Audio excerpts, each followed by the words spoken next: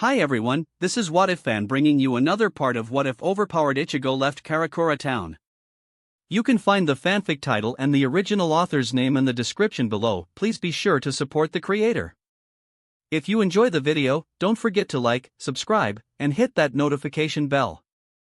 Alright, let's jump into it. Chapter 16, Arc 3. Scene change, behind the sealed door. Ichigo entered the room. Ichigo could see a long dark hallway. Ichigo cast a low-powered shikaho, enough for there be light. As Ichigo walked through the dark hallway, Ichigo noticed a photograph on the wall. Ichigo looked to see it was a photo of himself and Tatsuki playing at a park when they were younger. Ichigo resumed walking. He encountered another photo. It was Ichigo in his school uniform with Sato, Orohime, and Yurio right after the rescue mission, but the faces of Yurio and Sato were blacked out, leaving Ichigo and Orohime together. Ichigo started to get creeped out but decided to continue. Ichigo started to jog down the never-ending hallway. The next photo is Ichigo happily eating his lunch prepared by his younger sisters.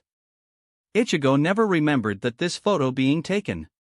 What was also odd was that other people's faces were blacked out as well. Started to get a little nervous, Ichigo ran down. The next photo he encountered was Ichigo lost in thoughts as he looked outside the classroom window. Ichigo never took this photo. Like the other photos before, all the other people's faces were blackout. Ichigo just ran as he ignores all the other photos hanging on the wall. Ichigo was forced to stop at what appears to be a dead end. This photograph wasn't darkened like the others. This photo has light shining down on it. As if it was a masterpiece. It was two photos.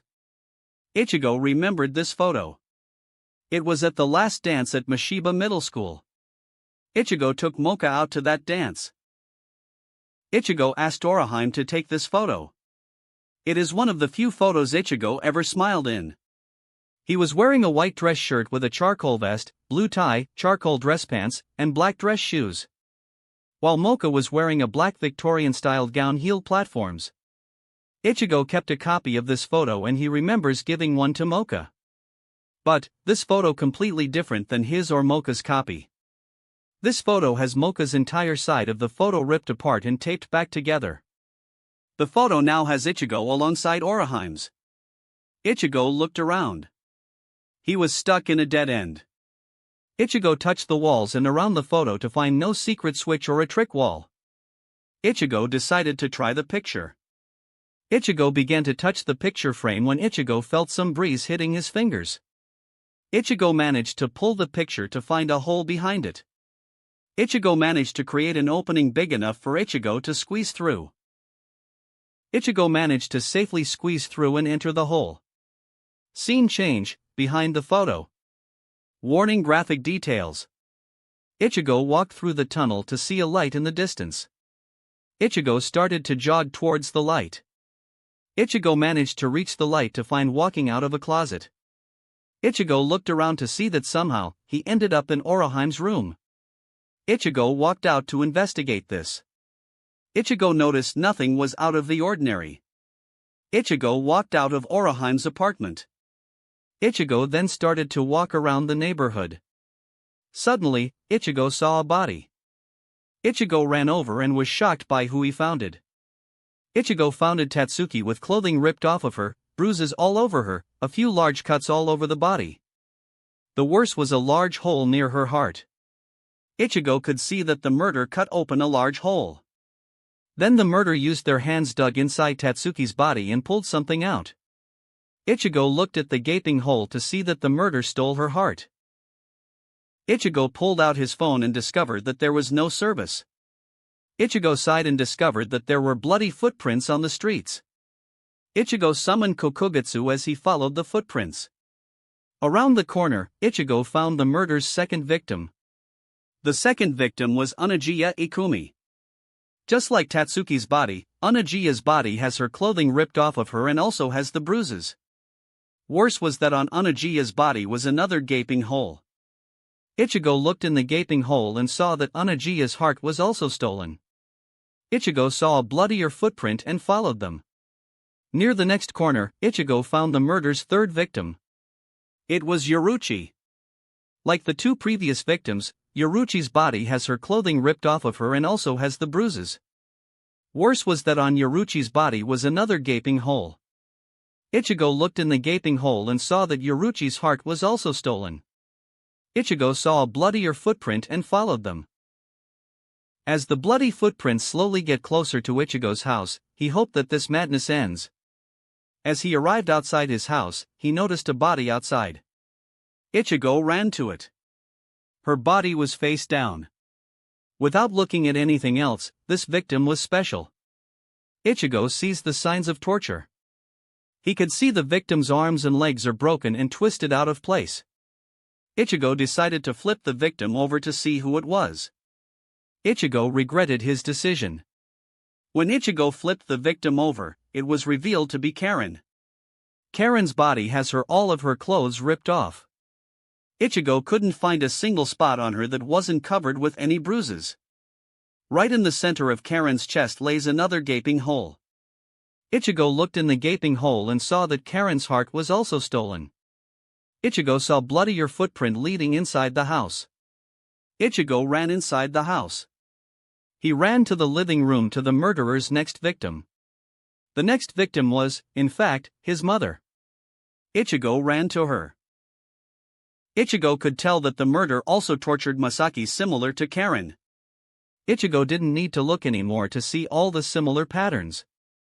Ichigo ran to the kitchen to see Yuzu's arms and legs were butchered in little tiny pieces. Ichigo could see that the oven was on. Ichigo turned the oven off and opened the oven door. What Ichigo saw made him puke in the sink. What he saw was Yuzu's body. Her body is even worse than Karen's and Masaki's. Her vagina and asshole were stuffed with various ingredients. Her face was slammed into the stove, giving her third-degree burns on her face. Due to the oven, Yuzu's body was charred black. Suddenly Ichigo heard a loud thunk from upstairs. Ichigo ran upstairs and opened his door to see the most horrifying thing ever. He could see Orihime wearing a red wedding dress. Wait, the red is dripping. The wedding dress wasn't made to be red, it was covered in blood. Ichigo looked down and can recognize that pink hair, it was Mocha. Orihime was oblivious to this as she carried Mocha's heart to the bed. Ichigo noticed that there was a replica of Ichigo on the bed. The chest is opened and Ichigo could see 6 other bloody hearts in it. Orihime places the 7th one in there and closed the chest. Orihime smiled and began to cuddle with the Ichigo doll. Ichigo has enough. Ichigo walked over to the oblivious Orihime and slapped her. Ichigo could immediately see that Orihime's eyes slowly regained focus. Orihime's smile turned into shock seeing Ichigo stand there. End of graphic warning. Ichigo? Orihime said. Yes, Ichigo replied. How are you here? Orihime asked. Doesn't matter, Ichigo said. Doesn't matter. Orihime repeated quietly. Doesn't matter, Orihime said a little louder. Ichigo could hear the background rumbling. Doesn't matter. Orihime screamed out. Ichigo could hear explosions going off. Of course it matters. Orihime yelled at Ichigo. If you are here, that means you have Ryatsu. Which means you didn't need to leave. Orihime yelled. Wait. Ichigo tried to interject. That means we could be together. Orihime yelled. Ichigo smacked Orihime in the face. Orihime turned back to Ichigo with a look full of hurt. It would never work, Ichigo said. Why? Was it me? Was I not strong enough or beautiful enough? What can I do to fix myself? Orihime screamed out. It wasn't you, Ichigo said. Who was it? Tatsuki. Your boss. Yoruchi. That whore Mocha. Who was it? Orihime yelled as tears dripped down. Outside was a tornado destroying everything. It was me, Ichigo said. Suddenly everything went silent. You? Orihime said. And, no, that can't be right. You're perfect. Oraheim said. Oraheim. The problem is that I do not love you, Oraheim. Ichigo said. Why? Oraheim asked. I just don't. I only love you as a friend. Ichigo answers and walked away. No, Oraheim said. No. No. No. Oraheim screamed. The tornado returned with more fury. Ichigo decided to get out of there. Ichigo used Shuunpa to escape and get out. Ichigo managed to Shuunpa back to Oraheim's room and entered the tunnel. Ichigo climbed out of the hole behind the paint and Shuunpa out of the hallway and out of the room. The door unsealed itself as Ichigo ran out to see Dark Oraheim. How far did you go? Dark Oraheim asked. The farthest I went to was the fake Karakura town, and seeing Oraheim finish killing Yuzu, Karin, Okasan, Yaruchi, Tatsuki, Mocha, and Anagiya-san, Ichigo said. Shit. Dark Oraheim said. What do you mean? Ichigo asked. Suddenly they heard a loud slam at the door. All the chains and metal bars moan out due to stress. I tricked Oraheim to fully plan out her revenge against those girls who stole her Ichigo's heart. While she was distracted, I made all these barriers to attempt to contain her. Dark Oraheim said. More slamming could be heard from the door. Some of the chains began to break and more moaning came from the gate. Ichigo chuckle. They say that hell hath no fury like a woman scorned. Now let's put it to test. Whether a woman scorned is worse than hell's fury. Ichigo said as the door finally gives in and breaks. As an enraged Oraheim walked out of the door was in her bloody wedding dress. Ichigo summoned Kokugetsu and stand ready. Oraheim still had on her bloody wedding dress. Roku Shinsei Yosei Yoroi, 6 sacred fairy armor. Oraheim yelled. 6 dull orange lights appeared and revealed all 6 of Oraheim fairies. Yes, mistress. All 6 fairies said glowed dull orange before starting to spin around Oraheim. The dull orange glow covered Oraheim to reveal Oraheim in some sort of armor, similar to the armor from the Fairy Empress of 6 Flowers. Stride forth to the gates of heaven and use your might to tear the heavens asunder. Charge forth to the gates of hell and destroy the chains of the damned. Enter the doors of your humanity and use your strength to shatter fate. Zangetsu. Ichigo yelled and released Zangetsu into its Shurkai form. Ichigo Shuunpa'd towards Oraheim. Santen Keshin Oraheim said activated her shield to block Ichigo's strike. Ichigo leaped towards the far right of Oraheim and attempted to strike her. Oraheim's Santen Keshin shifted over and blocked Ichigo. Ichigo repeated this. Oraheim's Santen Keshin continued to block Ichigo's strikes. Ichigo Shuunpa'd faster in an attempt to catch her off guard. Ichigo even spun in a different direction in an attempt to catch Oraheim off guard. In addition to blocking Ichigo's attack, Oraheim fired an orange blast from the center of her Santen Keshin. Ichigo barely managed to dodge most of the orange blast. The orange blast barely grazes Ichigo's arm. That attack managed to cut a large cut through Ichigo's arm. Ichigo! Dark Oraheim screamed as she appeared next to Ichigo. The surrounding skin began to bubble. Dark Oraheim looked intrigued as the wound closed itself up and looked as if it was never damaged in the first place. High-speed regeneration, Ichigo replied. I see. Dark Oraheim said. Ichigo and Dark Oraheim dodged the orange blasts from Oraheim. They could see that large fissures appear on the ground from Oraheim's attacks. Can do you anything to restrict her powers? Ichigo asked as he remembered the times when Zangetsu would seal parts or even all his powers back then. I can't. Dark Oraheim said. I see. Ichigo said as he continued to dodge Oraheim's attack. King. I think you are going to need to use that. Zangetsu suggested. I thought so too, Ichigo said as he dodged another attack. Ichigo held both Zangetsu in each hand. Ichigo raised both Zangetsu horizontal. The blades were facing down and the points facing towards Oraheim. This is the end. Oraheim yelled as she fired another blast towards Ichigo. Ichigo took a deep breath. Black, white, red and blue Ryatsu started to swirl around Ichigo. Ban, Kai. Ichigo said as the Ryatsu storm picked up and engulfed him in a tornado of black, white, red and blue Ryatsu. The tornado was forced away by Ichigo. Instead of Ichigo wielding two large blades, he now wields a pair of black tonfas like weapons. One part of the black tonfas covering Ichigo's fists, looking like knuckle guards, while a large black blade goes in line with Ichigo's forearm.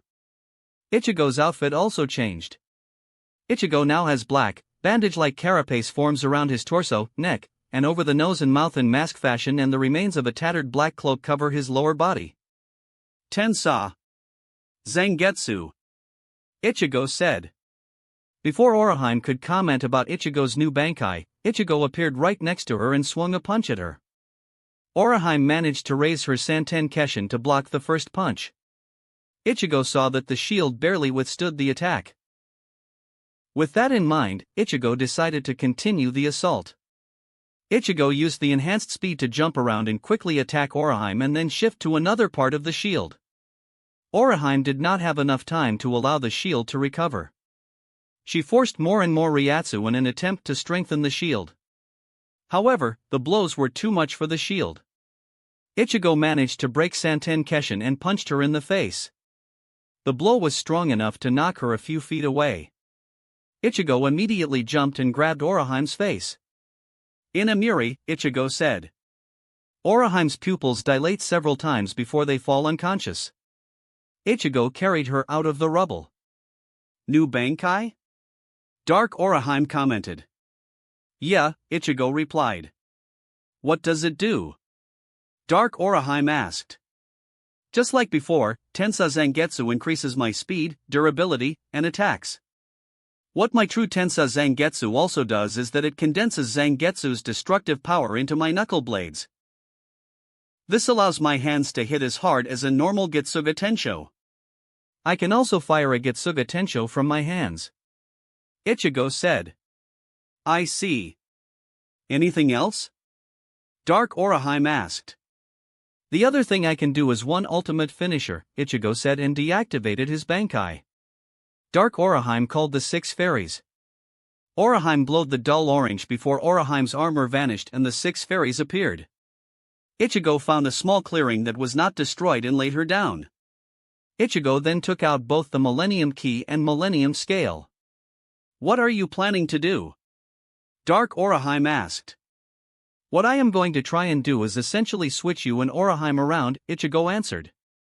What? Dark Oraheim replied, further confused. I am going to use the Millennium Scale to shift the control of Oraheim's powers to you. Ichigo began. Okay. Dark Oraheim replied. Then I will use the Millennium Key to make it where you are the person in control of Oraheim's body, Ichigo said. I see. Dark Oraheim said. With the explanations done, Ichigo began to concentrate. Dark Oraheim could see the normal Oraheim began to lose color. Oraheim's orange hair slowly turned black. Her skin turned bleached white and her clothing became black and white. In contrast, Dark Oraheim began to have orange hair, her skin began to become a light tan and her clothing began to have color. A few seconds later, we see what appears to be Dark Oraheim on the ground and the normal Oraheim standing right next to Ichigo. From Dark Oraheim, a dull orange glow appeared around Dark Oraheim and wraps itself around the fairies. Slowly that glow shifted from Dark Oraheim to normal Oraheim. Normal Oraheim let out a gasp as she gains full control of her powers. It is done, Ichigo said as he lowers the Millennium items. Thanks. Normal Oraheim said. What are you going to do about her? Normal Oraheim asked as she points at Dark Oraheim. Ichigo grabbed Dark Oraheim and carried her through the rubble and back to the fake Karakura town. Ichigo found the cemetery there. Ichigo created a stone tomb for Dark Oraheim. Ichigo placed her inside the tomb, cast a few Kido to prevent Dark Oraheim from waking up and sealing the tomb. Ichigo found the entrance to the fake Karakura town and sealed it with Kido and lock it by using the Millennium Key. Why are you using the key? Normal Oraheim asked. Any change that involves the Millennium Key requires the person to touch the Millennium Key to undo the changes, Ichigo explained. So if Dark Orihime manages to break free, she can't undo the changes you did unless she acquires the Millennium Key. Normal Orihime said. Exactly, Ichigo said as he walked out of the gate and locked it once more with Kido and the Millennium Key. Thank you, Kurosaki-sama. The fairies said and bowed to Ichigo. You welcome, Ichigo said and left Orihime's mindscape. Scene change. Ichigo's room. It has been a few minutes since Ichigo entered Orihime's mind. Yuzu was pacing around, waiting for Ichigo to come out of Orihime's mind. Meanwhile, Karen was lying in the bed with Iu. Yuzu, stop it, Karen said. I know.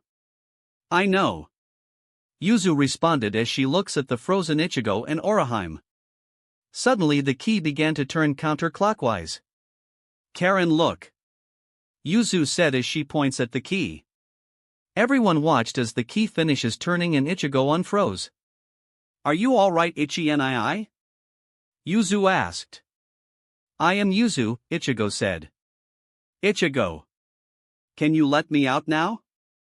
Orihime said, scaring everyone but Ichigo. Sure, Ichigo said as he removed the Kido on Orihime. Ichigo ripped open a garganta. Thank you, Orihime said and left. What just happened? Yuzu said. Girls, sit down, Ichigo said. Yuzu, Karen, and Iu sat at the couch, facing towards Ichigo. Ichigo sat down and began to tell the girls what happened. Once Ichigo finished telling the girls what happened, Ichigo saw the expected reactions. Iu remained deadpan, but Ichigo could tell that Iu was still shocked at what Ichigo's friend became, while Yuzu and Karen were shocked at how insane Orihime became. Girls, try and get some sleep if you can, Ichigo said as he stood up. Where are you going? Iu asked. To get some fresh air, Ichigo said and left the room. Scene change, dueling arena. Ichigo used the elevator to arrive at the dueling area located above the Kaiba blimp. When Ichigo arrived, Ichigo expected to be the only one there. Surprisingly, Yugi was out here as well. Hello Yugi, Ichigo said. Oh. Kurosaki-san. Yugi said. Yugi, I told you many times, you don't need to be that formal with me, Ichigo said.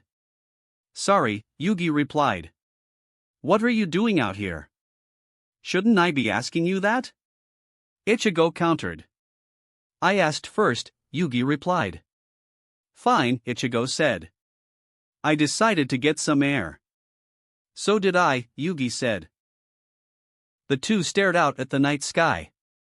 After a few minutes of staring in the night sky, Ichigo got bored and had a great idea.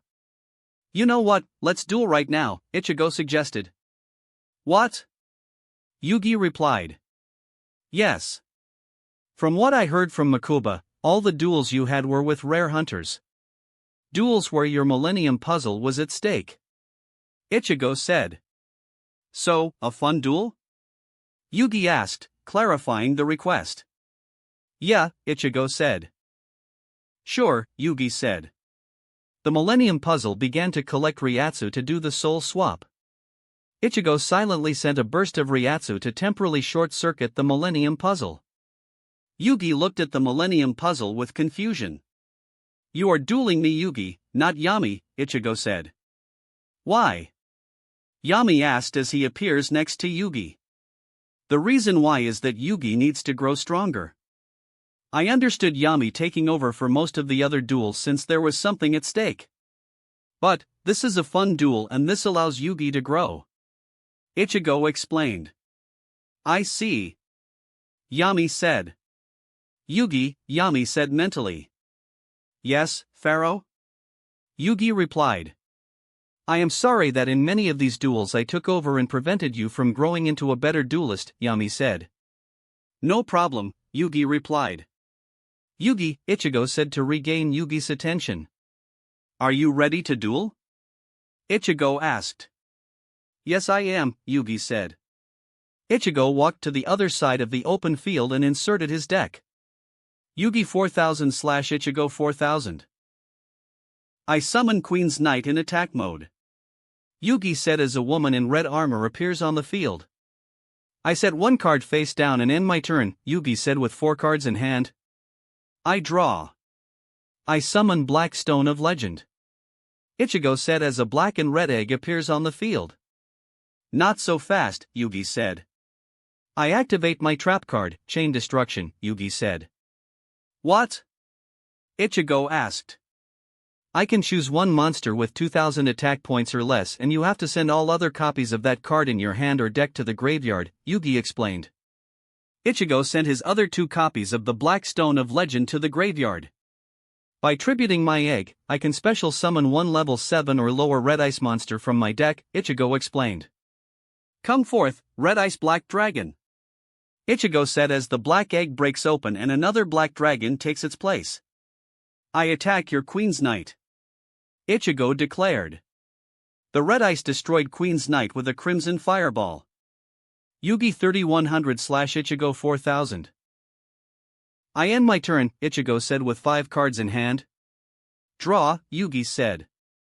I activate my spell card, Monster Reborn, to bring back my Queen's Knight, Yugi said as Queen's Knight reappeared on the field.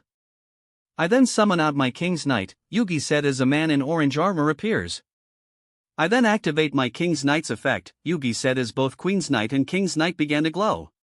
When Queen's Knight and King's Knight are on the field, I can special summon out Jack's Knight from my hand or deck. Yugi said as a man in blue armor appears on the field. Then I activate my polymerization, which allows me to fuse my 3 knights to bring out Arcana Knight Joker. Yugi yelled. The 3 knights jumped into a swirl of colors. From that swirl, another knight jumped out. He had black armor and appears older than any of the other knights. Now then, Arcana Knight Joker, attack Ichigo's Red Ice Black Flare Dragon. Yugi ordered. Arcana Knight Joker charged forward and swung his sword and slew the Red Ice Black Dragon. Yugi 3100/Ichigo 2600. I set my last 2 cards down and end my turn, Yugi said, ending his turn with 0 cards in his hand. Draw, Ichigo said. I activate my Red Ice Fusion. I send my Red Ice Black Flare Dragon and my Meteor Dragon Red Ice Impact to the grave to fusion summon my Meteor Black Comet Dragon. Ichigo said. I then use his effect to send my Red Ice Darkness Metal Dragon to the grave to inflict 1400 to your life points, Ichigo said. Yugi 1600/Ichigo 2600. Meteor Black Comet Dragon, attack Yugi's Arcana Knight Joker. Ichigo ordered. But my Arcana Knight Joker is 3800 compared to your Meteor Black Comet Dragon with only 3500, Yugi said. Not for long, Ichigo said. I activate the effect of Vengeance. Ichigo said as he reveals a black angel-looking monster card from his hand. During either player's damage step, when a dark monster I control battles, I can send this card from my hand to the graveyard. That monster gains ATK equal to the ATK of the opponent's monster it is battling, until the end of this turn, Ichigo said. What? Yugi said. As Meteor Black Comet Dragon's attack rose to 7000 ATK. Then I activate my trap card, Spellbinding Circle. Yugi said. As a seal from the trap card came and sealed Meteor Black Comet Dragon. This card prevents your Meteor Black Comet Dragon from attacking or changing its battle position as long as this card is on the field, Yugi said. Fine. I end my turn with a face down. Ichigo said. Draw, Yugi said. I activate Pot of Greed to draw 2 more cards, Yugi said. Then I will have my Arcana Knight Joker attack your Meteor Black Comet Dragon. Yugi said. Not so fast. I activate my quick spell, Battle Fusion. Ichigo said. When an attack is going on involving my fusion monster and my opponent's monster, my fusion monster gains the ATK of my opponent's monster, Ichigo explained. What? Yugi said. As Meteor Black Comet Dragon's attack rose to 7000 ATK. Now then, Meteor Black Comet Dragon counterattack. Ichigo yelled. As Meteor Black Comet Dragon fired a black fireball at Arcana Knight Joker. I activate my other facedown card, Diffusion. Yugi said. By returning my Arcana Knight Joker to the extra deck, I can special summon up my 3 knights. Yugi said as Arcana Knight Joker glowed goldily and Queen's Knight, King's Knight, and Jack's Knight reappeared on Yugi's field. During my main phase 2, I sacrificed my Queen's Knight, King's Knight, and Jack's Knight. Yugi said. Then red energy began to surround Yugi. Bringer of lightning in skies that roar. Heavenly dragon, it is time to soar. Show force of unmatched height. Instill hope with thine might. Osiris the heavenly dragon. Yugi yelled. A blast of energy burst out towards the sky, clearing out the cloud. The pillar of light split into 3-4. 2 of those parts formed into wings. Another pillar started to form the long tail as it coils around the Kaibacorp blimp. Finally, the last pillar formed the head. Osiris the heavenly dragon has appeared on the field. Osiris the heavenly dragon let out a mighty roar and created gusts of winds blowing towards Ichigo. Ichigo shook this off. Good job Yugi on summoning out Osiris the heavenly dragon. But, you only have 1 card in your hand. Ichigo said as he points out the fatal flaw to Osiris the heavenly dragon. You're right that I only have 1 card, but this 1 card will make the difference, Yugi said. I activate the spell card, Card of Sanctity. Yugi said. This card forces all players to draw until everyone has 6 cards, Yugi said as Ichigo draws 2 more cards and Yugi draws 6 more cards. With 6 cards in my hand, Osiris the heavenly dragon's attack points are 6,000. Yugi said as Osiris the heavenly dragon let out an even mightier roar. I end my turn, Yugi said. Draw, Ichigo said. I Ichigo said before being interrupted. Enough. Someone said. Yugi and Ichigo looked to see an annoyed Sito and a tired Makuba.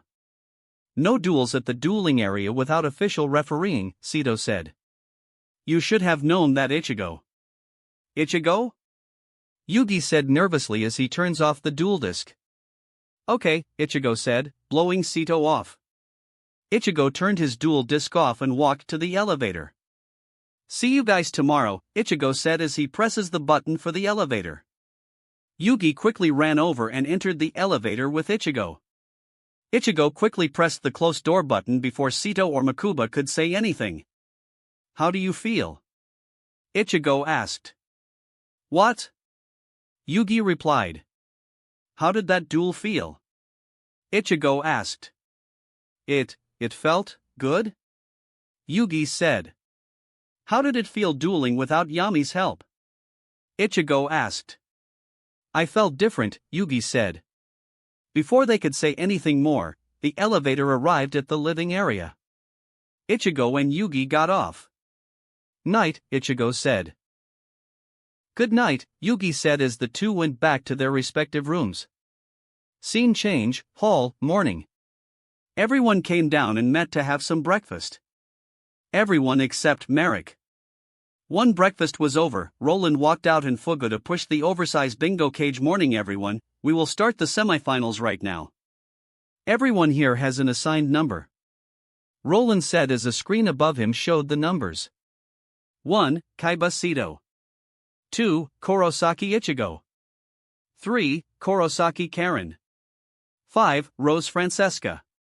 6. Moto Yugi. Joey. 8. Ishtar Merrick. The first duel will be, Roland said as the bingo machine light up and the screen shows the remaining numbers. Wheeler Joey versus Ishtar Merrick. Roland announced and then pointed to 2 corridors. Wheeler Joey and Ishtar Merrick, you both will use the elevators in these opposite corridors. Roland said. Joey and Merrick followed Roland's instruction. Everyone else will use the elevator behind us. Roland said as everyone except Fuguta enters the elevator. Everyone soon arrives on top of the elevator. Roland pressed a button as the stage slightly elevates itself and stairs appeared on each side. Joey and Merrick walked up on stage. Duelists, are you ready? Roland asked both. Joey nodded and Merrick glared. Let the duel begin. Roland said. Like cannon. The duel was amazing. Joey almost won. Joey managed to survive the winged dragon of Ra's final attack. Joey almost won, but he fell unconscious and Merrick won the duel due to a technicality. Everyone went back down to the staging area. The first duel is finished with Ishtar Merrick winning, Roland announced as the screen changed back and showed the numbers. 1. Kaiba Sito 2. Kurosaki Ichigo 3. Kurosaki Karen 4. Euclid 5. Rose Francesca 6. Moto Yugi. Our next duel will be. Roland said as the bingo machine light up and the screen shows the remaining numbers. The next duel will be Kurosaki Karen vs Euclid. Fugata reported from the bingo machine. Karen and EU went up to their elevators while everyone else went back up the elevator. Once everyone arrived on stage, Roland took his place as a referee. The duel between Kurosaki Karen and Euclid would begin. Roland said.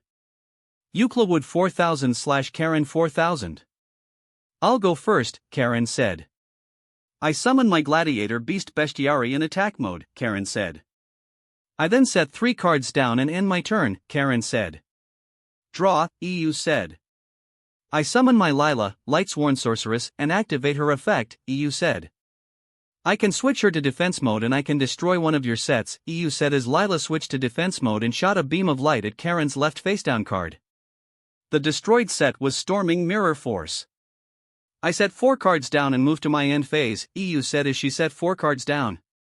During my end phase, I send the top 3 cards from my deck to the graveyard, EU said as she sent her bottomless trap hole and 2 copies of her Shaddol Falco. When my Shaddol Falco was just sent to the graveyard, I can special summon that Shaddol Falco from the graveyard in face-down defense position, EU said Shaddol Falco appears face-down. With that, I end my turn. EU said. Draw. Karen said. I activate my spell card, Reijiki. Karen said. A large lightning bolt basted from Karen's side to EU's side of the field, destroying all monsters on EU's field. Not so fast, EU said. My Shaddol Falco skill activates once more, EU said as Shaddol Falco appears face down. Doesn't matter, Karen said. Gladiator Beast Bestiary attack. Karen ordered. Gladiator Beast Bestiary charged forward and destroyed Shaddol Falco. During main phase 2, send Gladiator Beast Bestiary back to the deck to special summon out Gladiator Beast Secutor, Karen said. With that, I end my turn, Karen said. Draw, EU said. I summon out my Mathematician, EU said. He allows me to send 1 card to the graveyard, EU said as she sent her Shaddol Hedgehog to the graveyard. When my Shaddol Hedgehog is sent to the graveyard, I can add Shaddol Monster to my hand, EU said as she adds another copy of Shaddol Falco. Now then, Mathematician attack Karen's Gladiator Beast Secutor. EU ordered. Not so fast. Karen yelled. I activate Wabaku, which prevents me from losing any life points for the rest of this turn, Karen said. 3 mages appeared on Karen's side of the field and began to chant. A magenta barrier began to appear. Before Wabaku can finish, I activate my trap, compulsory evacuation device, EU said. This card allows me to select 1 monster and return it to the owner's hand. EU said. No. Karen said. Yes. Gladiator Beast Secutor go back to the hand. EU ordered as Gladiator Beast Secutor returned to Karen's hand. But my Wabaku still protects me, Karen said. You're right. But only for this turn. EU said as she ends her turn. Draw, Karen said. I summon my Gladiator Beast Laquari and, Karen said. Not so fast, I activate my trap card, Torrential Tribute, EU said. When Ether players summon a monster, it destroys all monsters on the field, EU said. Sigh. I end my turn. Karen said. Draw. EU said. I set 1 card and activate my trap card, Sinister Shadow Game, EU said. By sending 1 Shaddol card from my deck to the graveyard, I can flip up any face-down Shaddol monsters, EU said as she sent Shaddol Beast to flip up Shaddol Falcon. When Shaddol Beast is sent to the graveyard, I can draw 1 card, EU said. Now my Shad Doll Falco's skill activates once more, EU said as she sets Shad Doll Hedgehog down. I end my turn, EU said. Draw, Karen said. I set one monster down and another face down card and end my turn. During your end phase, I activate another Shadow Game, EU said as she sent her Shad Doll core to the graveyard. This time, I flip up my Shad Doll Hedgehog, EU said. Shad Doll Hedgehog's effect allows me to add one Shad Doll spell or trap card from my deck to my hand, EU explains as she looks in her deck. I'll add Shad Doll Fusion, EU said as she reveals the Fusion card. Now then, it is my turn, EU said as she drew. I activate my spell card, El Shad Doll Fusion to fuse my Shad Doll Beast from my hand and Shad Doll Hedgehog from my field to summon out El Shad Doll Winda, EU said. Both Shad Doll Beasts and Shad Doll Hedgehog's effects activate, EU said. Shad Doll Beast's effect allows me to draw one card while Shad Doll Hedgehog's effects allow me to add Shad Doll Dragon to my hand, EU said as she drew a card and added Shad Doll Dragon to her hand. I now activate my Shad Doll Fusion in my hand, EU said as she shows her card. I fuse my Shad Doll Falco and my Lila Lightsworn Sorcerer to fusion summon my El Shad Doll Construct, EU said. Now then, Shad Doll Winda, attack Karen set. I activate another Wabaku, Karen said as she revealed her facedown card. 3 mages appeared on Karen's side of the field and began to chant. A magenta barrier appeared. I end my turn, EU said. Draw, Karen said. I activate my Gladiator Proving Ground. This allows me to add one Gladiator Beast from my deck to my hand. Karen explained. I'll add my Gladiator Beast Liquari to my hand and set one card down and end my turn. Draw. I summon out Shad Doll Dragon.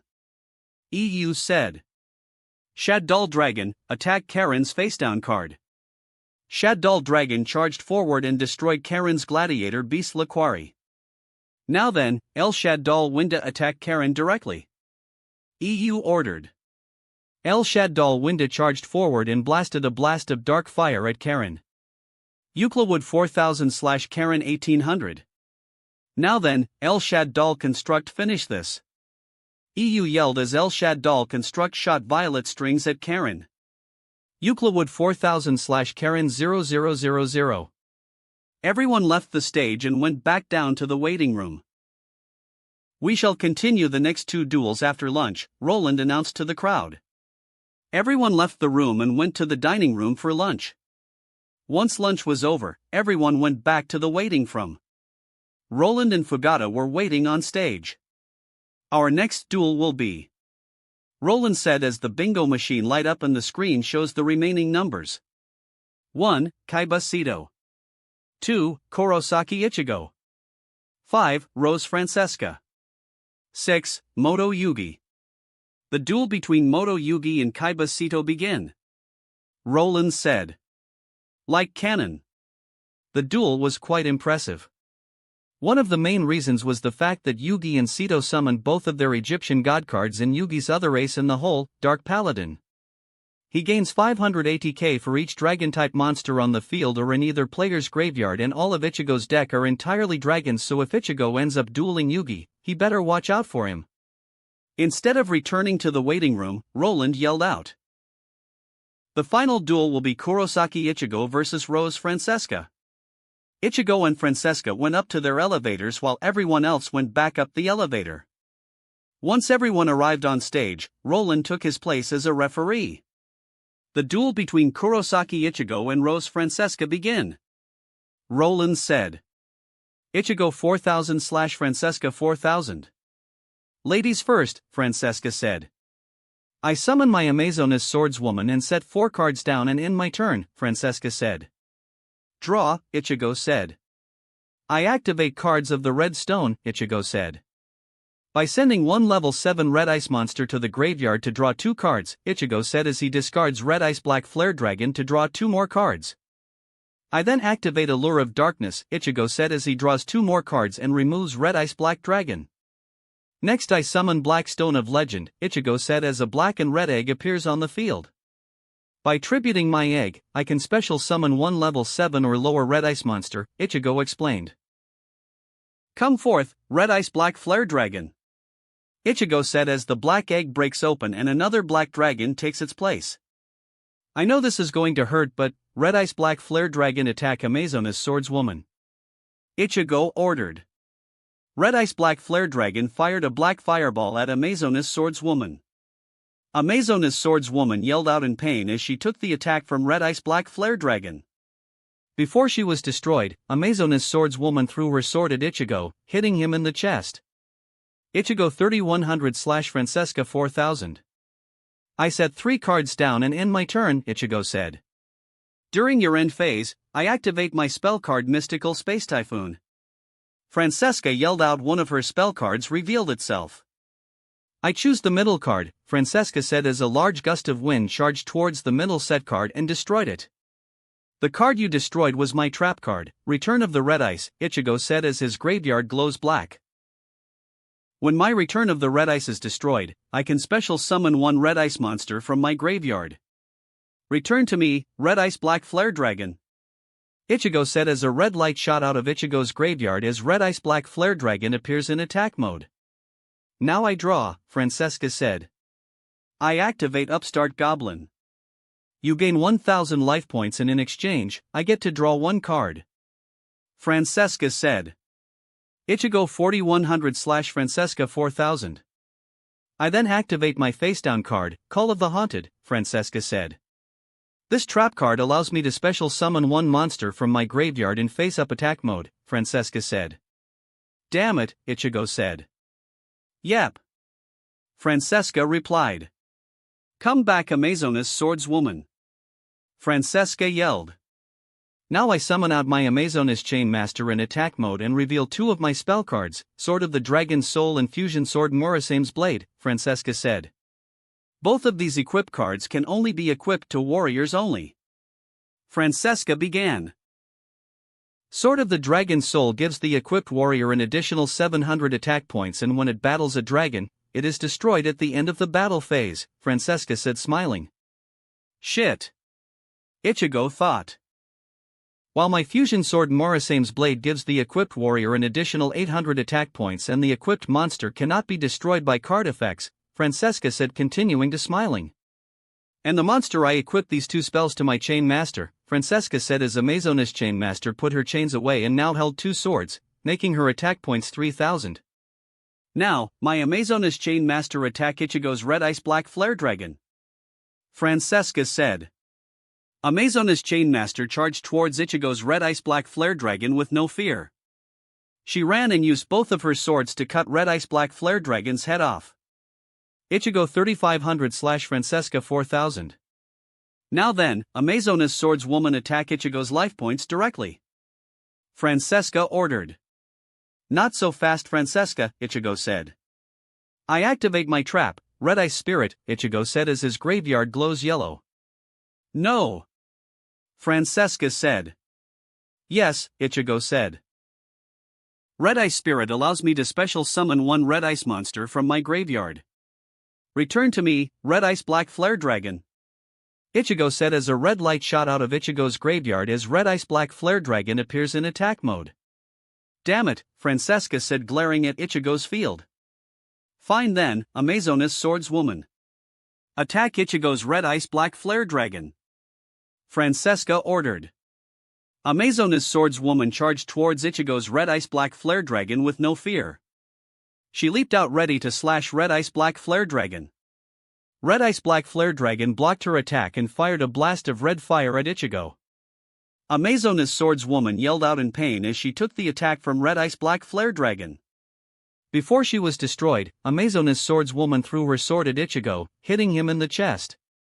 Ichigo 2600/Francesca 4000. I end my turn, Francesca said. Draw. I activate Red Ice Insight. This card allows me to send 1 Red Ice monster from my hand or deck and add 1 Red Ice spell or trap to my hand. Ichigo said as Ichigo sends a copy of his Red Ice Black Dragon to the grave. The spell card I choose is Red Ice Fusion and activate it, Ichigo said. This time I send Red Ice Black Dragon and my Summon Skull to the grave and special summon Archfiend Black Skull Dragon. Ichigo declared. Now then, Archfiend Black Skull Dragon, attack Amazona's Chainmaster. Ichigo ordered. Archfiend Black Skull Dragon charged forward and blasted a blast of fire at Amazonas Chainmaster and successfully destroyed her. Ichigo 2600/Francesca 3800. Now my Archfiend Black Skull Dragon has another neat effect, Ichigo said. When he manages to damage my opponent, I can send one red ice normal monster from my graveyard back to my deck and you take damage equal to its attack points, Ichigo said smiling.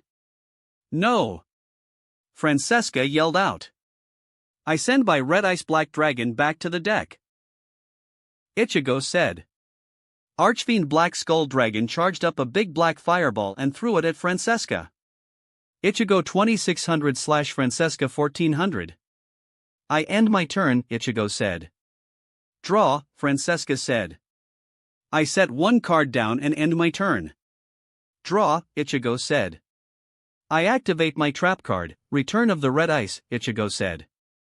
Another one? Francesca asked.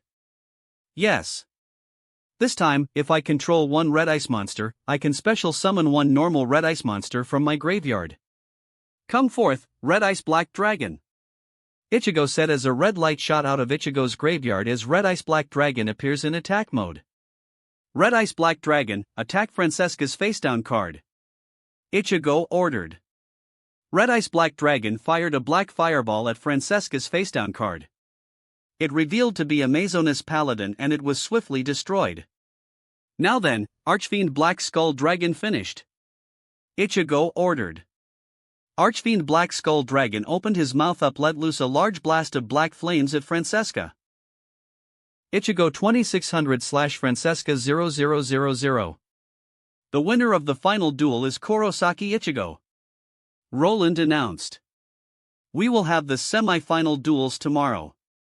Use this time to refine your decks and ready for the semi-finals and the finals. Roland announced. With that, everyone left the duel field.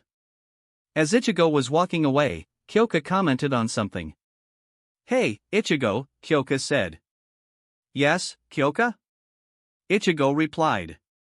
Francesca seems familiar to me, Kyoka said. I'll look into it, Ichigo replied. Ichigo. Francesca called out as she walks towards Ichigo. Yes, Francesca? Ichigo replied. Can I talk to you in private? Francesca asked. Sure, Ichigo said. Francesca guided Ichigo to her room on the blimp. Want anything? Francesca asked. I'll take water, Ichigo replied. Francesca gave Ichigo a water bottle and the two sat down. You're probably here wondering why I called you over, Francesca said. I am, Ichigo replied. Before we continue, I want to let you know that I am aware of the supernatural, Francesca said. Okay, Ichigo replied. I am Francesca Rose and I am the adopted daughter of Ares, the god of war, Francesca said.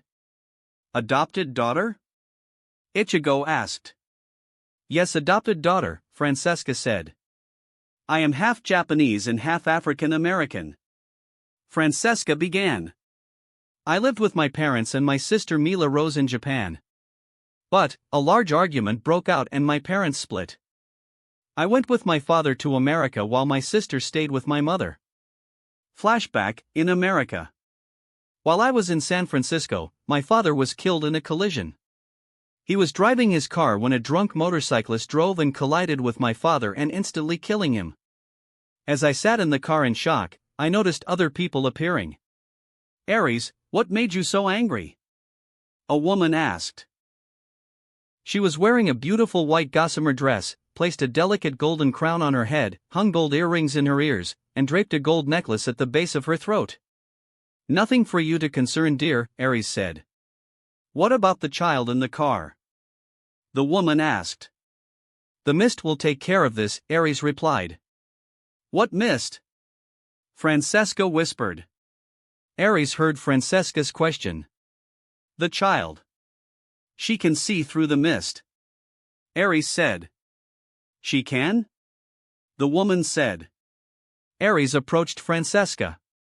Francesca noticed that Ares is a huge, muscular man with a belligerent attitude and a vicious sneer. He typically wears black jeans, combat boots, a black leather duster, and a red muscle shirt under a bulletproof vest. He has on a pair of red-tinted wraparound sunglasses. You can see both of us, can't you? Aries asked. Why, yes I can, Francesca replied. Well, she is your responsibility now, the woman said. What? Aries replied. Why? Because of your stupidity, you killed her father. Not only that, but I can also sense something from her, the woman said. Fine, Aries replied before looking at Francesca. Girl, get on my bike, Aries said. Francesca got on Aries's bike. Aries took Francesca to San Bernardino, a trip that would take 6 hours or more in 20 minutes. Aries arrived outside of a building with the words Amazon on it. Flashback ends. From there, Aries took me inside the building to discover that the company Amazon is operated by Amazons/families of Amazons, Francesca said. I see, Ichigo replied. The story is nice and all, but is there a significant reason for trying to find me? Ichigo asked. Excellent question, Francesca replied. I was tasked by Lord Hades/Lord Pluto to find you and present you with this scroll, Francesca said as she gave the scroll to Ichigo. Ichigo looked at the scroll to see that it is sealed with black candle wax and has an impression of a crown. Ichigo used his finger to break open the candle wax seal. Ichigo unrolled the scroll and began to read the message on the scroll. Dear Kurosaki Ichigo, my name is Hades, the Greek god of the underworld. Wish to invite Kurosaki Ichigo to meet and discuss the contract that I have with the former Jigaku no Kotai and wish to revamp the contract if needed. This meeting will include Thanatos, the being in charge of death, Charon, the being who collects and guides the souls to the underworld, and Tartarus, the being who is in charge of punishing all Greek monsters who defy the rules the Greek gods have placed. I will have this meeting on the winter solstice. Please write your response in the space below. Hades, the Greek god of the underworld. Dear Kurosaki Ichigo, my name is Pluto, the Roman god of the underworld. Wish to invite Kurosaki Ichigo to meet and discuss the contract that I have with the former Jigaku no Kotai and wish to revamp the contract if needed.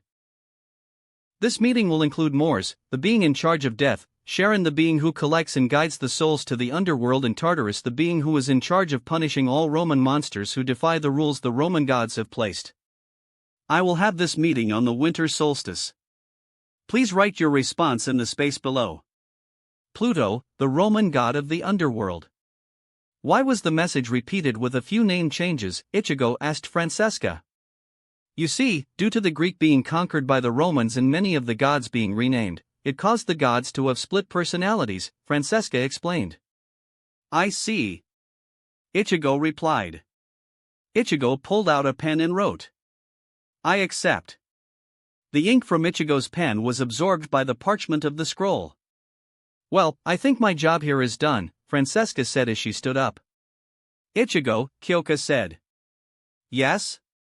Ichigo replied. Show her this photo, Kyoka said as she summoned a photo on the table. Francesca, can you look at this photo and see if that is your sister? Ichigo asked as he pushed the photo towards Francesca. Francesca looked at the photo to see a dark-skinned, green-eyed person with long, thick, wavy brown hair and large breasts. She has a 3-section crown around her head and a thick necklace. She has on armor covering her breasts and upper arms, gauntlets on her forearms, and a white skirt. This looks like my sister, Francesca said. Francesca then looked at Ichigo. How did you find her when my stepfather could not find her? Francesca asked. Because she died, Ichigo said. What? Francesca replied.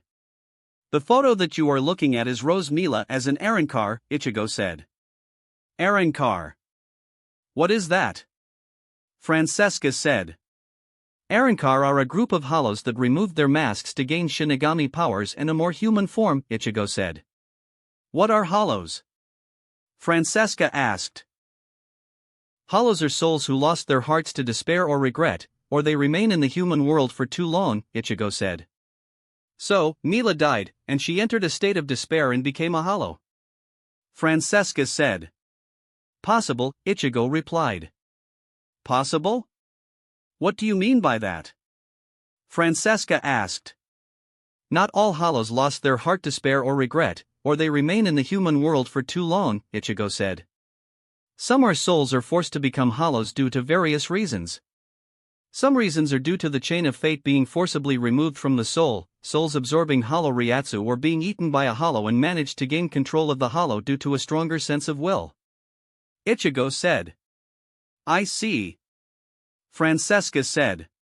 Do you think there might be a chance for me to talk to my sister? Francesca asked. I don't know. Ichigo replied. Before Francesca could question Ichigo's answer, Ichigo explained why. The reason is that some souls may have lost their memories of their life as a human. Some hollows may retain or regain fragments of their memories. Ichigo said. So you are saying my sister Mila may be alive but forgot about me, Francesca said. Essentially, Ichigo said.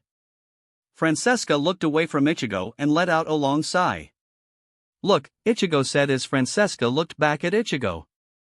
I will do what I can to convince Mila Rose to come to meet with you, Ichigo said. Francesca looked up in joy. But, I can't do that because if I appear in Hueco Mundo then the Shinigami would be able to find me, Ichigo explained. Okay, Francesca replied. Can you give me your number so that if I manage to get in contact with her, I can get in contact with you, Ichigo asked. Sure, Francesca said as she took out her phone and gave Ichigo her number. Alright, Ichigo said as he stood up. I know it is hard to be so close to a loved one but still so far away, Ichigo said as he stared out of the window for a few seconds. But hope for the best, Ichigo said and left Francesca's room and went back to his room.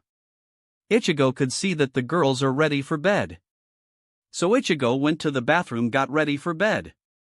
After that Ichigo entered the bed and had the girls wrapped around Ichigo and cuddling with him. Good night Ichi nii. Yuzu and Karen said. Good night Ichigo, Iu said. Good night Ichigo-sama. Kizara and Valiona said. Good night girls. Ichigo said and everyone fell asleep. Scene change, Kaiba Blimp, morning. Early morning of the next day, Ichigo heard a phone ring. Ichigo snaked his right hand from Karen and Valiona to reach the phone. Hello? Ichigo asked.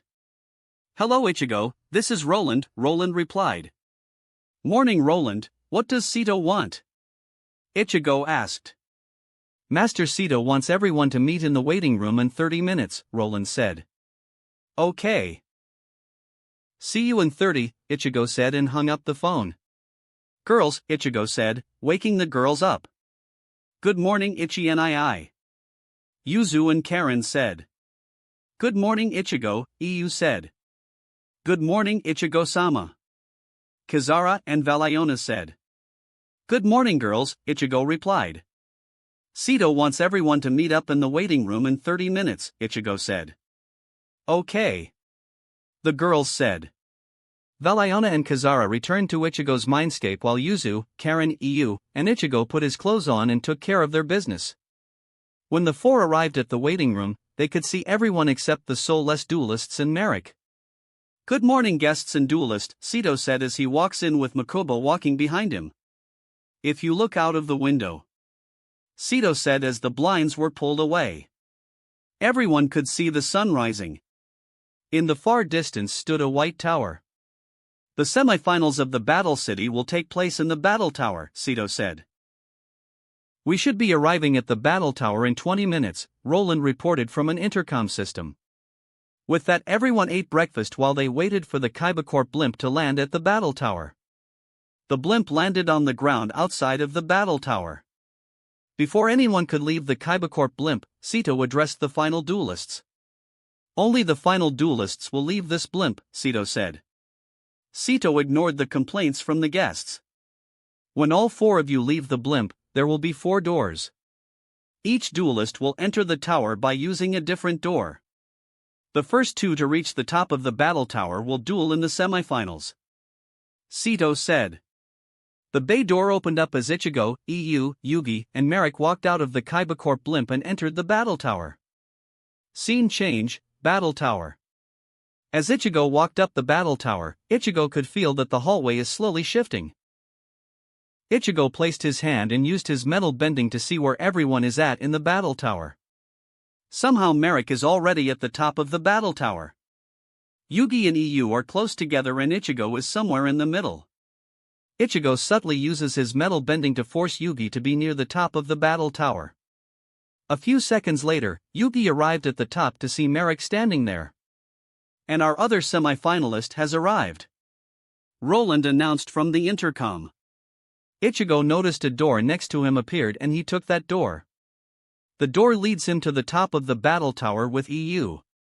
Our semi-final match will be Moto Yugi vs Ishtar Merrick and Kurosaki Ichigo vs Euclid, Roland announced. Ichigo and EU moved to the side so that they could see the duel. Each duelist activated their duel disc. Let this semi-final duel begin, Roland said. Like cannon. Ichigo just stood there and allowed the madness that is called a duel to play out. Ichigo was glad that Yami Yugi managed to win the duel, especially with how many things going on all at the same time. This concludes our first semi-final match. Our second semi-final match will be Kurosaki Ichigo vs Euclid, Roland announced. Ichigo and EU moved to the duel field while Yugi and Merrick moved to the side so that they could see the duel. Each duelist activated their duel disc. Let this semi-final duel begin, Roland yelled out. Ichigo 4000/Euclid 4000. I go first, EU said. I set one monster down and one trap card down and end my turn, EU said. Draw, Ichigo said. I summon out my Black Stone of Legend, Ichigo said as a black and red egg appears on the field. By tributing my egg, I can special summon one level 7 or lower red ice monster, Ichigo explained. Come forth, red ice black dragon, Ichigo said as the black egg breaks open and another black dragon takes its place. I see, Ichigo said. Red Ice Black Dragon attack EU's face-down monster, Ichigo ordered. Red Ice Black Dragon fired a fireball at the face-down monster to reveal Raiko, Lightsworn Hunter.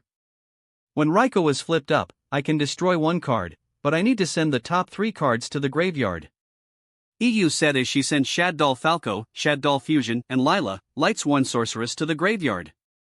Red Ice Black Dragon suddenly glowed yellow before exploding. Since my Shaddol Falco was just sent to the graveyard, I can special summon that Shaddol Falco from the graveyard in face-down defense position, EU said Shaddol Falco appears face-down. I end my turn, Ichigo said. Draw, EU said. I set another card down and end my turn, EU said. Draw, Ichigo said. I set one card down and activate Black Stone of Legend's other effect, Ichigo said. I can send a red ice monster from the graveyard back to the deck and add Black Stone of Legend back to my hand, Ichigo said as he returned his red ice black dragon to the deck and added Black Stone of Legend back to his hand. I end my turn. Draw, EU said. I set another card down and end my turn, EU said. Draw, Ichigo said. I summon out my Black Stone of Legend, Ichigo said as a black and red egg appears on the field. By tributing my egg, I can special summon one level 7 or lower red ice monster, Ichigo explained. Come forth, red ice black dragon, Ichigo said as the black egg breaks open and another black dragon takes its place. Red Ice Black Dragon attack EU's face-down monster, Ichigo ordered. Red Ice Black Dragon fired a fireball at the face-down monster to reveal Shaddol Falco. I end my turn, Ichigo said. Draw, EU said. I summon out my mathematician, EU said. He allows me to send one card to the graveyard, EU said as she sent her Shaddol Hedgehog to the graveyard. When my Shaddol Hedgehog is sent to the graveyard, I can add Shaddol Monster to my hand, EU said as she adds a copy of Shaddol Dragon to her hand. EU then flipped up her Shaddol Falco. I can special summon a Shaddol monster from the graveyard in face-down defense position, EU said as she special summoned the Shaddol Hedgehog face-down. EU then flips up Shaddol Hedgehog. I activate Shaddol Hedgehog's effect allows me to add one Shaddol spell or trap card from my deck to my hand, EU explains as she looks in her deck. I'll add Shaddol Fusion, EU said. I activate my Shaddol Fusion. EU said, I send my mathematician and her Shaddol Hedgehog to fusion summon El Shaddol Shekinaga. EU said. I then activate my Nephi Shaddol fusion and equip it to my Shaddol Falco, EU said. This card allows me to change the attribute of the equipped Shaddol monster, EU said as Shaddol Falco glowed white. Now I fuse my Shaddol Falco and the face-down Shaddol Hedgehog to fusion summon out El Shaddol Construct. EU said. El Shaddol Construct allows me to send a Shaddol monster from the deck to the graveyard, EU said as she sent Shaddol Beast to the graveyard. When Shaddol Beast is sent to the graveyard, I can draw one card, EU said. I summon out my Shaddol Dragon in attack mode, EU said. Now then, El Shaddol Construct attack Ichigo's Red Ice. EU said. As El Shaddol Construct shot out its purple strings and instantly destroying the Red Ice Black Dragon. Shaddol Dragon, attack Ichigo's face-down card. Shaddol Dragon charged forward and destroyed Ichigo's White Stone of Legend. When my White Stone of Legend is destroyed, I can add one Blue Eyes White Dragon to my hand, Ichigo said as he adds a Blue Eyes White Dragon to his hand. Now then, El Shaddol Shikanaga attack Ichigo directly. EU said as El Shaddol Shikanaga swung at long arms at Ichigo. Ichigo 1400/Euclid 4000. I end my turn, EU said. Draw, Ichigo said. I remove from play my Black Stone of Legend and my White Stone of Legend to summon out Shaya, Guardian of the Twilight. Ichigo said. I use Shaya, Guardian of the Twilight's effect to remove El Shaddol Construct, Ichigo said. Not so fast, I activate my El Shaddol Shikanaga's effect, EU said. By discarding one Shaddol card from hand, I can negate the effect of a special summon monster and destroy it, EU said as brown strings from El Shaddol Shikanaga wrapped around Shaya, Guardian of the Twilight and destroyed her. This is not over yet, Ichigo said. I remove from play my Red Ice Black Dragon and my Shaya, Guardian of the Twilight to summon out another Shaya, Guardian of the Twilight. Ichigo said. I use Shaya, Guardian of the Twilight's effect to remove El Shaddol Construct, Ichigo said. This time Shaya, Guardian of the Twilight managed to remove El Shaddol Construct. Now then, I activate Red Ice Insight. This card allows me to send one Red Ice monster from my hand or deck and add one Red Ice spell or trap to my hand. Ichigo said as Ichigo sends a copy of his Red Ice Black Dragon to the grave. The spell card I choose is Red Ice Fusion, Ichigo said. I then activate my Return of the Dragon Lord to bring out Red Ice Black Dragon, Ichigo said. Red Ice Black Dragon, attack Shaddol Shikanaga. But my Shaddol Shikanaga is stronger than your Red Ice, EU said. True unless I activate this, Ichigo said as he reveals a black angel-looking monster card from his hand. In his hand. No. EU said. I activate the effect of Vengeance. Ichigo said. During either player's damage step, when a dark monster I control battles, I can send this card from my hand to the graveyard. That monster gains ATK equal to the ATK of the opponent's monster it is battling. Until the end of this turn, Ichigo said as Red Ice Black Dragon grew bigger and its ATK points grew to 5000. Ichigo 1400/Euclid 1600. I end my turn, Ichigo said. Draw, EU said. I switch Shaddol Dragon to defense mode, set one monster down and set two face-down cards. I end my turn. EU said. Draw, Ichigo said.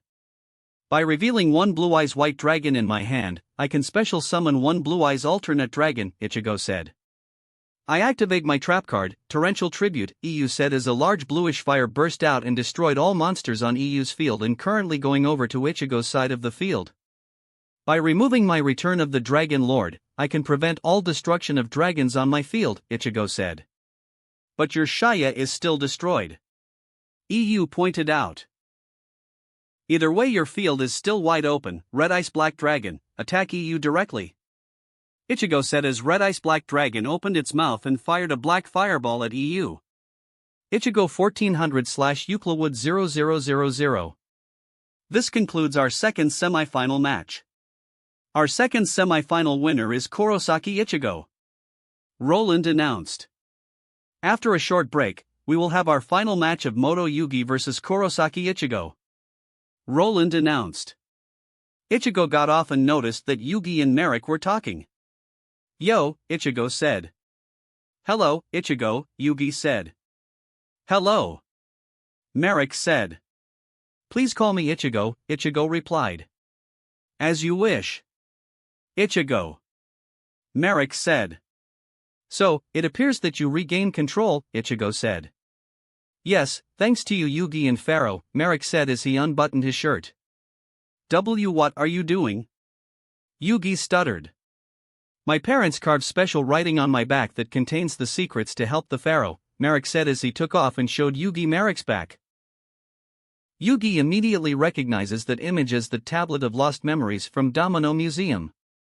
However, it is not the same, although quite similar. Both Merrick's back and the tablet have the wings at the top, the 3 Egyptian god cards in the middle and hieroglyphics on both sides of Slifer's carving, although in Merrick's back there is a carving of the Millennium Ankh between the god cards with only hieroglyphics at the bottom of his back, while the tablet has the Millennium Puzzle in between the images of the god cards, a few hieroglyphics all around, and the picture of Priest Sito and Pharaoh, along with their favorite monsters, at the bottom instead.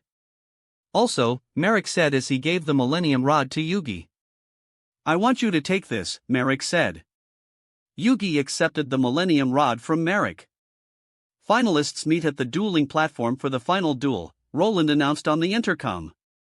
Yugi and Ichigo walked up to the dueling platform. Remember no Yami.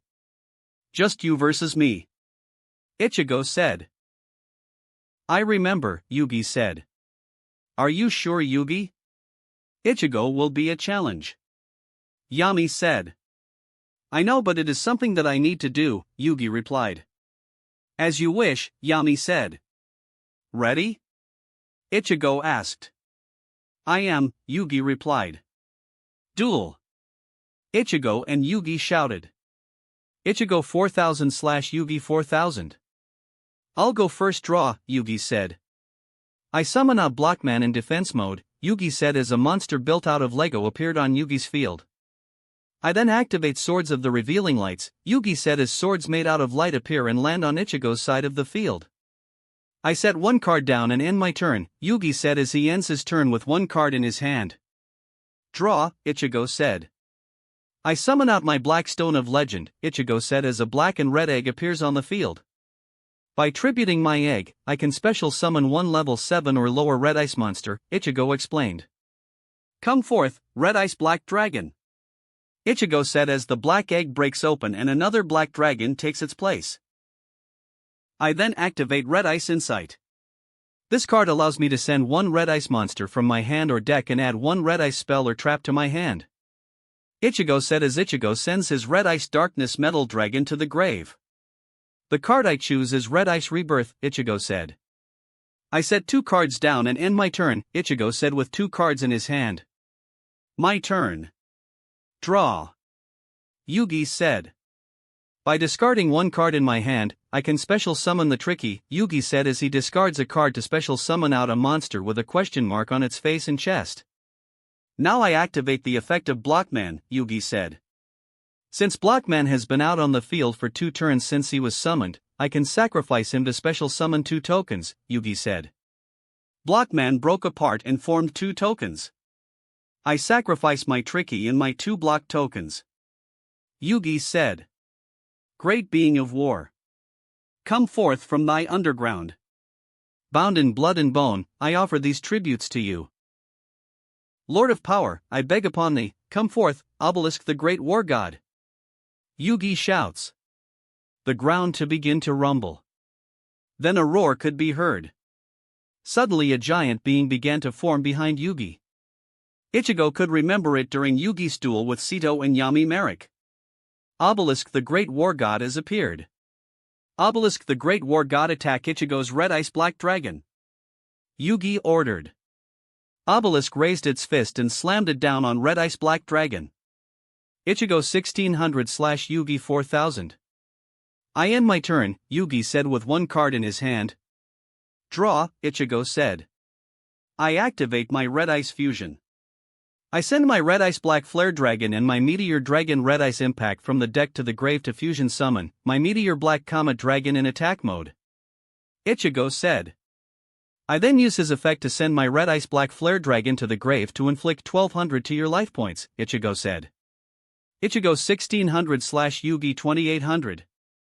I end my turn, Ichigo said with 2 cards in his hand. Draw, Yugi said. Obelisk the Great War God attack Ichigo's Meteor Black Comet Dragon. Yugi said as Obelisk the Great War God tended its muscles and began to send a punch towards Meteor Black Comet Dragon. I activate my quick spell, Battle Fusion. Ichigo said. When an attack is going on involving my fusion monster and my opponent's monster, my fusion monster gains the ATK of my opponent's monster, Ichigo explained. What? Yugi said. As Meteor Black Comet Dragon's attack rose to 7,500 ATK. Go Meteor Black Comet Dragon. Ichigo said as Meteor Black Comet Dragon blocked Obelisk the Great War God and swung a punch right back at Obelisk the Great War God's face and destroyed him. By discarding Kuribo, I can negate all battle damage this turn, Yugi said. Ichigo 1600/Yugi 2800. I summon out Queen's Knight in defense mode and end my turn, Yugi said as a woman in red armor appears on the field and ending his turn with no cards in his hand. Draw, Ichigo said. I activate my trap card, Red Ice Spirit. This card allows me to special summon one red ice monster from my graveyard. Ichigo explained the effect. Come back, Red Ice Darkness Metal Dragon. Ichigo said. Now then, I use my Red Ice Darkness Metal Dragon's effect. This card allows me to special summon one dragon type from my graveyard. Come forth Red Ice Black Flare Dragon. Ichigo said as another dragon appeared. I now normal summon you again. This allows my Red Ice Black Flare Dragon to gain his effect. Ichigo said. I end my turn, Ichigo said ending his turn with 3 cards in his hand. Right when Ichigo said that, Swords of the Revealing Light vanished. Draw, Yugi said. I summon out my King's Knight in attack mode, Yugi said as a man in orange armor appears. I then activate my King's Knight's effect, Yugi said as both Queen's Knight and King's Knight began to glow. When Queen's Knight and King's Knight are on the field, I can special summon out Jack's Knight from my hand or deck. Yugi said as a man in blue armor appears on the field. I reveal my face-down card, Card of Sanctity. Yugi said. This card forces all players to draw until everyone has 6 cards, Yugi said as Ichigo draws 3 more cards and Yugi draws 6 more cards. Then I activate my polymerization, which allows me to fuse my 3 knights to bring out Arcana Knight Joker. Yugi yelled. The 3 knights jumped into a swirl of colors. From that swirl, another knight jumped out. He had black armor and appears older than any of the other knights. Now then, Arcana Knight Joker, attack Ichigo's Red Ice Black Flare Dragon. Yugi ordered. Arcana Knight Joker charged forward and swung his sword and slew the Red Ice Black Flare Dragon. Ichigo 0200/Yugi 2800. I end my turn with a face down, Yugi said as he ends his turn with 5 cards in his hand. Draw, Ichigo said. I activate Dragon Shrine, Ichigo said. This card allows me to send one dragon monster to the graveyard. If that card I send was a normal monster, I could send another dragon to the grave. Ichigo explained. I sent my Blue Eyes White Dragon and then send my White Stone of Legend. Then my White Stone of Legend's effect activates, which adds a Blue Eyes White Dragon to my hand. Ichigo explains. Revealing one Blue Eyes White Dragon in my hand, I can special summon one Blue Eyes alternate dragon, Ichigo said. As a Blue Eyes looking dragon appears on Ichigo's field. I activate Blue Eyes alternate dragon's effect to destroy your Arcana Knight Joker, Ichigo said. Not so fast. By discarding a monster from my hand, I can have Arcana Knight Joker negate the effect, Yugi said. I see, Ichigo said. I activate my Red Ice Darkness Metal Dragon's effect, Ichigo said. I can special summon one dragon monster from my hand or graveyard, Ichigo explained. Come forth Blue Eyes White Dragon. Ichigo said as Blue Eyes White Dragon appeared from the graveyard.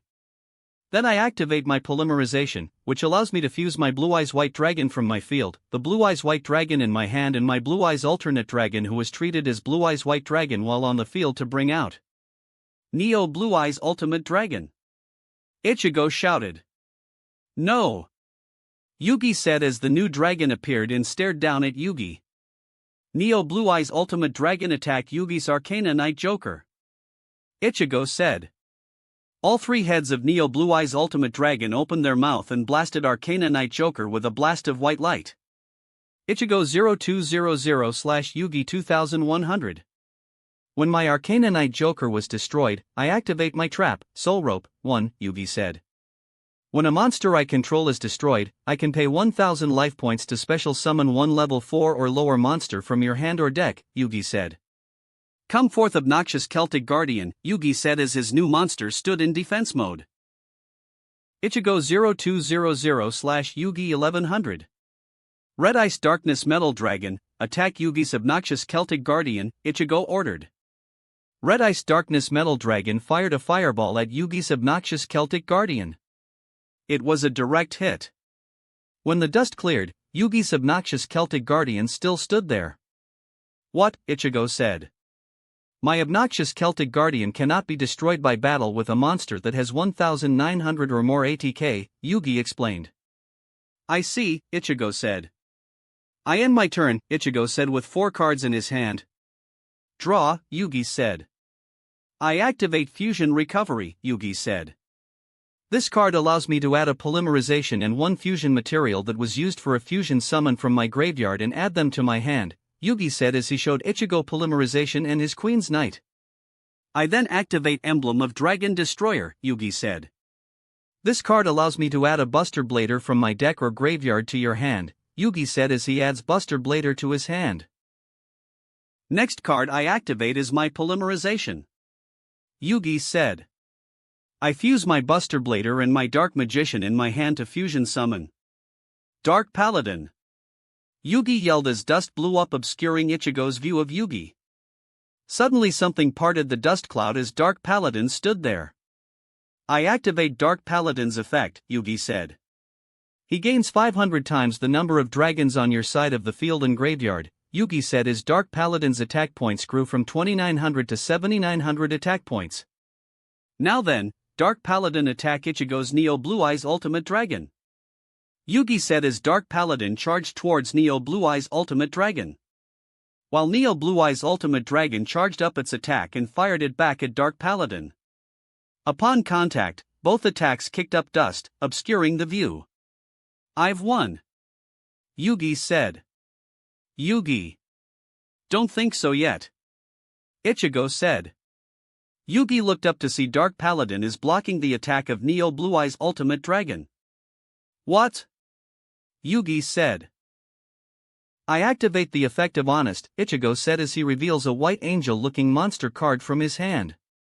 During either player's damage step, when a light monster I control battles, I can send this card from my hand to the graveyard. That monster gains ATK equal to the ATK of the opponent's monster it is battling, until the end of this turn, Ichigo said. What? Yugi said. As he now noticed that Neo Blue Eyes Ultimate Dragon attack points weren't 4500 but it was 12400. Neo Blue Eyes Ultimate Dragon finished this duel with White Obliteration Burst. Ichigo shouted as Neo Blue Eyes Ultimate Dragon increased the strength of its attack and managed to destroy Dark Paladin. Ichigo 0200/Yugi 0000. And that is it. Our champion of the Battle City is Kurosaki Ichigo, Roland announced. Ichigo put his deck away and approached Yugi. Good game Yugi, Ichigo said as he raised his hand. Yugi looked at the hand and accepted the handshake. After that, Roland escorted Yugi, Ichigo, EU, and Merrick down the battle tower. Wait. How is 3rd and 4th decided? Yugi asked Roland. Normally, Merrick and EU would have to duel but due to Merrick surrendering, he automatically gets the 4th place, Roland said. I see. Yugi said. Merrick. Yes? Merrick asked. What happened to the souls of the duelist who lost to Yami Merrick? Yugi asked wondering about his friend. I made sure they were all released when I regained full control of my body, Merrick said. Everyone arrived at the Kaiba Corp blimp to see everyone who dueled Yami Merrick was awake and moving around. Everyone boarded the Kaiba Corp blimp and it flew from Battle Tower. During that time, everyone rested and a few duelists did a short prayer. Hope those fangirls aren't there waiting for us, Ichigo, Yugi, and Kaiba thought. Somehow the Kaiba blimp managed to reach the unfinished Domino Station by nightfall. During this flight, Ichigo brought out the Millennium Scale, Millennium Necklace, and Millennium Key and gave them to Yugi. Luckily, none of the fangirls were waiting for them. Sito was kind enough to arrange for taxis and a limo to be waiting for everyone. Everyone said their goodbyes and left the stadium. Chapter 17, Arc 4. It has been a few days since the Battle City tournament. Many of the finalists of the Battle City tournament had to run and hide against many of their fangirls and fanboys. Ichigo even asked Rias and Sona for help to keep an eye on Yuzu and Karen in case any of those fans become a little aggressive with them back in Koho Town. While in Domino City, Ichigo continued to guard himself and Sito against the army of their fangirls. Other than that, the days became quite normal. Ichigo was once again outside training his elemental manipulation abilities. Ichigo managed to master the basic 4 elements, fire, water, wind and earth, the alternate forms of the elements, lightning, ice, lava, and metal. Ichigo was practicing the techniques again when he noticed someone spying on him. Ichigo threw a spear of ice towards the spy. The spy jumped away from the ice spear and landed on the ground. Ichigo immediately noticed that this person is an Arrancar. He is tall and slender with short red hair which is swept back, creating peaks at either side of his head. His mask fragment covers his left eye and has 3 holes across its surface. He is currently wearing a long, white, double-breasted trench coat that features shoulder straps and is tied using a black belt at its waist, which is adorned with a decorative buckle. This is worn over white trousers and trench boots. "What do you want, Arrancar?" Ichigo asked as he moved into a face the Arrancar. "I am not an Arrancar," the not Arrancar said as he created a cannon and began to fire Rapier bullets at Ichigo. Ichigo dodged the attacks. "Stop dodging me!" the not Arrancar yelled out as he created more cannons and fired more rounds at Ichigo. Ichigo shot ice spears to the Rapier bullets and shot lightning towards him. "Come on! Release your powers!" the not Arrancar yelled. Ichigo ignored him and slowly summoned lava below the not Arrancar's feet. Whilst Ichigo was doing this, he had sent more ice spears and lightning bolts, forcing the not Arrancar to stay in the same spot as Ichigo prepared the trap. With a loud yell, Ichigo summoned the lava from below and trapped the not Arrancar. "What the fuck?" the not Arrancar yelled out as he screamed in pain. "Now then, tell me who you are, or I will make this worse," Ichigo said. The not Arrancar glared at Ichigo while trying to resist the pain. "One more time. Who are you?" Ichigo asked as he summoned more lava around the not Arrancar. The not Arrancar gathered the Rapier around the area and created an explosion. Ichigo jumped back to avoid the explosion. The smoke cleared to reveal a heavily burned being. "We will meet again, Kurosaki Ichigo," the not Arrancar said as his shadow grew bigger and engulfed him, leaving Ichigo alone with the destroyed clearing. Ichigo let out a sigh as he cleaned up the clearing. After that, Ichigo thought about his opponent. That person appeared to be an Arrancar but able to manipulate the Rapier similar to how Quincy does. Ichigo decided that this is something Ichigo may have to see Urahara about. Ichigo took a shower and went down to see Sito and Makuba looking at Ichigo. "What?" Ichigo asked. "What was with all the noise from your training area?" Sito asked. "Some strange person attacked me," Ichigo said. "Really?" Sito asked.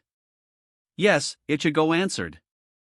"Speaking of that, I am going to see an old acquaintance of mine to see if he knows anything about the stranger," Ichigo answered. "Okay," Sito said.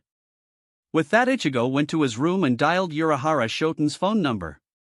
Ichigo waited for a few seconds before the line connected. "Hello. This is Urahara Shoten. We are Tezsai," managed to say before Ichigo interrupted him. "Tezsai. This is Ichigo." Ichigo said. "Kurosaki Dano." Tezsai said in shock. "Is Urahara available?" Ichigo asked. "He is." Tezsai managed to say before a Garganta opened up right next to him and him seeing Ichigo walk out of the Garganta. Ichigo let a small smile seeing Tezsai was shocked at Ichigo's sudden appearance. Tessai got out of his shock and showed Ichigo to the waiting room in the back. Ichigo sat down and waited for Urahara. A few seconds later, the sliding door opened to see Urahara standing there. "Hello, Ichigo," Urahara said. "Hello, Urahara."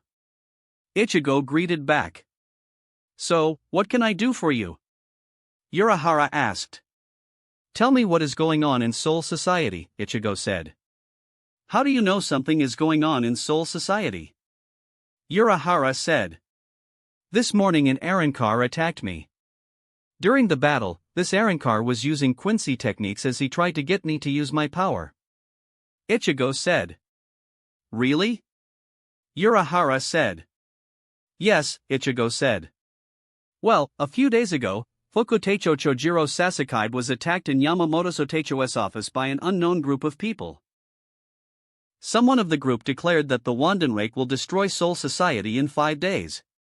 After freeing Fukutecho Sasakide, Yamamoto attacks the masked men as they disappear into shadows. Before Fukutecho Sasakide died from his wound, he told Yamamoto Sotecho that this group of people can do something to a Shinigami's Bankai." Urahara said. "So, the Quincy has begun their attacks," Ichigo said. "What?" Urahara said, surprised at Ichigo's response. Before Ichigo could respond, Tessai runs in the room. "Boss!" Tessai yelled out. "Yes, Tessai?" Urahara replies. "You and Kurosaki Dano need to see this," Tessai said. Ichigo and Urahara followed Tessai to the front of the store to see 2 beings laid on the ground. The larger being appears to be humanoid with a head that is almost completely covered by a white insect-like mask. "Pesh," Ichigo said as goes his fallen ally. "I see, Shigo?" Pesh said. "Yes, Pesh," Ichigo said as he goes Pesh's side. "Ichigo, please." Pesh started to say. "Please what?" Ichigo asked. "Please, take care of Mistress Nadash. Pesh said before he collapsed from his wounds. Ichigo could see Pesh's arms are holding protectively over Nell. Ichigo managed to get Nell pried from the dead Pesh arms. Right when Ichigo pulled Nell from Pesh, his body began to deteriorate into Reisher. Ichigo placed her on the ground and cast a Kido spell to scan for all injuries on Nell. Urahara and Tessai were surprised at seeing Ichigo knew how to cast Kido spells. From the Kido spell, Ichigo discovered that Nell, in her current state, she will not survive no matter what Kido spells Ichigo used. Her body was leaking too much Ryatsu and her body does not have enough Ryatsu to regenerate the damage.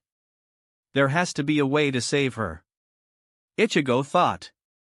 "Well, we have one idea, but it may not work on her." Kyoka said. "What is it?" Ichigo asked. "Well, we can use one of you chaos pieces on her," Kyoka suggested. "What?" Ichigo replied. "That might work," Hogyoku said. "How?" Ichigo asked. "Well, due to the chaos pieces is formed from the combination of your Ryatsu, it might be able to fuel her regeneration abilities," Kyoka explained. "All right then," Ichigo said. Ichigo summoned one of his rook pieces and pushed it in Nell's body. Nell began to glow green before changing to the familiar black, red, white and blue of Ichigo's Ryatsu. Suddenly Nell's body let out a bright flash. When the flash died down, Ichigo could see her true form. She is a fully grown curvaceous and well-endowed adult with long waving greenish-blue hair, a scar and the crimson line that runs across her face. Her gown is now torn into a skirt and a top, connected with a single strip across her abdomen. Her skull mask also differs slightly, its features appearing sharper and less cartoonish with a pair of curved horns, but still missing some of its teeth. Ichigo cast the same Kido as before to see how the chaos piece is affecting her. It seems like the Ryatsu from the chaos piece managed to successfully integrate itself into Nell, Kyoka said. "Then why is she still unconscious then?" Ichigo asked. "It's likely due to her mental state," Hogyoku said. "Mental state?" Ichigo asked. "Yes. Remember, Nell doesn't remember all the things Neliel has done. But now, with this done, Nell's mind and Neliel's mind need to figure out who will be the dominant one or will their minds will fuse and become one." Hogyoku explained. I see, Ichigo said. Ichigo bent down and lifted Nell's body and carried her inside Urahara's shoten. Tessai immediately guided her to a room for him to place her body down. Tessai, Ichigo said. Yes, Kurosaki-sama? Tessai responded. I need you to keep watch of her and allow no one, not even Urahara, to touch her, Ichigo said. Okay, Kurosaki-sama, Tessai said. Ichigo then opened up a garganta. Kurosaki-sama, where are you going? Tessai asked. Where else, Ichigo said as he shifted into his soul form. Hueco Mundo, Ichigo said before jumping in the garganta. Kurosaki-sama has grown stronger, Tessai said. He has, Urahara said. Scene change, Hueco Mundo. Ichigo jumped out of the garganta into Hueco Mundo. Ichigo summons Kokugutsu as he lands silently on a sandhill, only looked around to see dead Arancars all over in blue fires. This fire is formed from condensation, Yawatch explained. In the far distance, Ichigo could see a group of Quincy's walking away from the damage. Ichigo decided to run instead of using Shuunpa or Sonido to prevent the Quincy's from detecting them. As Ichigo ran towards them, Ichigo noticed that the group is approaching a broken wall. Ichigo arrives near the wall and manages to hear something from the Quincy's. In a line. You must stand with the wall behind you. A Quincy yelled. The group covered in robes slowly obeyed the instructions. Hurry up! It takes nothing to open a few more holes in your bodies. The same Quincy yelled out. From a throne sat a man. Ichigo recognized this man. He introduced himself as Quilljopi. He was one of the Quincy's that kidnapped his mother and Yuryu. Order! Order! The man said as he slammed his spear down. This caused everyone to quiet down. We will now hold a big selection tournament for both Arancars and Hollows. Who will live? Who will die? The man says and continues, you were all chosen because of your luck, intelligence and strength that allowed you to survive our first strike. Please, by all means, don't miss this precious chance. The man ends before he started to walk closer to the Hollows. Do you want to live? Do you want to become our comrade? Then kneel in front of me and ask while licking my shoes. The man said. He noticed that no one moved. Fine then. Starting from the right side, I will now stab you to death one after the other. One of the robbed stepped forward. Will I be saved if I say that I want to become your comrade right away? The Hollow asked. The leader stabbed the Hollow in the chest. That's not how this works. The man said as he stabbed the man again. You will have to undergo an admission test for you to be accepted. And this selection is what gives you the chance to apply for it. Anyone that didn't understand what I just explained will end up like this. The man yelled as he continued to stab the Hollow with his spear. The man then stabbed the next one in line. The figure dodged the spear and another one came and cut the spear and pointed the sword to his face. The two cloaked figures removed their cloaks and Ichigo recognized the two as the ones who tortured Oraheim. Quilljopi drew his saber and quickly destroyed their swords. Quilljopi turned around and faces his men. They passed the test. Beat them but don't kill them. He allowed his saber to vanish as he walked away. Jaya! One of the men yelled out. I said not to overdo. Quilljopi said as he turned to see a ring-like object covered in blood thrown towards him. He managed to catch the ring. What are you? He said. He looked to see Mila Rose and Apache and Sung Sun attacking him and his men. The man allowed his men to attack the three Arancars. However, all of his men were killed, followed by the three looking towards him. Congratulations on defeating my men. I have a proposal for you. He said. Ah? Apache said. You're strong. That's wonderful. You would become perfect pawns for His Majesty. That's why I don't want to kill you and I'm suggesting that you surrender. You will be able to work for the sake of His Majesty together with your dear Tyr Harabel. Quilljopi boasted for you, there would be no greater happiness than what I just said. He said as if it was a great honor. Suddenly the nearby wall behind the three girls cracked and broke. "Don't underestimate us, Four Eyes Monkey!" Apache and Mila Rose yelled. "Please do not misjudge us," Sun Sun said. "Oh?" Quilljopi said, surprised at their refusal. "So, you don't want to negotiate? Such a pity." He charged at the three Arankars. Meanwhile, Ichigo opened a small gate of hell to prevent the souls of the Quincy from returning to Yhwach. Ichigo noticed that many hollows the Quincy captured ran off during the confusion. Ichigo could see that the Arankars are losing against the man. Quilljopi shot a large arrow from his Quincy bow towards the three badly wounded Arankars. "This is the fate of all those who don't accept His Majesty's will," he yelled as he fired the arrow. Ichigo jumped in between the three Arankars and used Kokugutsu to split the arrow in half as the two halves flew past Ichigo and the Arankars and exploded in the distance. "Oh? Now it's a Shinigami? A Shinigami defending a group of Arankars. Now this is a curious sight. However, I know who you are, Kurosaki Ichigo," Quilljopi said. Ichigo remained emotionless as he remembered the guy who attacked him earlier. "Your information that was given by His Majesty may have been incorrect, but we figured that his special war potential needs to be dealt this right away." Three Quincies used Hirenkyaku to appear above Ichigo. Each of them summoned their bow and aimed Heilig files at Ichigo. Ichigo used Shuunpa to dodge their attacks. The leader let out a small smile as he drew his saber. Scene change, Silbern. A Quincy soldier received a telegram from First Iacto Arm. The soldier brought the message up to Yhwach. Yhwach took the paper and read the message. The soldier from First Iacto Arm reported that the special war potential Kurosaki Ichigo has infiltrated Hueco Mundo. He is currently fighting the captain supervisor Quilljopi. Yhwach cracks a grin. He stood up from his throne. "Well then. Let's go," Yhwach said. Your Majesty, where?" the Quincy soldier asked. "Where?"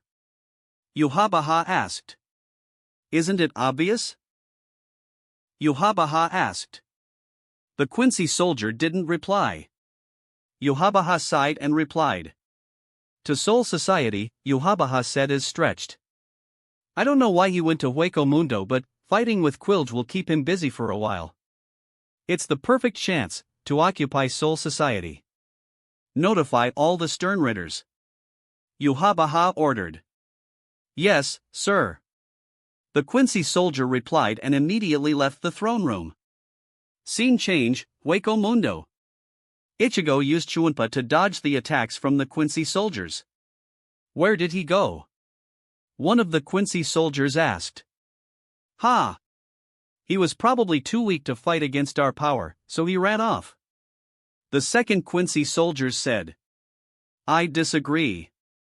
Keep an eye out for him," the third Quincy soldiers said. "Please. Like he could get the jump on us," the second Quincy soldiers replied to the third. Suddenly a katana stabbed from the back to the front of the second Quincy soldiers. "Gah!"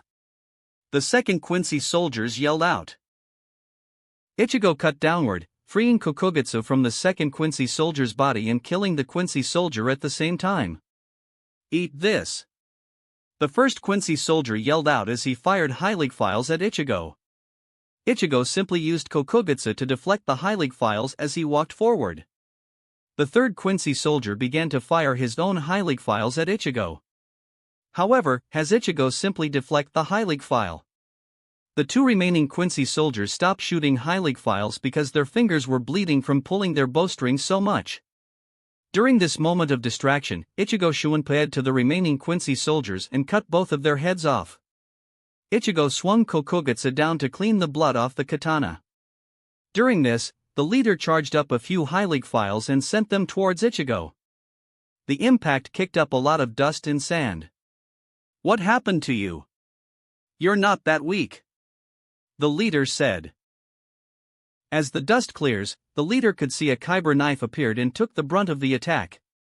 "A Zanpakuto? Weird." Ishida said that Quincy's only used bows. Ichigo said as he held the High League files in his hand and flung them back at the leader. The blast kicked up more sand and dust. Ichigo landed on the sand and picked up Zangetsu. From the dust, Ichigo could see the 6 outlines of High League files flying towards him.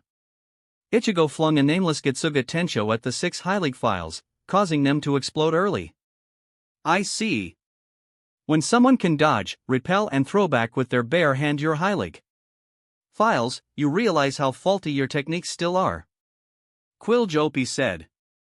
Don't worry, yours are more powerful than Ishida's, though it's been a long while since I fought against them, Ichigo said. Ishida?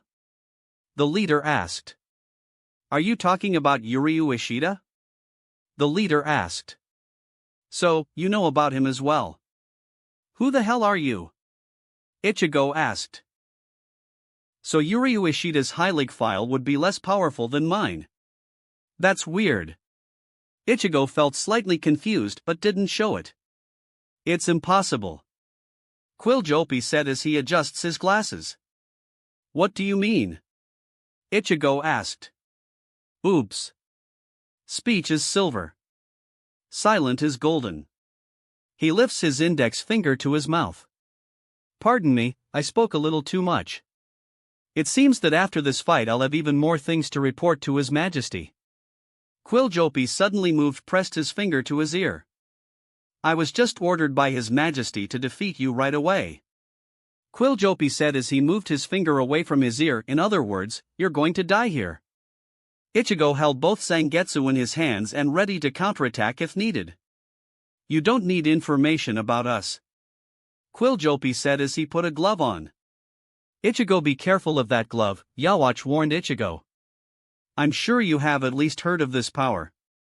The Quincy, let's still. Quilljopi said as he pulled the glove off. A white pillar of light shot up. Ichigo could see at the top of the pillar make a symbol similar to the Quincy cross. The bright light at the bottom of the pillar began to disappear to reveal a being similar to an angel. The leader now has angelic wings, boots, and gauntlets on both wrists, with a sword coming out of his right hand, a large holster across his chest and a halo shaped like the Quincy Zachen. Let me teach you the name of this form. Quincy Volstandig. Quilljopi said. Can you feel it? My pulsating powers. Suddenly he appeared behind Ichigo. The power of the one that will punish you. Quilljopi said as he swings his sword at Ichigo, who managed to turn and block the attack. Ichigo shunpaied away from the leader. Getsuga Jujisho. Ichigo yelled as he swung his swords at their leader. The impact kicked up more dust. The dust revealed that the leader took some damage from Getsuga Jujisho. Interesting. It seems that our power is close to even right now. The leader said as he noticed the damage he took from Ichigo's attack. He then raised his sword. Near the tip of the sword, it began to glow white. Come. Prepare to receive it. My Volstandig Biskeel's power. He begins to swing his sword at Ichigo.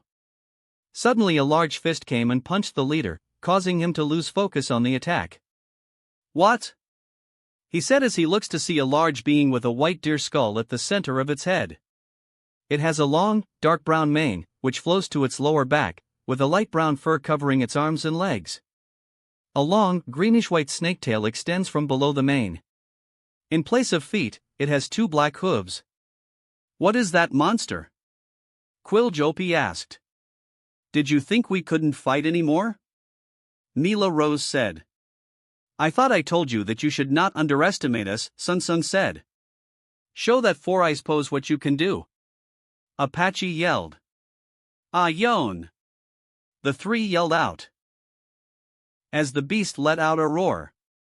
Ayon is a monster created by merging our left arms. It's powerful but it can't discriminate. Apache explained. This time you're not our enemy. If you don't want to die you'd better leave it be and run Shinigami. Ayon roared as it leaped at the leader and began to repeatedly punch the leader. Oops, maybe we went a bit too far? Apache questioned sarcastically. I must say you're pretty sturdy. You're still whole even after Ayon beat you up so much. Apache added. Suddenly Apache was stabbed in the chest by the leader. Gah! Apache cried out. I see. They didn't warn me about such power. Quiljopi said as he slowly stood up. I must advise His Majesty to adjust the strength of our blood. Quiljopi said as he spits out blood from his mouth. Both Sung Sung and Mila Rose were surprised that the leader managed to get up after Ione's attack, but before that, I have to kill you all quickly. He turned back to face Ione. Well, since you're an ugly monster, you'll be the first to die. Mila Rose immediately realized the situation as Ione charged at the leader. Wait, Ione! Don't! Mila Rose yelled out.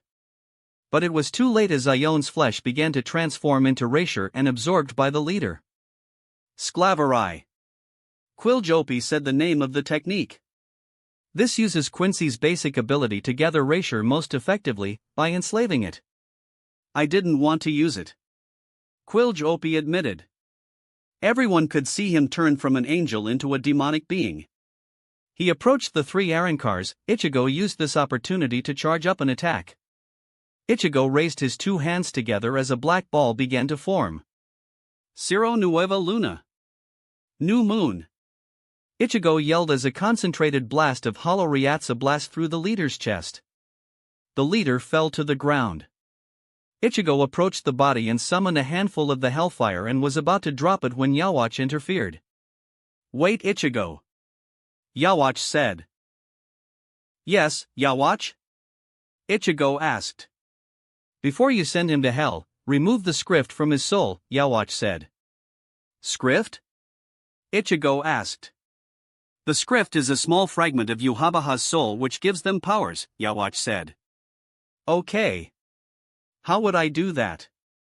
Ichigo asked. Say your name, in the name of Yhwach, reclaim the script bestowed upon, Yhwach said. Where would the script go then? Ichigo asked. The script's power will be absorbed by you while Yhwach's soul fragment will be pushed into hell, Yhwach explained. Okay, Ichigo said as he dismissed the hellfire in Ichigo's hand. I Kurosaki Ichigo, in the name of Yhwach, reclaim the script bestowed upon, Ichigo said. The leader's body began to spasm out as a small soul fragment floated out of the leader's mouth and flew into Ichigo's ring. Script J acquired, Yhwach reported. Once that was done, Ichigo allowed hellfire to burn the leader. Ichigo summoned a portal to hell and chucked the body to hell. Ichigo dusted his hands to see the wounded Arankars who need medical attention. Ichigo approached the three Arankars. Look, I am here to help, Ichigo said as to the two remaining concourse members. Where will you take us? Sung Sung asked. I will take you three to someone who is taking care of another Arankar right now, Ichigo said. Sung Sung and Mila Rose looked at each other for a few seconds. Then Sung Sung looked at Ichigo. Okay, Sung Sung said.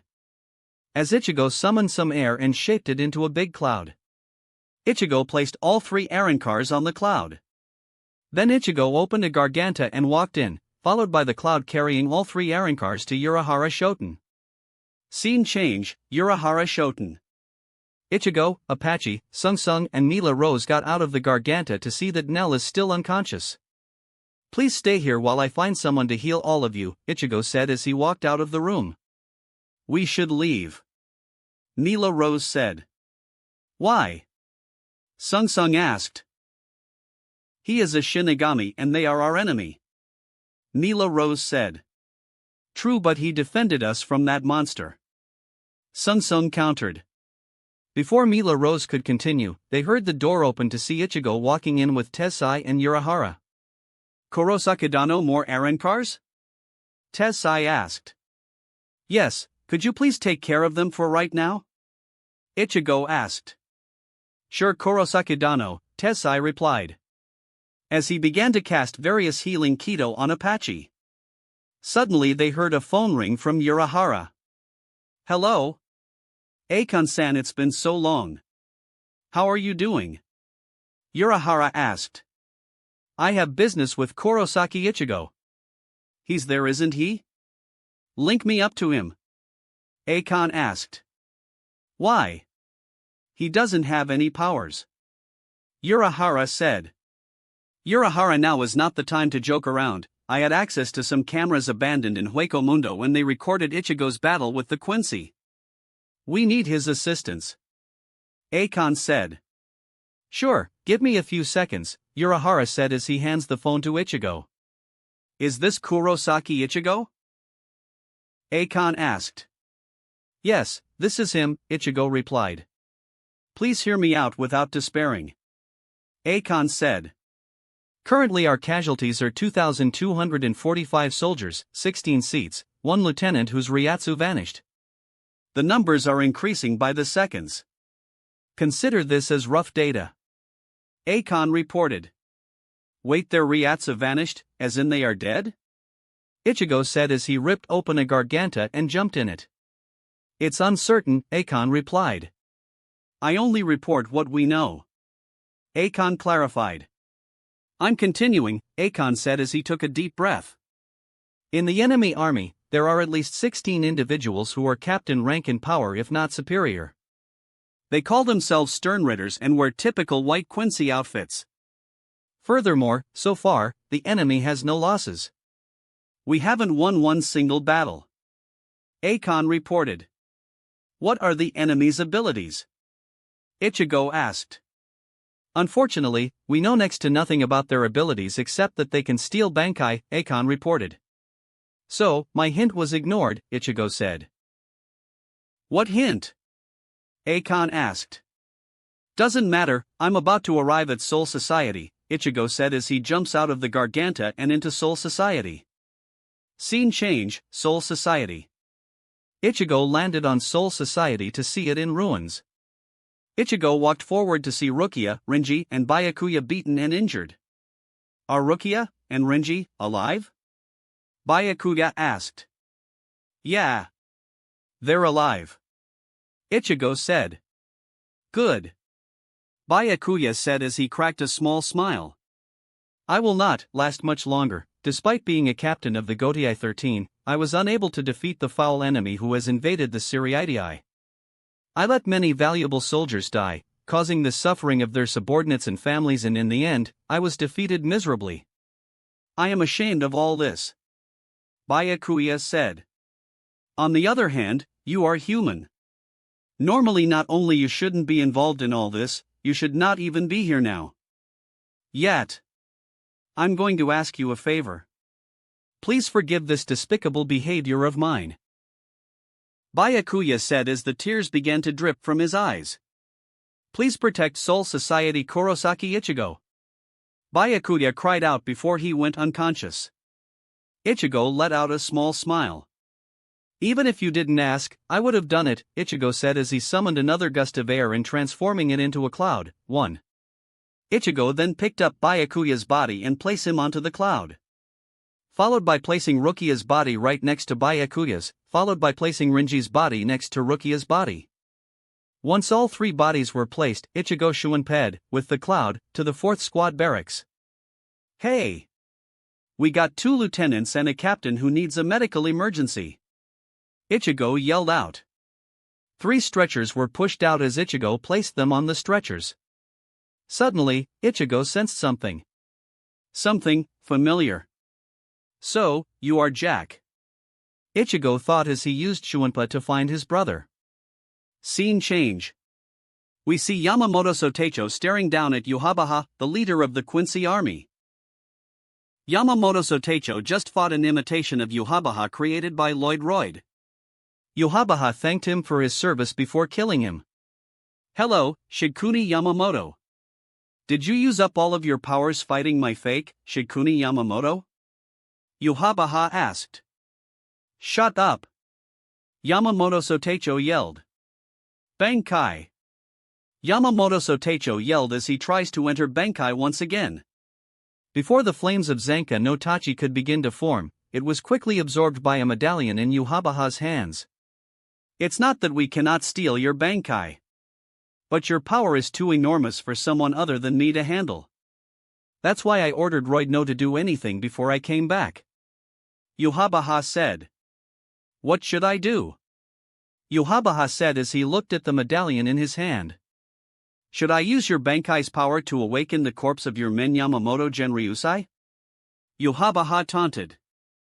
Bastard! Yamamoto Sotecho yells.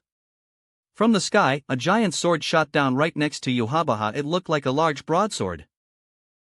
Two protrusions jutting out diagonally on either side formed the sword's crossguard which, alongside the handle, formed a shape reminiscent of the Wandenrake insignia. Farewell Shikuni Yamamoto, Yamabaha said as he does swing his sword down only for it to be blocked by Ichigo. Kurosaki.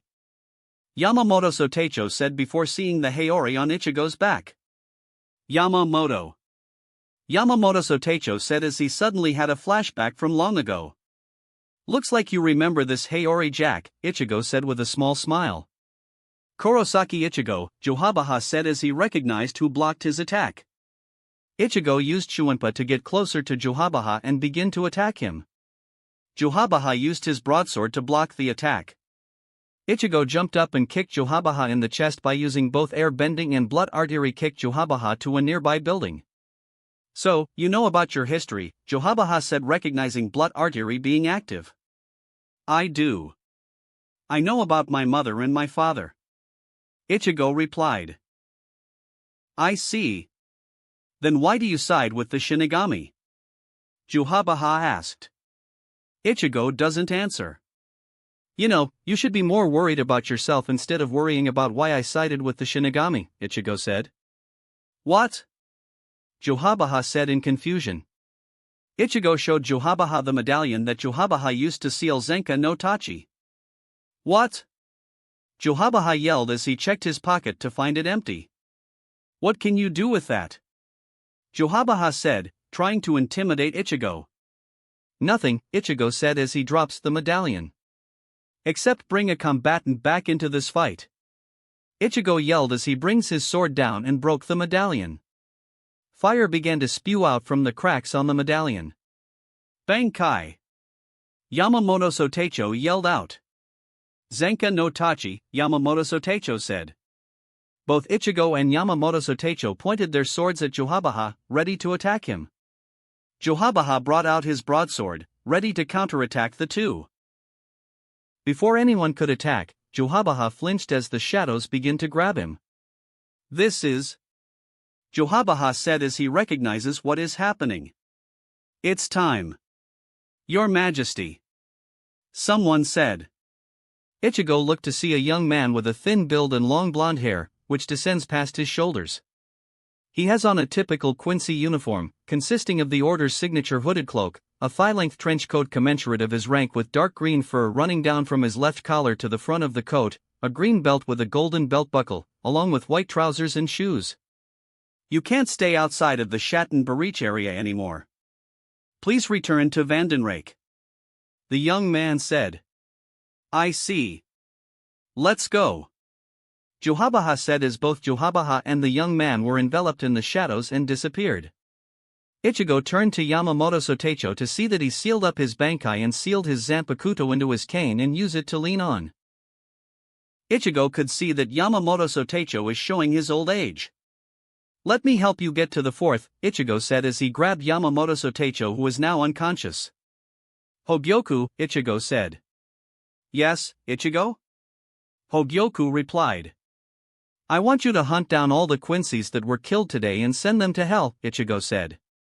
What about the Stern Ritters? Hogyoku asked. If you encounter a dead Stern Ritter, call for Yawatch to your location and extract the scripts from them, Ichigo said. Okay, Hogyoku said as she starts her mission. After that Ichigo Shuinpaed to the 4th Division. When Ichigo arrived there, he could see that no one had noticed that Ichigo was entering again. Anohana-san! Ichigo yelled out. Yes, Captain Unohana said before seeing why Ichigo was yelling for her. Captain Unohana could see Yamamoto Sotecho leaning on Ichigo's shoulders with various injuries. Sotecho! Captain Unohana cried out. All the 4th Division immediately gone silent. Get me a stretcher right now.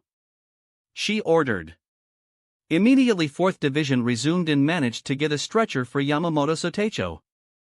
As Ichigo placed him down, Ichigo heard someone calling out to him. Ichigo! Someone said. Ichigo looked to see Hirako. "Hello," Ichigo said. "Look Ichigo, I am sorry for Hirako started to say before Ichigo interrupted him. "Not now. Right now, take care of the injured Shinigami. When we win this war, we will talk about that," Ichigo said. "Okay then. Anyways, I just finished operating on Rukia-chan and Abarai," Hirako said. "This time it was too late to heal them with just Ryatsu, so I had them operated on with the best of my abilities," Hirako explained. A 4th Division member came over and gave a clipboard to Hirako. "According to this report, now they're out of danger and their conditions are stable," Hirako said. "Ichigo," Rukia said to Ichigo. Ichigo looked to see Rukia. Her right eye and her head were wrapped in bandages. "Ichigo," Rukia said as tears began to form. "Ichigo, I'm sorry." Rukia began to apologize. "Just like I told Hirako early, when we win this war, we will talk about that," Ichigo said. "Okay," Rukia said, accepting Ichigo's words. "Even though you resented us for what we did to you, you still came here to protect Soul Society," Rukia said. Ichigo cracked a small smile. "Thank you," Rukia said. "Ichigo-san," another 4th Division member said. Ichigo looked to see a nervous Hanataro Yamada calling for him. "Hello, Hanataro. What do you need?" Ichigo said. "Yamamoto Sotecho just woke up and asked to see you," Hanataro said. "I see," Ichigo said as he turned to Hanataro. "Hanataro, take me to him," Ichigo said as Hanataro led Ichigo to the room farther away from all the other patients. When they arrived, Hanataro opened the door and allowed Ichigo to enter the room, where he could see Yamamoto Sotecho bandaged almost everywhere except for his mouth and his right eye. "Kurosaki Ichigo," Yamamoto Sotecho said. "Relax, Genryosai," Ichigo said as he sat down by a chair. "So, we did meet in the past?" Genryosai asked. "We did," Ichigo said as he told Genryosai of what happened in the Yaku-infested future and when they were sent back to the past to see Alaku. "I can also see that you just recently helped me based on the lack of wear and tear on the Haori," Genryosai commented. "True. It was about 2 weeks ago," Ichigo guessed. "As for me, it was over 2 millennia ago," Genryosai commented. "Yeah," Ichigo said as he stood up. "Get some rest," Ichigo said as he opened the door to leave the room. As he was leaving Genryosai's room, Unohana came to Ichigo. "Kurosaki-san, come with me," Unohana said. "Why?" Ichigo asked. "We just received a transmission from Kuratsuchi Taicho that the Zero Division is coming," Unohana said. "I see. When will they arrive?" Ichigo said. "In approximately 1 hour," Unohana replied. "Where?" Ichigo asked. "On the outskirts of the Siriitii. Near the north entrance," Unohana said. "Okay, thanks," Ichigo replied as he left the 4th Division. As Ichigo walking around, Ichigo could feel that Hogyoku and Yawatch returning to his mindscape. "So, how did it go?" Ichigo asked. "We managed to get Scriff's Q, R, Y, and the O," Yawatch reported. "Good," Ichigo said as he checked the time and noticed it was almost time for the Zero Division to arrive. Ichigo shunped to the outskirts of the Siriitii. Ichigo could see Yoruchi, Rose, Hirako, Kamamura Kairako, Kensei, Toshiro, Kuratsuchi, and Yukitake. The members waited for a few seconds till a giant white pillar fell and crashed near their location. The pillar opened and 5 people walked out. Each of them started to talk with their former allies. All the discussion made the mood like a joyful celebration, old friends reuniting with old friends. "Oh, the members of the Zero Division haven't changed," Kairaku began to say. "So? What reason did you come for this time?" Kairaku said and abruptly shattered the mood. One of the members looked at Kairaku before looking at Ichigo. "You're Kurosaki Ichigo?" he asked. Ichigo looked at the man to see that he is a large and broad individual with a bald head, red eyes, bushy eyebrows, and a long black beard. He wears the standard Shinigami uniform beneath a white, long-sleeved haori decorated with the Royal Guard's emblem. The top of his uniform is open enough to expose his hairy chest. He also wears a large set of red prayer beads around his neck and a pair of single-toothed Tengu Geta. This time, following the will of the King of Souls, we came to rebuild the 13 divisions. Before all of that, Kurosaki Ichigo, we're going to take you to the palace. The man said. Before anyone can object or comment, another voice was heard. I finished collecting everyone on the list except you, she said as she points at Ichigo. Ichigo looked to see a slender and very youthful woman with fair skin and long, black hair that is adorned at the back by a large golden ornament in the shape of a crescent moon with numerous small lines radiating outwards. She wears the standard Shinigami uniform beneath a white long-sleeved haori, over which she dons a further white robe fastened at the front near the center of her chest. She also wears a pair of extremely thick solo kobo. On her back, she controls long slender mechanical arms, each of them holding large translucent orbs. On closer inspection, in the orbs was Rukia, Rinji, Byakuya, and Genryusai were in those orbs. Ichigo was about to protest before he heard Yasaka. Ichigo, don't protest. Amaterasu-sama wants you to go with them, Yasaka said. Are you sure, Yasaka? Ichigo asked. Yes, I am sure. Yasaka said. Okay, Ichigo said as he follows the royal guard who ended up leading him to Kukaku's house. What followed was a series of questionable things that made Ichigo question the sanity of the Zero Division. Scene change, Ryokyukyu. Eventually, they had all arrived at the Ryokyukyu. Before you disappear off to who knows where, how we even entered the Ryokyukyu without Awoken? Ichigo asked. The large man lifted his sleeve to show his arm with a weird marking on his right arm. It's this, he said. Ichigo was slightly confused. The Oken is our bones, the large man said. The Oken is created with the power of the King of Souls. The King of Souls uses his powers on those who are chosen to be part of the Royal Guard. The large man explained. During the explanation, everyone else moved out of the landing area. Ook, stand there. Someone yelled out. Are you standing? The same person yelled. Ichigo had gotten used to the madness of the Zero Division and just went with the flow of things. As some guy slammed a hammer down on a mechanism and flung Ichigo somewhere else. Ichigo landed in a spa while noticing the man, who introduced himself as Sentuki, explain how this place helps heal the 4 injured Shinigami. It consists of 2 hot springs and constantly switching between each one. Sentuki mentioned that Urahara's hot spring is an imitation of both of these pools combined. It took a few minutes of being in both pools before Sentuki determined that Ichigo was deemed ready to be sent to the next one. Sentuki threw Ichigo out of his pool to a platform and launched him to the next palace.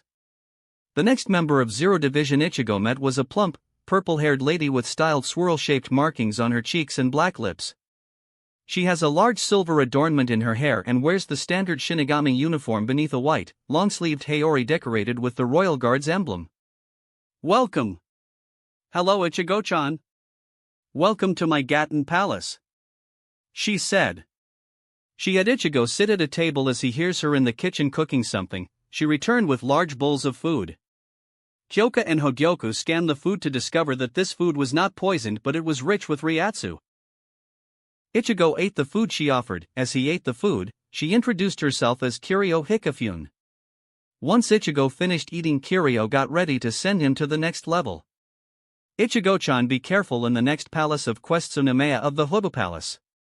Also known as the man who created the Zanpakuto, she said before launching Ichigo from her palace. The next area Ichigo is stunned with bright lights. And see a large house filled with big-breasted women and a man, dark-skinned man with thick, black hair that is shaven and dyed green on the sides of his head. He is wearing a variation of the Shinigami Shihakusho, featuring instead a green undergarment and a shortened hakama that exposes his lower legs. Worn over this is a white, sleeveless puffer jacket that bears the Royal Guard emblem on its back, as well as the alternating circle and diamond pattern of a captain's haori along the bottom. His attire is completed by gold-framed sunglasses with blue lenses, and a pair of green slippers that are gold-trimmed and have a shoe-like appearance. Ichigo-chan! Did ya enjoy the welcome show I prepared for you? He yelled out. Let me introduce myself. I'm Quessu Nemea, owner of this Houden. Nemea yelled out as he raised both of his hands for a high 10, but Ichigo ignored him, forcing Nemea to raise Ichigo's hands and complete the high 10. Something's not right. Ya not getting into this, are ya, going home? He asked. Sure, Ichigo said, catching Nemea off guard. It looks like you and your Zanpakutos need some more bonding time, Ichigo said. With that, Nemea lost his train of thought. You can tell all of them we're Zanpakuto, he said, surprised. I can, Ichigo said. Before Nemea could respond, someone came and kicked him down. Ichigo could see a slender young girl with spiky hair, which is tied up in a ponytail at the back. She wears a vest with a large, furred collar and a short skirt. What re ya doing, Marichan? He asked. Come with me, Mara said to Ichigo.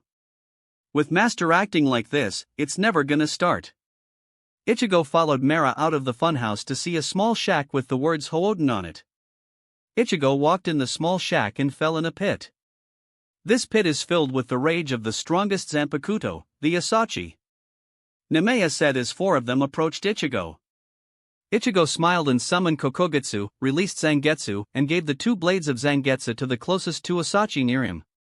Ichigo then summoned Tsuki no Hansha, released Kyokusu Ajetsu and handed it to the 3rd Asachi near him. Finally, Ichigo summoned Kosetsu and released Soto no Shirayuki and gave it to the 4th Asachi near him. Each of them took the Shurikai and inspects them.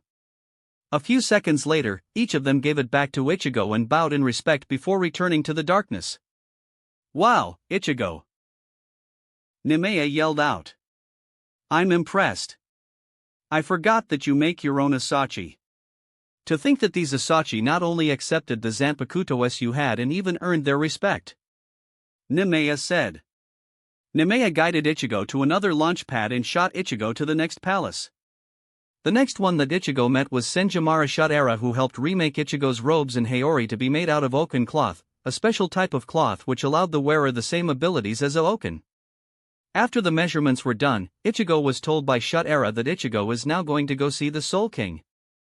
Ichigo was directed to another platform and flung to the Greater Ryokyukyu. Scene change, Great Ryokyukyu.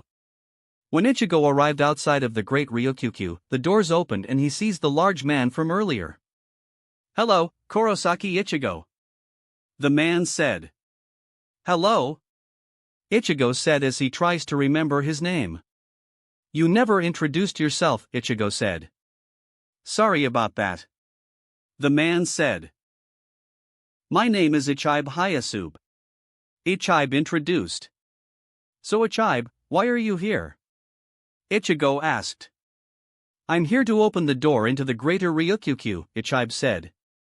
Okay, Ichigo said as he witnesses the complicated seal Ichibe has to perform to open the door into the Greater Ryokyukyu. Ichigo took a step inside the Greater Ryokyukyu and noticed that Ichibe isn't following Ichigo. We are only allowed into the Greater Ryokyukyu when the King of Souls requested our presence, Ichibe explained. I see, Ichigo said as he walks further inside. Ichigo could hear the doors sealing itself up. Ichigo looked to see that the door has a knocker of some sort which allows Ichigo to call for Ichibe when he is done with the Soul King. He walked further into the Greater Ryokyukyu. Eventually, Ichigo entered a throne room to see the Soul King, who appears to be humanoid in physique, with slicked back dark hair, oval eyes with black sclera and unusual pupils and very thin eyebrows. He does not have any arms or legs. The Soul King exists within an unusual barrier that is framed on either side by bright white curtains as the focal point of a large, elegant room. Ichigo, this is Yusaka, Yusaka said through the connection. Yes, Yusaka? Ichigo said. Amaterasu-sama asked you to tell the homunculus that I know your secret. Summon the true king or else. Yusaka said. You sure? Ichigo asked. Yes, Ichigo, that is what Amaterasu-sama wants, Yusaka said. Okay then, Ichigo replied. Ichigo walked up to the homunculus. I know your secret. Summon the true king or else. Ichigo said to the homunculus. The homunculus looked dead set at Ichigo for a few seconds. Ichigo stared back, not flinching. The homunculus nodded to Ichigo, while not looking away. From the right, a violet portal opened. From it is a large obese man sitting on a throne. He has oily long dark hair, oval eyes with black sclera and with white spirals and very large eyebrows. Unlike the homunculus, he has had his arms and leg albeit they're very small. Who dares demand my presence? The True Soul King ordered. Ichigo glaring at the True Soul King. I dare! Ichigo yelled out. The Soul King looked at Ichigo then looked at the homunculus. You dare call me for something this pathetic being? The Soul King yelled at the homunculus. I'm leaving. The Soul King said. Before he could do anything else, Ichigo summoned his hell chains and had them wrap around the Soul King. What the? The Soul King yelled out as he struggles to get out of the chains. Release me. The Soul King yelled out as he tries to get out of the chains. There's no point in trying, Soul King, Ichigo said as he approaches the Soul King. These are the chains of hell. Made to be indestructible unless someone stronger than the Jigaku no Kotai. Ichigo said. No. No. Soul King yelled out as he continues to struggle to break free of the chains of hell. You know what is worse? Ichigo asked. The Soul King glared at Ichigo. Your mother is coming, Ichigo said with a smile. No. No. The Soul King yelled out as he resumed struggling with new motivation. Ichigo could hear the chains creaking from how much force the Soul King is trying to use to break free. It is no use, son. You can no longer escape me. Amaterasu said as she appeared in the greater Ryukyukyu. Mother. Soul King stuttered in fear. Hello, son, Amaterasu said with disgust. You're probably wondering why I had my new favorite son get you here, Amaterasu said. Favorite son? Soul King asked. Wait. I'm her favorite son? Ichigo thought. Yes, my new favorite son, Amaterasu said. My new favorite son is him, Kurosaki Yamamoto Ichigo, Amaterasu said. Now then, what job did I give you that caused your younger brother to get jealous and desire to fight you? Amaterasu asked. The King of Souls? The Soul King replied. Correct. Now then, what is the job of the King of Souls? Amaterasu asked. To regulate the flow of souls into and out of soul society and keep the flow stable? The Soul King replied. Somewhat correct, Amaterasu replied. You know what else the King of Souls is supposed to do? Amaterasu asked. No. Soul King nervously replied. The King of Souls is supposed to rule over the soul society, which is another reason why the position is named King of Souls, Amaterasu said. Once you got the title, you establish a ruling body to take care of the ruling aspect of your position. While you created the Shinigami to regulate the flow of souls into soul society. While that homunculus you created managed to keep the flow somewhat stable even though he can't do anything. Amaterasu said as she points out each major fault that the Soul King has done. Now then, as punishment for your crimes, you will be cursed to constantly reincarnate with no memories of your past. You will be considered misfortune and bad luck, and whenever you regain your memories, you will die in 3 days no matter what someone does, Amaterasu said as she begins to charge an energy ball and was ready to throw it at the Soul King. Amaterasu-sama, wait, Ichigo said. Yes, Ichigo? Amaterasu said. If you do begin to punish him now, who will replace him as the King of Souls? Ichigo asked. The Soul King nodded in agreement with Ichigo's question. There is only one person who I trust to handle that job, Amaterasu said. No. Please no. Ichigo pleased. Ichigo, you are going to be the next King of Souls, Amaterasu said. Ichigo sighed. But I don't want the responsibility that comes with being the King of Souls. I want to be able to travel and move. Ichigo said. Amaterasu let out a small chuckle. You also have inherited the Shiba's wanderlust, Amaterasu said. That's came from the Shiba family? Ichigo asked. You should ask your aunt or your father for more information regarding the family's wanderlust. As for your responsibilities, the idiot of a son made the infrastructure of a government, but you need to remove the rot from the base or make a new infrastructure. Amaterasu advised. I see, what about Yhwach? Ichigo asked. He desires to come and kill the Soul King, and I think me telling him that I am the new King of Souls won't stop his invasion, Ichigo said.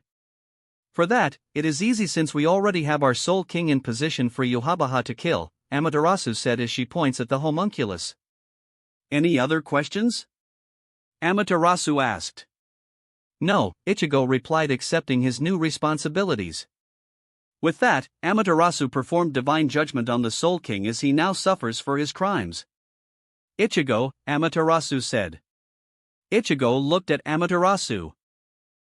Look, I am sorry for forcing you to bear this weight on your shoulders, but you are the only one who can bear the weight of this, Amaterasu said. I know, but still I don't want this, Ichigo said. Ichigo, to fully complete the ascension, you must now bear the eyes, Amaterasu said. The homunculus got off the throne for Ichigo sit on it as Amaterasu walked towards Ichigo and covered both of his eyes with her hands and began to chant in a language Ichigo never hear of. Suddenly Ichigo feels his entire body burn. The pain was like nothing Ichigo had ever felt before. Ichigo wanted to scream but he just couldn't. A few seconds later the pain went away, and Amaterasu removed her hands from Ichigo's eyes and summoned a hand mirror for Ichigo to see the changes. His plain chocolate brown eyes are now changed. They are now black scara while his pupil now has white dots that are spinning in a galaxy spiral. Wow! Ichigo said as he was mesmerized by his new eyes. Now then, here is the plan regarding my other son, Amaterasu said to Ichigo and the homunculus. Scene change, Great Ryukyukyu. Ichigo stood outside of the Great Ryukyukyu. It has been 9 days since he had entered the Great Ryukyukyu. Ichigo was worried since the Great Ryukyukyu is technically a different dimension. Suddenly he heard a loud bang from the Greater Ryukyukyu. Ichigo ran over and unsealed the door to see a tired Ichigo walking out of the Greater Ryukyukyu.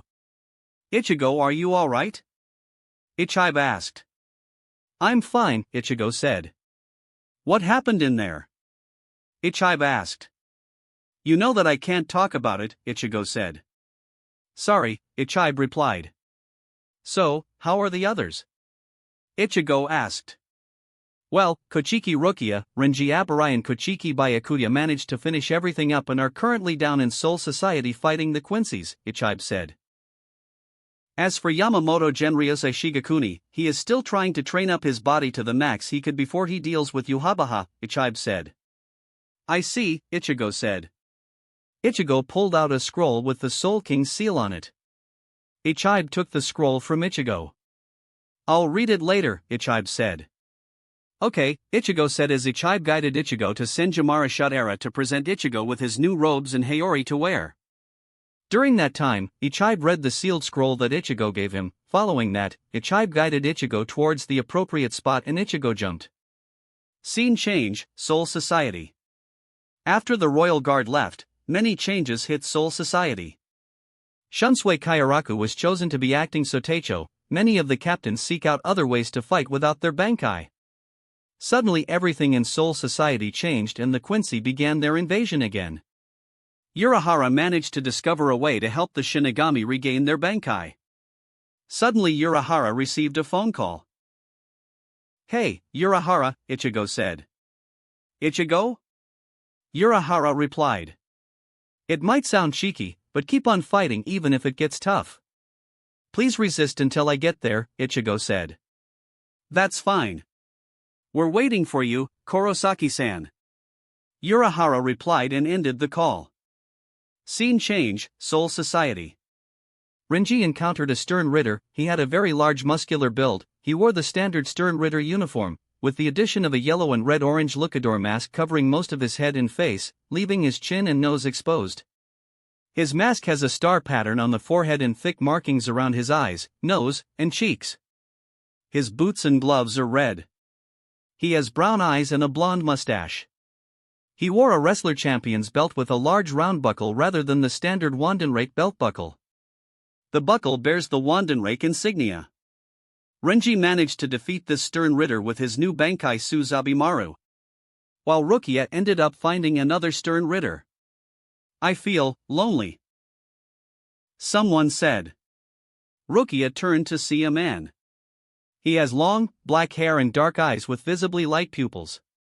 His attire is a variation of the stern ritter's typical white uniform, consisting of the order's signature hooded cloak, an ankle-length trenchcoat with many buttons on its front and sleeves, and black boots. He wore a dark mask, which obscures the lower half of his face and features 5 spikes running down its center. Who are you? Rukia asked. Lonely, I'm lonely. Where is my Senbon Zakura? The stern ritter said. I see, you're the one who stole my brother's Bankai, as not. Rukia said. I know who you are, Kuchiki Byakuya's younger sister. Kuchiki Rukia as not said. Where is Kuchiki Byakuya? As not asked. I have no reason to answer you, Rukia replied. Will he come here if I kill you? As not asked. He might. Rukia replied. As not began to send these spikes of light at Rukia. Rukia managed to dodge the spikes. Something is spreading from the spots touched by those spikes. Rukia thought. Is that his power fear? Rukia thought. Reap the memories and let it fade to black. Kyoko Keshigomu, Rukia said as she released her new Zanpakuto and used the scythe to block the spike. How? Fear can't be blocked by metal. As not questioned. True. But, what if you don't remember fear? Rukia asked as he brought her scythe down and tried to cut his knot. He managed to dodge it before Rukia teleported behind him, cut his arm off. Gah!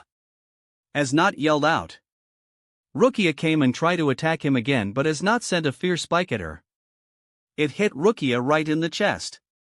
Aha! Aha! You can't move? It can't be helped. That's fear. Fear just works like that. As not said. So, this is fear. Rukia said. Yes. As not replied. Then, what is your fear? Rukia asked. What? As not replied. Are you scared that your fear might not work on someone? Rukia replied, unaffected by the fear spike. Fear doesn't work? As not asked. That's not possible. As not replied. If you think that's not possible, try and pierce me again with those spikes, Rukia said. As not sent a bigger fear spike. Rukia got her side and cut the fear spike in half, causing it to miss her. How? As not asked. Kyoko Keshigomu can cause its foe to forget certain things when the blade makes contact with the enemy, Rukia said. Your fear relies on someone remembering fear. But what if someone doesn't remember how to be scared? Rukia said. Impossible. As not yelled out. All human beings have things that cause them to feel uncomfortable, and things that cause them to feel fear. When they enter a place that causes them comfort, if questioned as to why they feel comfortable there, they cannot form a clear answer, merely saying things such as, because I do. But when they enter a place that causes them fear, even the dullest of fools can identify the causes of that fear. Darkness, cold, height, confinement, pain, contamination. People can list any number of reasons to be afraid. This is because at the most fundamental level, comfort leads to life, whilst fear leads to death. While people cannot give a clear answer about why they want to live, they can give any number of answers to why they do not wish to die. This does not only apply to sentient beings with emotions. It is like all life to avoid death, and therefore, to avoid fear. All living beings go through life to evade fear. It is to better escape the fear that they train themselves. It is to better escape the fear that they grow and evolve. Thus, it is impossible to be unaffected by fear as long as you are alive. As not said. Your lecture is very informative, Rukia said. But, if the person doesn't know or remember the fear, how does your power affect them? Rukia asked. As not replied by firing more and more fear spikes. Rukia charged forward and cut his chest open. Fear. Is this the power of fear? No. This is not fear. This does not even approach fear. My only fear is to be rebuked by His Majesty. To be rebuked by His Majesty and have all of this body taken from me. Compared to such terror, a mere battle can hold no fear, no pain, nothing. As Not yelled as he activates his Volstandig. In this form, he gains a Heiligenschein in the form of a star-like Heiligenschein encircled by barbed wire, a stream of blood pouring from each eye, and a cloak with a line of stitches running down the middle. His wings are barely visible and resemble circles of barbed wire attached to his back. The cloak is very tight-fitting, revealing his gaunt torso. His eyes were completely rolled up, and his forearms are covered in a black substance. Rukia tried to charge and swing her scythe at his Not. Suddenly Rukia felt her feet stop. It won't reach me. As Not said. It's useless. It won't work. Your feet are paralyzed. As Not said. Rukia looked down to see that her feet are paralyzed. What? Rukia said. How? I made my mind forget fear. Rukia said. You see, your mind may forget about fear, but your instincts and muscle memories still work. As Not said. What about the fear spikes? I haven't been hit by them. Rukia exclaimed. In this form, I don't need to strike you with my fear spears, I just need to have eye contact with you. As Not said as a large dome form around As Not and Rukia. No matter where you look, you'll see my eyes. Your nerves cannot escape. As Not yelled. Hearing this, Rukia closed her eyes. Closing your eyes is useless. Your mind will be free of fear, but your body is full of fear. As Not yelled out. Suddenly the dome shattered. As Not looked to see Kochiki Byakuya. Ni-sama. Rukia said in surprise. Finally, you came. I was waiting for you. How are the organs I ripped out of you? As Not asked. I pulled out your stomach completely. I guess it was hard not to be able to eat. As Not taunted. Did you lose some weight? As Not asked. Stop, Ne-sama. Don't look him in the eyes. Rukia yelled. It's too late. As Not said as the eyes began to open up. Suddenly those eyes were stabbed and destroyed by Senbenzakura. Who is the late one? Byakuya asked. I see, did you already cover all the surroundings with your Senbenzakura Kageyoshi? As Not guessed. Look closely. If you have used my Bankai even once, you should know that Senbenzakura Kageyoshi is a Bankai that uses the whole sword as a blade. Byakuya said. This is the Shurkai. Just Senbenzakura. Byakuya explained. What, did you? As Not asked. Thanks to you stealing my Bankai, I was able to study Senbenzakura again from its very core, Byakuya said. Bonds are like pointiest pictures. You can only see their core when you're far away. I had forgotten that. I must thank you As Not. Byakuya said.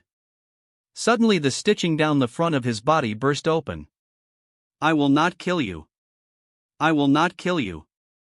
I will not kill you. I will not kill you. I will not kill you. I will not kill you.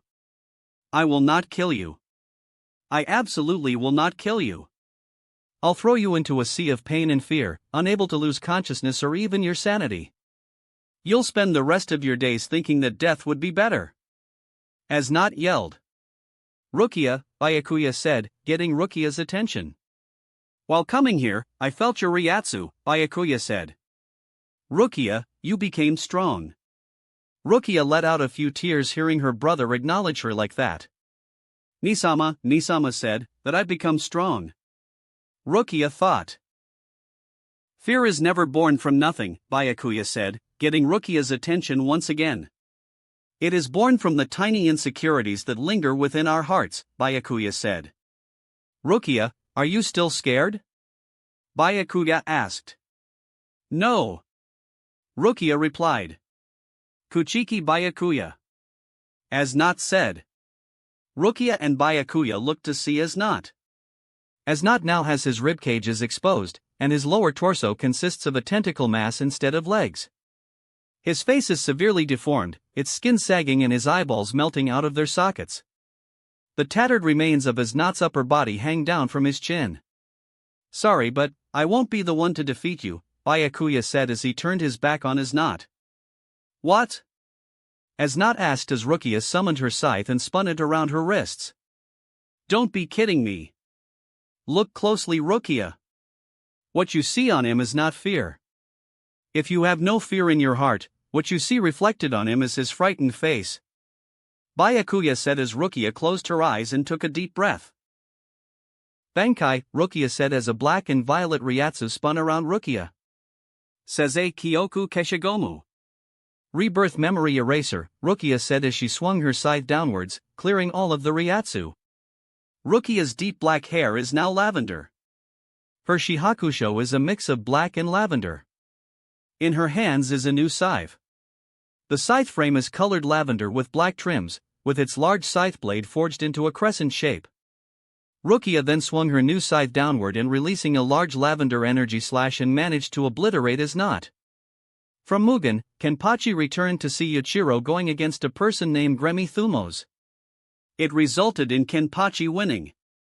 Suddenly he was attacked by 4 female Sternritters. Candace Catnip electrocutes him twice and Meninis Macallon punches him into the ground, leaving Kenpachi unable to move. Nice. I guess this is what they call dying whisper. Giselle said. Who's delivering the last blow? Liltato asked. We should play rock paper scissors to decide, Meninis suggested. Suddenly everyone could hear a loud boom from above, break the Shikanmaku and crash in a nearby building. What was that? Candace asked. It looks like it fell, Meninis said. It did, Liltato said. Ah, Giselle said, sounding disappointed. That hurt. I sped up a bit too much. Someone said behind the 4 Sternritters. When did he?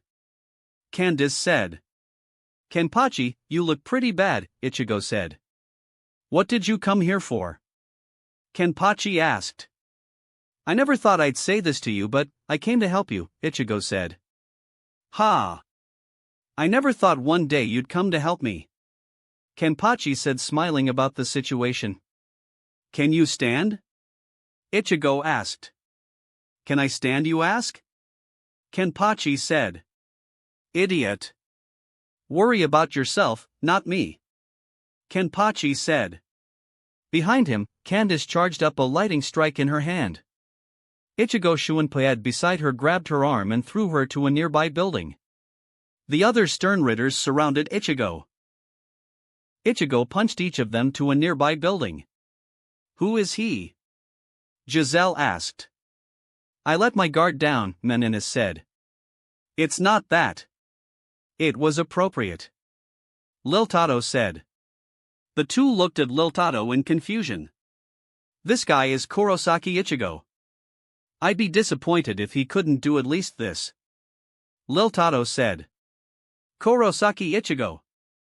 Meninis said in shock. The first in the special war potential list. Giselle said, recognizing the name. Shut you up. Candace yelled out as a large lightning bolt hit the pillar Ichigo threw her at. War potential. Kurosaki Ichigo. Who cares about that? Candace yelled out. I'll never forgive you for covering me in the dust. Candace yelled out in feminine rage. Every morning I wake up hours before everyone else just to get my hair to look decent, you fucker. Candace yelled out. Wah, scary. Giselle said. Is that why she's angry? Liltato said. Candace summoned her Heilig Bogen and fired a large arrow of electricity at Ichigo. Ichigo saw the attack and simply redirected it to a group of Quincy soldiers. Candace was utterly shocked, pun intended, that Ichigo simply redirected the attack instead of blocking it or dodging her attack. I thought it'd be hard to fight against women, but I guess I don't need to worry about that, Ichigo said. Let's go. Liltato said as herself. Giselle and Meninas summoned out their high league bogans, while Ichigo summoned Kokogetsu and stared at each of the stern Ritter. Each of them fired their own high league file. Ichigo drew Kokogetsu and destroyed each of their high league file, followed then by firing a nameless Getsuga Tensho at each of the stern Ritters. None of them managed to dodge the attack, resulting in each of them slamming back into a building. I know you're doing it on purpose, Candace yelled out, in sending electricity everywhere. I'll kill you all. Oh. He's strong, Giselle said. He keeps on deflecting all of my high league file. I'm getting really hungry, Liltato said. He is getting on my nerves, Meninas said. He should die, Giselle said. I agree, Liltato said. Today we have the same option for once, Liltato commented. If we all think the same thing, then it's easy, Candace yelled out. Execution decided. Seriously? Liltato asked. I don't like the Volstandig, it's too tiring, Giselle complained. He is getting on my nerves, but I don't think we should slaughter him, Meninas said. Just shut up, Candace yelled out. How can we stand in front of His Majesty after being made a folly of by that guy? Candace yelled out. Are you ladies done arguing? Ichigo asked. The four stern Ritters looked at Ichigo, who was sitting down reading a book. Ichigo noticed that they were looking at him. Are you ladies done talking yet? Ichigo asked. Candace charged in towards Ichigo while summoning two lightning bolts as makeshift swords. Ichigo used Kokogetsu to block her downward strike and then kicked her in the stomach, the kick causing her to lose focus just enough for Ichigo to stab her right in the heart. Ichigo then places his hand on Candace's head. I Kurosaki Ichigo, in the name of Yawatch, reclaim the script bestowed upon, Ichigo said. The Candace's body began to spasm out as a small soul fragment floated out of her mouth and flew into Ichigo's ring.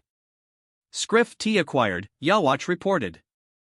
Ichigo then dropped Candace's body and dropped a ball of hellfire on Candace's body, burning it to dust. Shit, Liltato said.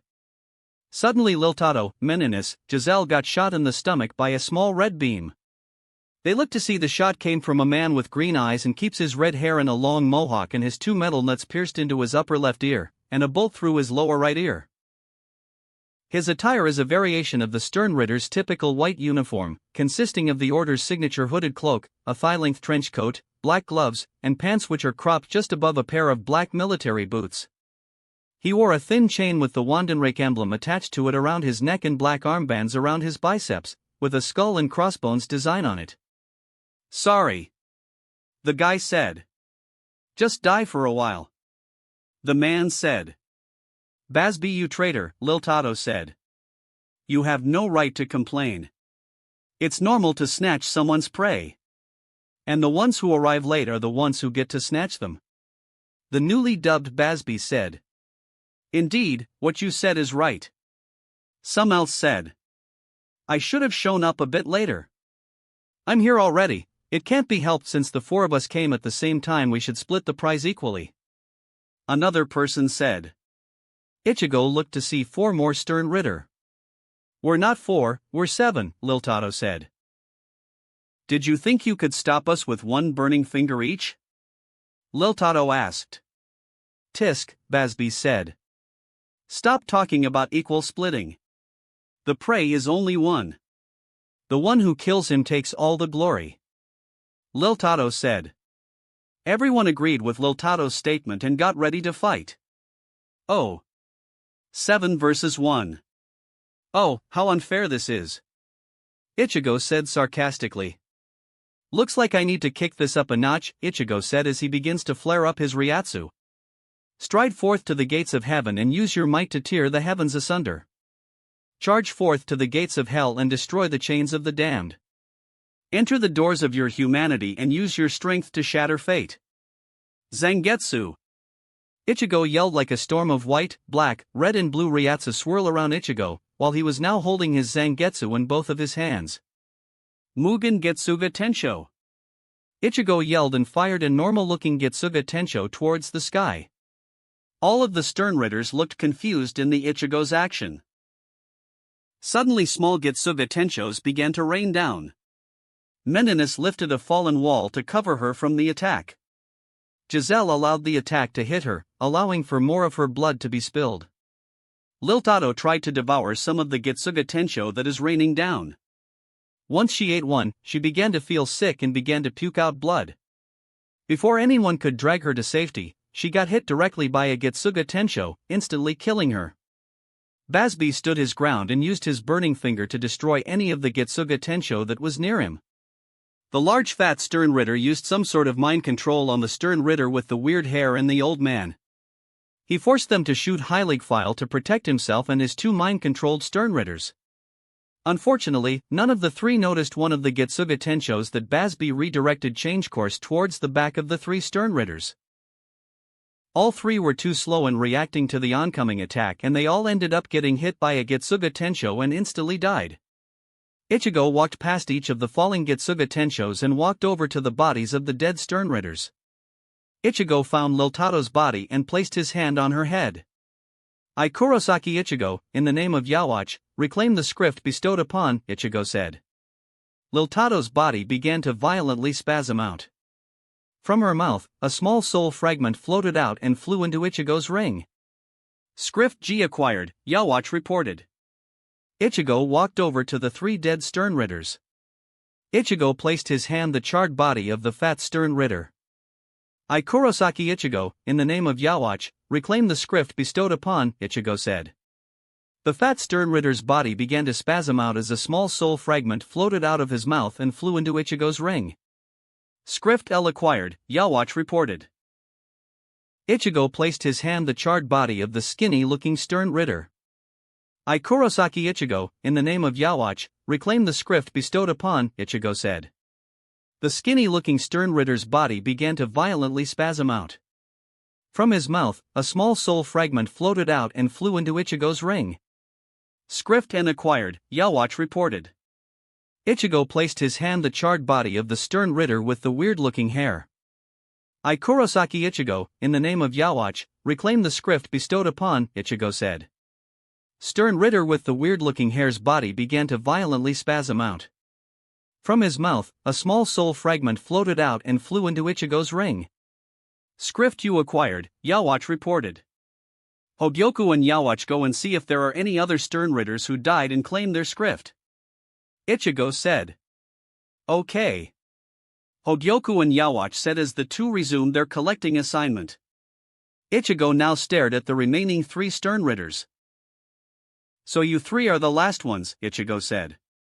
"Say hello to my friends," Giselle said as the nearby corpse of the Shinigami slowly rises. "Zombies?" Ichigo asked. "Yep," Giselle said as she ate a nearby corpse. Ichigo noticed that slowly her wounds recovered. "Looks like I need something a little special to deal with you," Ichigo said. "So, what is it?" Giselle said. "Just some hellfire," Ichigo answered. "Fire?" Basby said when he heard Ichigo talking about the fire. With that, Ichigo summoned a wave of hellfire, easily destroying all the reanimated corpse. Basby tried to guard against the fire, but he ended up getting his hands burnt, something he never felt before. Giselle managed to dodge the hellfire before it turned and began to chase after her. "Bambi-chan!" Giselle cried out. Something jumped and crashed nearby. The dust revealed another Sternritter.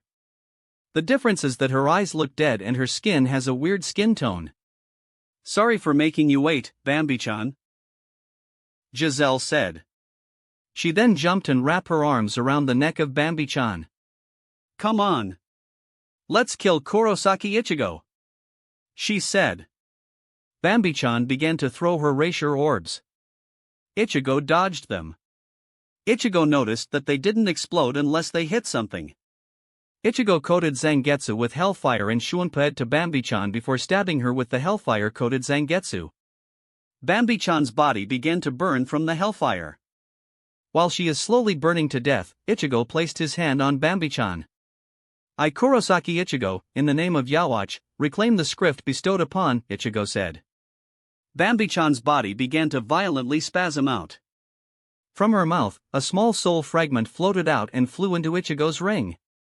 Script E acquired, Yawatch said. Ichigo could see Giselle looking around. Ichigo dropped down to the ground and raised the hellfire-coated Zangetsu and was about to stab her when she spits blood in his open mouth. Luckily Ichigo managed to spit it out. Dang it, Giselle said as she realized her last-ditch effort failed. With that Ichigo stabbed her with the hellfire-coated Zangetsu. While she was slowly burning to death, Ichigo placed his hand on Giselle's face. I Kurosaki Ichigo, in the name of Yawatch, reclaim the script bestowed upon, Ichigo said. Giselle's body began to violently spasm out. From her mouth, a small soul fragment floated out and flew into Ichigo's ring. Script Z acquired, Yawatch said. Once that was done, Ichigo pulled out Zangetsu from her corpse and extinguished the hellflames. During all of this, Bazby swallowed his pride and ran from Ichigo. He never encountered fire that could burn him. Ichigo looked to see a nervous girl slightly shaking. She is a tall and well-endowed girl of slender build. She is light-skinned with long wavy pink hair and short bangs that frame her forehead and green eyes. Her attire is a variation of the Sternritter's typical white uniform, consisting of a frilled skirt, frilled gloves, frilled boots, leggings, a belt with a heart-shaped buckle, a large purple bow with a white Wandenrake symbol around her neck, and a white cap with gold trimmings, which features a black peak and the Wandenrake insignia emblazoned on its front, turned sideways. She had her arms in a somewhat ready stand. Why do you fight for Yhwach? Ichigo asked. Who? Meninis replied. Yhwach is your leader's name, Ichigo replied. Why do I fight for His Majesty? Meninis asked. Yes, Ichigo said. Because he gave me power, Meninis said before she grabbed a large rock and chucked it at Ichigo. Ichigo brought Zangetsu up and cut the large rock. Meninis used this opportunity to run from Ichigo. Ichigo saw a large pillar of white light. What's that light? Ichigo thought. Ichigo shunpaed to the tower. So, you came after us. Kurosaki Ichigo. Yhwach said as he sees Ichigo shunpaed towards their location. I will. Hashwolf said before someone else interrupted him. As Ichigo shunpaed over, someone fired a High League file at him. Ichigo blocked the High League file. Standing on the room was the attacker Yuryu. So you joined him? Ichigo asked. Kurosaki, go home. Yuryu said. Ichigo stared at Yuryu as if he was insane. You can't stop His Majesty, Yuryu said, trying to persuade Ichigo to leave. During this time, Yhwach used this time to gather enough energy to send them up to Ryukyukyu. Ichigo stopped fighting as the three escaped him. Ichigo cracked a small smile. According to plan. Ichigo thought. Chapter 18, Arc 4. Ichigo stood there, watching the Quincy's travel to the Ryukyukyu. The other Shinigami arrived en. Ear Ichigo. Ichigo. Rukia cried out. We need to get a plan before the Quincy's arrive at the Ryukyukyu. Don't worry. It is part of the Soul King's plan. Ichigo said. What? Rukia asked. Ichigo turned to the other Shinigami that stood around him. How many Shinigami did the Royal Guard take? Ichigo asked. 5, Renji replied. Who? Ichigo said. You, me, Rukia, Kachiki Taichoin. Renji said before realizing the missing Shinigami. Yamamoto, Ichigo answered. Now then, everything is according to Soul King's plan, Ichigo said. Everyone realized that Yhwach was heading to the Ryukyukyu as planned. For the next phase, I need to talk to Yukitake privately, Ichigo said. Yukitake walked towards Ichigo. Ichigo pulled Yukitake to a clearing with a bench. Ichigo then cast various privacy Kido to prevent anyone from seeing or hearing what is going on. So Ichigo-kun, what do you need to talk about? Yukitake asked. I need to talk to Mimihagi, Ichigo said. What? Yukitake yelled, surprised that Ichigo knows about Mimihagi. What are you talking about, Ichigo-kun? Yukitake asked, trying to avoid suspicion. Yukitake, look at my eyes, Ichigo said. Yukitake was confused. Ichigo's eyes were the same brown as he has seen before. Ichigo shape-shifted his eyes back to normal. Yukitake suddenly could see Ichigo's eyes are black scara while his pupil now has white dots that are spinning in a galaxy spiral. Suddenly Yukitake's body began to shake violently. Yukitake was forced to open his mouth as black razor shot out of his mouth and began to shape into an arm with a clenched right fist and a single, large eye on the back of the fist. "Hello, new King of Souls," Mimihagi said. "Hello, Mimihagi," Ichigo replied. "So, it's time to reunite the fragments from the homunculus?" Mimihagi asked. "Somewhat," Ichigo said. "The old King of Souls has lost his position and Amaterasu has given it to me." Ichigo said. "You are aware that the left hand and the heart are with Yuhabaha," Mimihagi said. "I am now," Ichigo said. "Also, if you leave your host, what happens?" Ichigo asked. "Then his illness will resume and likely kill him," Mimihagi said. "Is there any way to stop it?" Ichigo asked. "Unfortunately, it was something I was born with," Yukitake said. "Explain," Ichigo said. "When I was 3, I developed an unknown variation of lung disease. Many doctors in the area abandoned me because those doctors didn't believe I could be cured. In a last-ditch effort, my parents took me to Mimihagi's shrine, and they prayed for Mimihagi to take my lungs away. Somehow Mimihagi appeared and took my lungs. In exchange, I became the living host of Mimihagi. This allowed me to survive and become a Shinigami," Yukitake said. "Mimihagi, will you need to be with me when I truly claim the position?" Ichigo asked. "Well, it is likely the best, especially if you manage to get the left hand and the heart," Mimihagi answered. "I see," Ichigo said. "Mimihagi, are there any ways to heal Yukitake and allow him to live?" Ichigo asked. "Kurosaki-kun, you don't dash," Yukitake said. "I do. The reason is that I will need you and the surviving captains to help rebuild Soul Society," Ichigo said. Then Ichigo got a brilliant and risky idea. "Mimihagi, what will happen to Yukitake if you leave his body?" Ichigo asked. "If I leave Yukitake's body, he will continue to function without the body part that was offered," Mimihagi answered.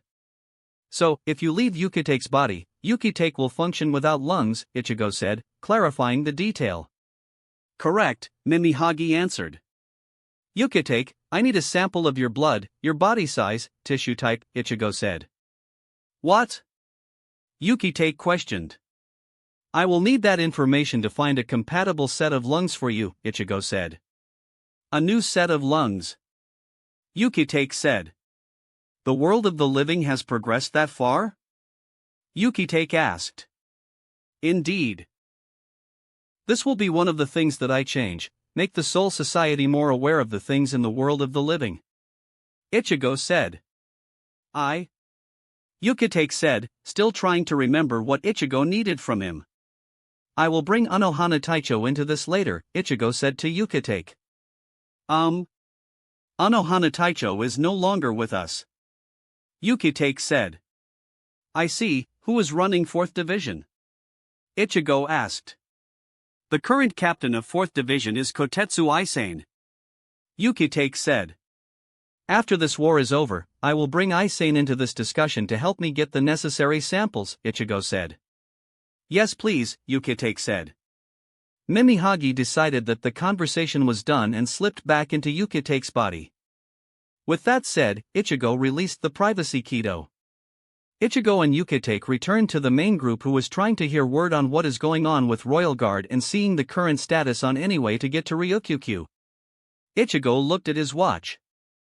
"Looks like it's showtime," Ichigo said. "Showtime?"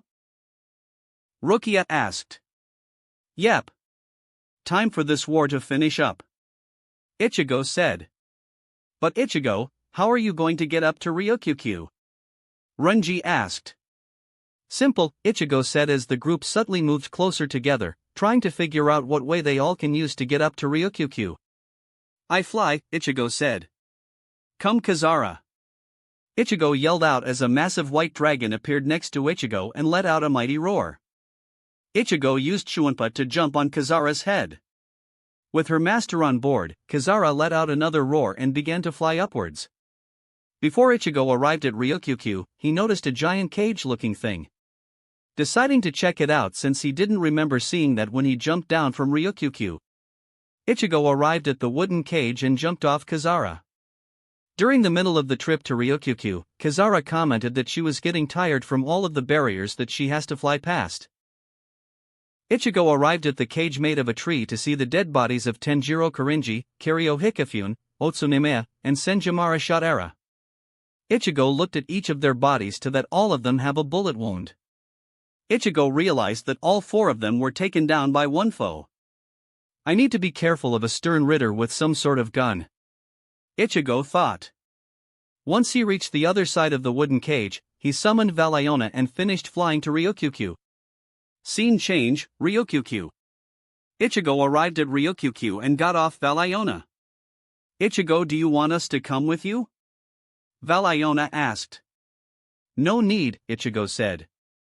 Alright, Ichigo, Valiona replied and returned to Ichigo's mindscape. Ichigo noticed that there was a battle outside the great Ryukyukyu. Ichigo looked to see the dead body of Hayasubi Chibe. Ichigo walked past Ichibe and entered the greater Ryukyukyu. Scene change, greater Ryukyukyu. Ichigo opened the doors to see a giant wave of fire coming towards Ichigo. Ichigo dodged the fire to see Genryusai battling against Yuhabaha. Ichigo Shuanpayed over to block an attack from Yuhabaha and slash him in the chest. Gah! Yuhabaha yelled as he sees Ichigo standing there. Hello, my wayward son, Yuhabaha said. Hello Yuhabaha, Ichigo said. How are you doing Genryusai? Ichigo asked. I'm fine, Genryusai replied. My son, I was expecting you to be here later but it doesn't matter, Yuhabaha said. I have arranged for someone you will fight until I am done with Genryusai, Yuhabaha said as he opened up his cloak as a figure walked out of Yuhabaha's cloak and got on her knee and bowed towards Yuhabaha. My shield, stand up and defend me, Yuhabaha ordered. Yes, your majesty. The figure said and stood up. Ichigo had a closer look at the figure and gasped. The stern ritter Yuhabaha called upon to fight has fair skin and long, light, wavy brown hair down to her back. She also wore a variation of the stern ritter's typical white uniform, consisting of the order's signature hooded cloak, a thigh-length trench coat, knee-high boots, a miniskirt, and black stockings. The figure is strong enough to carry a large shield in the shape of a quincy cross. When Ichigo looked at her eyes, Ichigo recognized who she is. The person standing in front of Ichigo was none other than his mother. However, this Masaki is different than the one Ichigo rescued from hell. Before, Masaki's brown eyes were full of life. Now Masaki's brown eyes are filled with misery and broken. Ka-san, Ichigo said. But Masaki ignored Ichigo and charged towards him. Ichigo jumped back but was slammed her shield. Ichigo managed to put his hands up to take less damage from the attack. Ka-san, why did you join Yuhabaha's side? Ichigo said. I did it for you, Masaki said as she charged and swung her shield at Ichigo. Ichigo managed to dodge the attack again. Masaki continued to charge in and swung her shield as she explains to Ichigo. After I was captured, I was forced to witness His Majesty's power. I sought His Majesty's power and I was terrified of his power. When he told me that you are planning to fight against him, I was even scared that you might die. Masaki yelled out. His Majesty promised me that if His Majesty wins you, Yuzu, Karen, and Ishin will be spared and allowed to live with me. Ka-san. Ichigo yelled out. Yuhabaha is using you. He doesn't care about you. Ichigo set out. I don't care. Masaki yelled out. I am willing to sacrifice myself so that everyone that I love survives this war. Masaki yelled out. I know, you did it for me 10 years ago. Ichigo commented, thinking about when Masaki first died for Ichigo. Masaki stopped swinging her shield when she heard that from Ichigo. Because of that, this is why I have to do this, Ichigo said and summoned the chains of hell. Ichigo. Masaki yelled out, recognizing the chains Ichigo summoned. She used her shield to block the chains of hell. However, they managed to wrap itself around her. "Ka-san," Ichigo said as he walked towards his mother. Masaki struggled against the chains of hell. "I love you, but I am doing this to protect you," Ichigo said as a portal to hell opened up. "Ichigo! Ichigo!"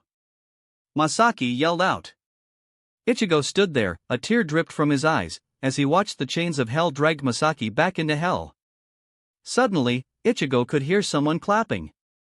Ichigo looked and saw Yhwach clapping at Ichigo for what he was forced to do to his mother. Ichigo noticed that Genryusai was lying unconcluded to the far wall. "My son of darkness, you are the last thing in between me and the Soul King," Yhwach said as he stares at Ichigo and summoned a sword. "I cannot see the future that involves you," Yhwach said. "Nonetheless, you will lose and I will become the new Soul King." Ichigo ignores him as he draws Zangetsu. Getsuga Tensho.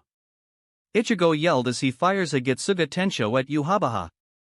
Yhwach dodged the attack as it hit a stray column. Ichigo fired another Getsuga Tensho at Yhwach. Yhwach summoned his Rapier sword and blocked the attack. Yhwach changed his Rapier sword into his Sanct Bogen and fires a large Heilig file at Ichigo. Ichigo dodged the Heilig files. Mugen Getsuga Tensho. Ichigo yelled as he flung the attack to the sky. Yhwach summoned his Blood Vene Anhaben to protect himself from the Getsuga Tenshos that are raining down. Ichigo noticed that Blood Vene Anhaben was slowly eating up the room and the Getsuga Tenshos that was hitting it. Ichigo decided to see how Blood Vene Anhaben reacts to a technique full of hollow Ryatsu. Ichigo charged up and fired a few Siros to test his theory out. The Siros hit Blood Vene Anhaben like it was intended. However, instead of Blood Vene Anhaben absorbing the attack and using it to fuel itself, the Siros simply hit Blood Vene Anhaben and stayed there until the attack ran out of Ryatsu and disappeared. "So it looks like Blood Vene Anhaben cannot absorb my hollow Ryatsu," Ichigo thought. Ichigo fired another Mugen Getsuga Tensho to distract Yhwach while he talked to his spirits. "Zangetsu," Ichigo called. "Yes, King?" Zangetsu replied. "Can I combine a Siro and a Getsuga Tensho?" Ichigo asked. Zangetsu said, pausing to think about the idea. "I don't know," Zangetsu replied. "Normally a combination attack like that would require an equal amount of hollow and Shinigami powers in both attacks or the fusion attack would explode," Zangetsu said. "But with me being the manifestation of both your Shinigami and hollow powers, I might be able to make it work," Zangetsu said. "Fair enough," Ichigo said. Ichigo began to charge a Getsuga Tensho by using the Zangetsu in his right hand. Ichigo also began to charge a Siro by using the Zangetsu in his left hand. Once Mugen Getsuga Tensho ended, Ichigo stabbed the Zangetsu in his left hand forward, releasing a Crimson Siro, and then swung down the Zangetsu in his right hand, firing the charged-up Getsuga Tensho. "Getsuga Luna Negra, Moonfang Black Moon!" Ichigo yelled out. The Crimson Siro and the black and red Getsuga Tensho combined to form a Siro-looking attack with the Getsuga Tensho acting like fins for the Siro. 1. The newly dubbed Getsuga Luna Negra slammed into Blood Vene Anhaben. Yhwach looked at the attack with slight interest. After a few seconds, Yhwach disregarded the attack since it didn't break his Blood Vene Anhaben. After those few seconds, Blood Vene Anhaben started to crack from the pressure of Ichigo's attack. Yhwach noticed Blood Vene Anhaben started to crack, but it was too late. Getsuga Luna Negra broke through and slammed into Yhwach's left shoulder, causing an explosion. The dust cleared away to see Yhwach's left shoulder is severely burnt. "Impressive," Yhwach said. "It has been a long time since I was damaged," Yhwach said as he brought his right hand and touched the blood on his left shoulder. With his blood on his hands, Yhwach brought it to his face. Ichigo stared at Yhwach with wonder and curious at what Yhwach was going to do. "Powers that are strong enough to break through my Blood Vene Anhaben should not exist," Yhwach said as he summoned 5 white balls of light and sent them around Ichigo. "Sanct Altar!" Yhwach yelled. From the 5 white balls of light, they all shot out a beam of energy at Ichigo, forming a large Quincy Zachen. What's going on? Ichigo thought as he slowly felt his energy being drained. Sanct Altar is a technique where it drains the Ryatsu of the victim and gives it to Yhwach, Yhwach said. Wait. Is Sanct Altar draining all of my Ryatsu or just my Shinigami and Quincy Ryatsu? Ichigo asked. It's draining your Shinigami and Quincy Ryatsu, Yhwach said. Ichigo thought of a plan. Yhwach, Yhwach is still affected by hollow Ryatsu, right? Ichigo asked. Yes, Yhwach replied. Zangetsu, get ready for a massive push of hollow Ryatsu, Ichigo said. On it, King. Zangetsu said. Yhwach was slowly feeling his Ryatsu reserves filling up from Sanct Altar. Yhwach was aware that Ichigo's Ryatsu was tricking and slower than before. Might be due to his hollow Ryatsu being filtered out from Sanct Altar. Yhwach thought. Suddenly Yhwach felt a massive amount of Ryatsu flooding in from Sanct Altar. There we go. Yhwach thought. A few seconds later, Yhwach felt something wrong. What's going on? I feel the energy from Sanct Altar filling my Ryatsu reserves, but it doesn't feel normal. It feels hollow. Yhwach thought. Suddenly Yhwach's eyes opened wide, realizing what this Ryatsu is. It wasn't Shinigami or Quincy Ryatsu. It was hollow Ryatsu. Yhwach looked to see Ichigo trapped in Sanct Altar but was smiling. Suddenly Yhwach started to cough. Yhwach covered his mouth with his hand. Yhwach continued to cough. Yhwach looked at his hand to see his blood on his palm. Yhwach quickly dismissed Sanct Altar and began attempting to purge the hollow Ryatsu out of his body. Upon being released from Sanct Altar, Ichigo shunpaed to Yhwach. Getsuga Jujisho! Ichigo yelled out as he fired his cross-shaped attack at Yhwach. Yhwach used his hands to attempt to guard against the surprise attack. The dust cleared to see Yhwach with his hands severely burnt from the attack. While Yhwach was still distracted from the hollow Ryatsu poisoning and the burns on his hands, Ichigo bounded Yhwach with the chains of hell. What? Yhwach yelled out as he struggled in the chains of hell. Hello son, Amaterasu said with disgust as she appears in front of Yhwach. Who are you? You aren't my mother. Yhwach yelled out. It seems reincarnation made you forget who gave birth to you in the first place, Amaterasu said as she snapped her fingers. Suddenly a beam of light hit Yhwach. Mother. Yhwach stuttered in fear, remembering who stood in front of him. Yhwach, before you were reincarnated, you used to like your brother before he became the King of Souls. But, now you despised him, why? Amaterasu asked. Because I already knew brother was not fit to rule, Yhwach replied. I am just made aware of that, Amaterasu admitted. Then what are you going to do about it? He is right there. Yhwach said as he tilted his head towards the Soul King homunculus. Amaterasu looked at Yhwach weirdly for a few seconds before realizing what Yhwach was implying. I forgot that you didn't know, Amaterasu said. Didn't know what? Yhwach asked. That the thing you referred to as the Soul King is not the Soul King, Amaterasu said. What? Yhwach yelled out. Ichigo and I managed to confront your brother, who created a homunculus to act like him while he went to somewhere else to do something, Amaterasu said. I see, so who is the new Soul King? Yhwach asked. I am, Ichigo said as he showed Yhwach his eyes. I see, Yhwach said as he lowered his face.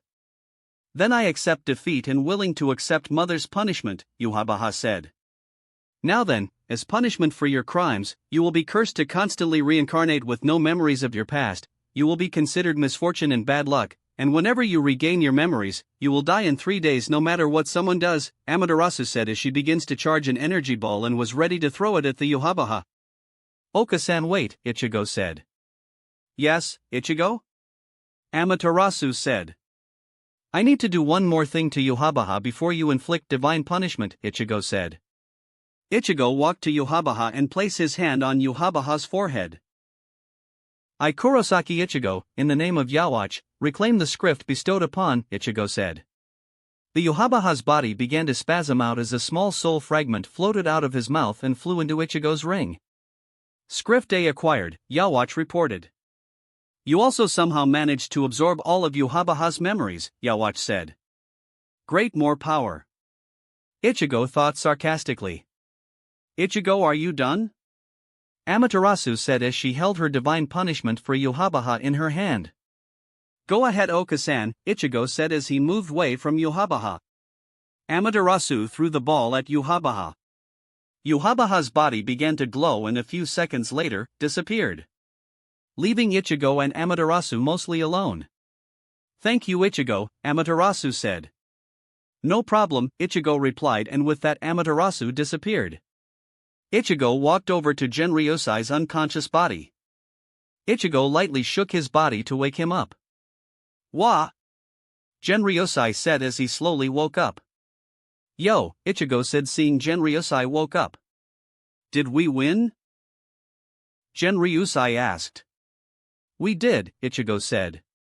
I see, Genryosai said as Ichigo helped him up.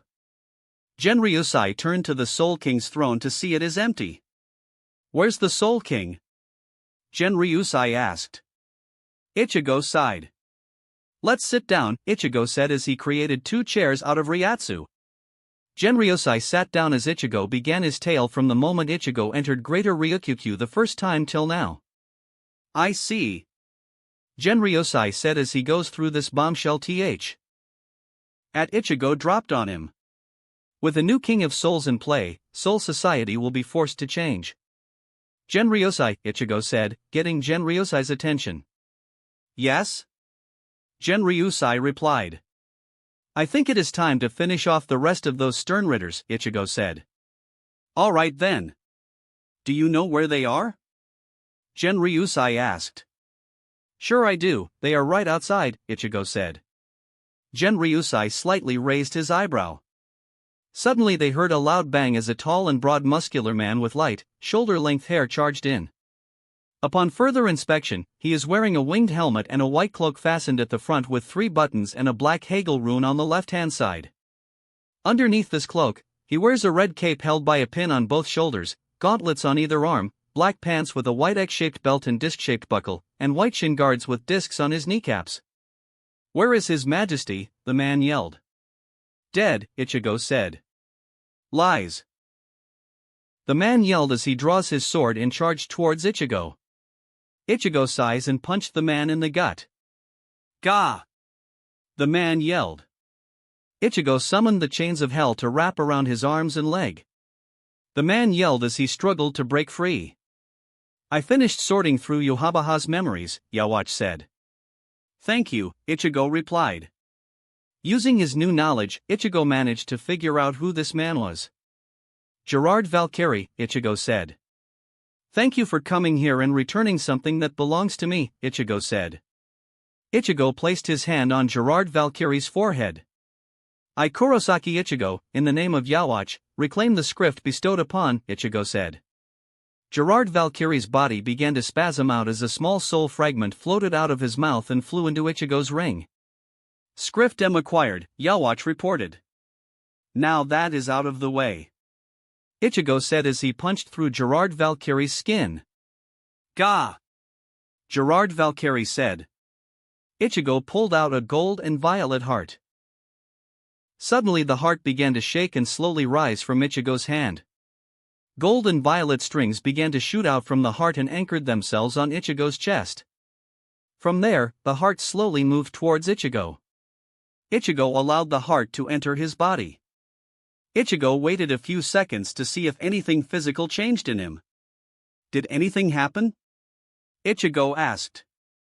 A lot, Hogyoku replied. We will discuss the changes later, Kyoka added. Okay, Ichigo replied. With that done, Ichigo sent Gerard Valkyrie to hell. Are you alright, Ichigo? Genryosai asked. I'm alright, Ichigo answered. The two left the Greater Ryukyu to see the remaining stern ridders standing outside the Greater Ryukyu and was waiting for them.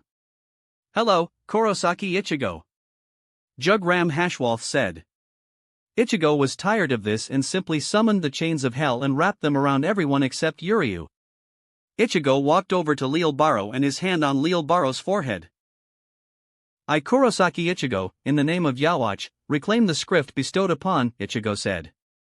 Leelbaro's body began to spasm out as a small soul fragment floated out of his mouth and flew into Ichigo's ring. Script X acquired, Yhwach reported. Ichigo then walked to a skin Nak Lavar and placed his hand on a skin Nak Lavar's forehead. I Kurosaki Ichigo, in the name of Yhwach, reclaim the script bestowed upon, Ichigo said. Skin Nak Lavar's body began to spasm out as a small soul fragment floated out of his mouth and flew into Ichigo's ring. Script D acquired, Yhwach reported. Ichigo then walked to Pranita Parnkyaz. Hello, King. Pranita Parnkyaz spits out. Hello, Lefty, Ichigo said as he ripped Pranita's cloak. Everyone gasped as they see what was under Pranita's cloak.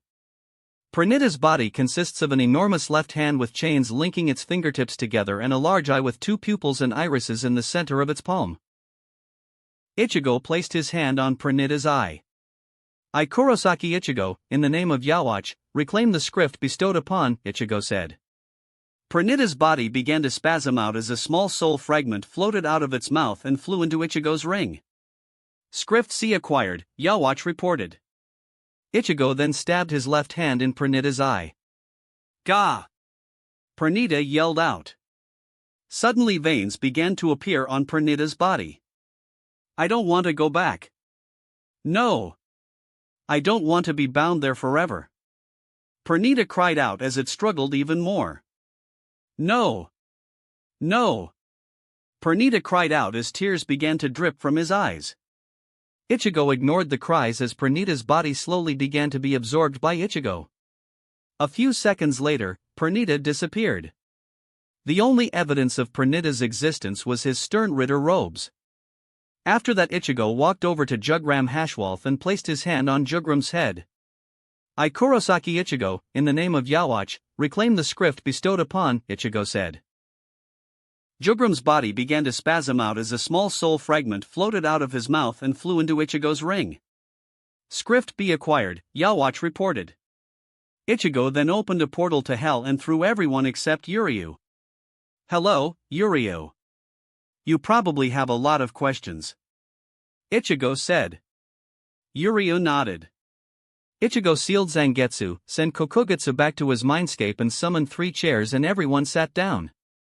Yuryu, the reason why I did not send you to hell is due to a simple reason, Ichigo said. Which is? Yuryu replied. That Yhwach knew you were going to betray him, Ichigo said. What? Yuryu replied in shock. Yes. Yhwach managed to see you assisting me to do something which will stop Yhwach. Ichigo said. What did I do? Yuryu asked. I don't know, Ichigo replied. What do you mean?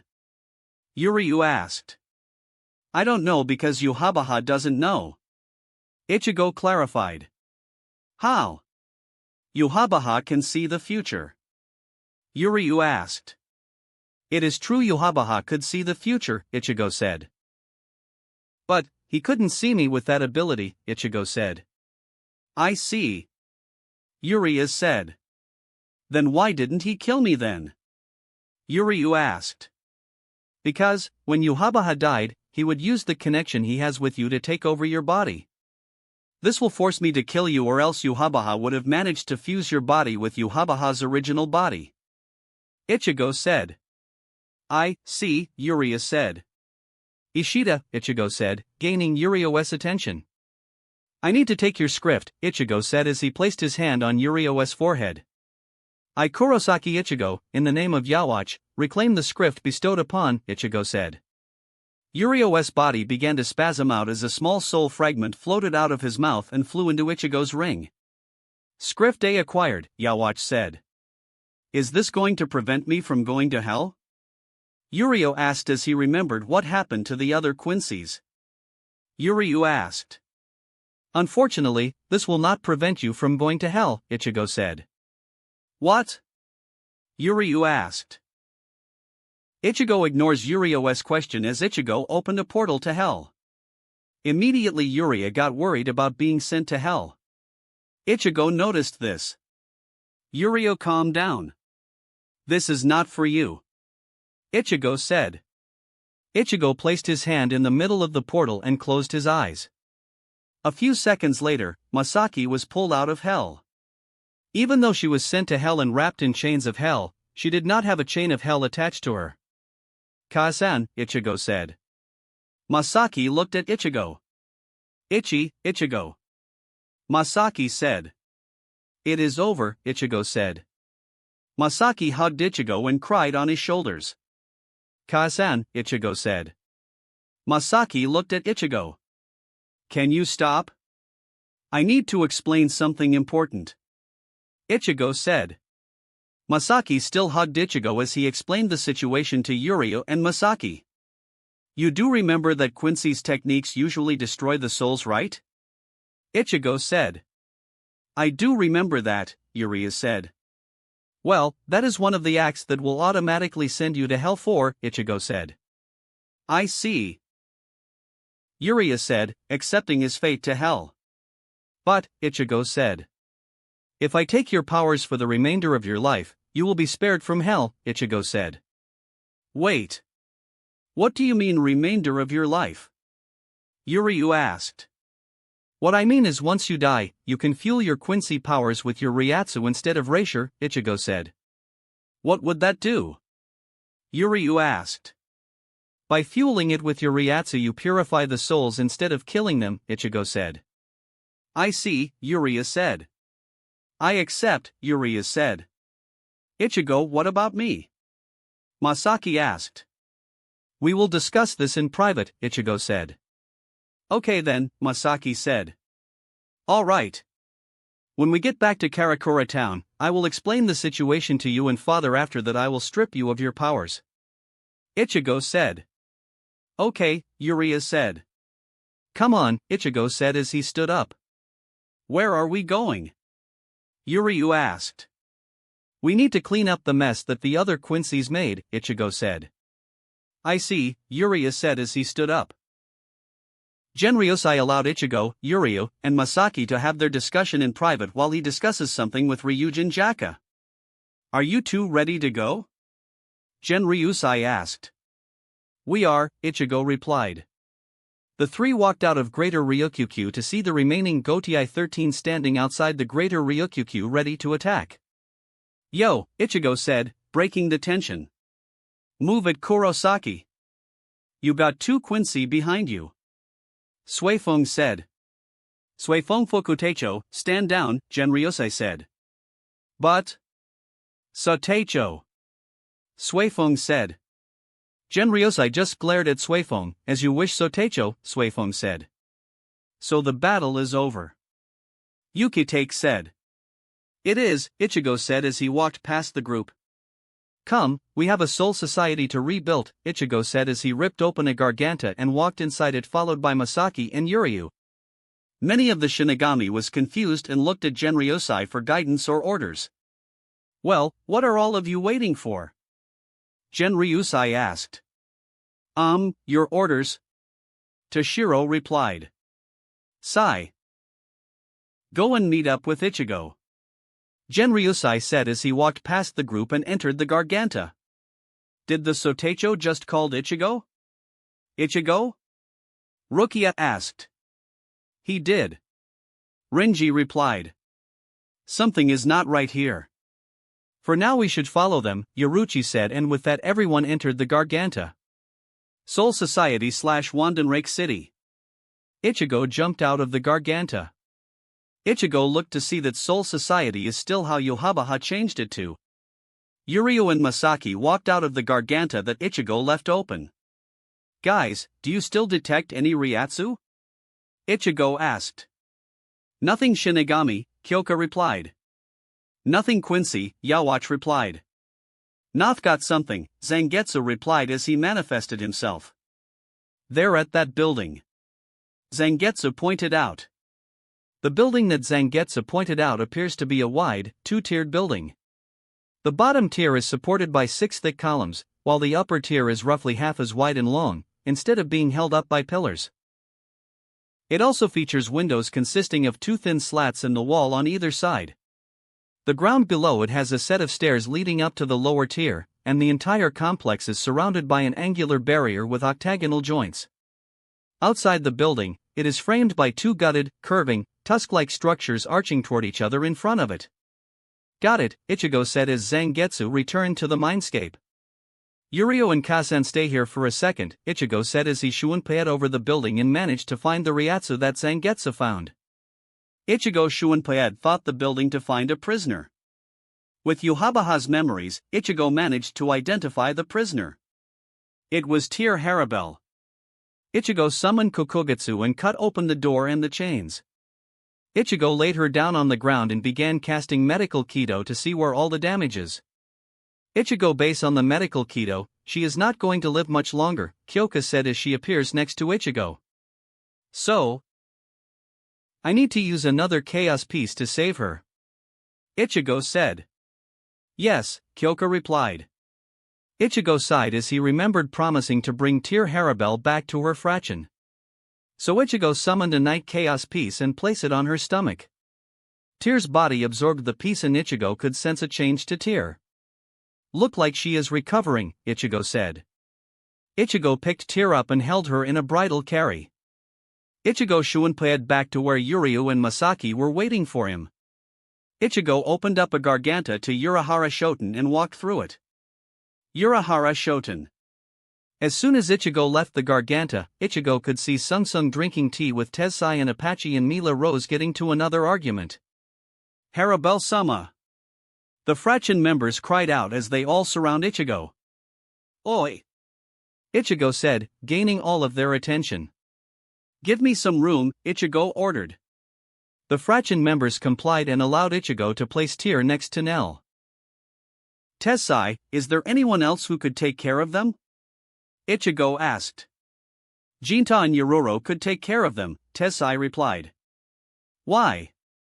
I will need you in Soul Society for a bit, Ichigo replied. I see, Tessai said. Give me a few seconds, Tessai said as he stood up and left the room. Seeing that Ichigo had a bit of time, Ichigo decided to give Mila Rose a message from her sister. Mila Rose? Ichigo called out. Yes? Mila Rose replied. This might be weird, but do you know someone named Francesca Rose? Ichigo asked. Sung wished she had her camera to show Harabel-sama when she woke up.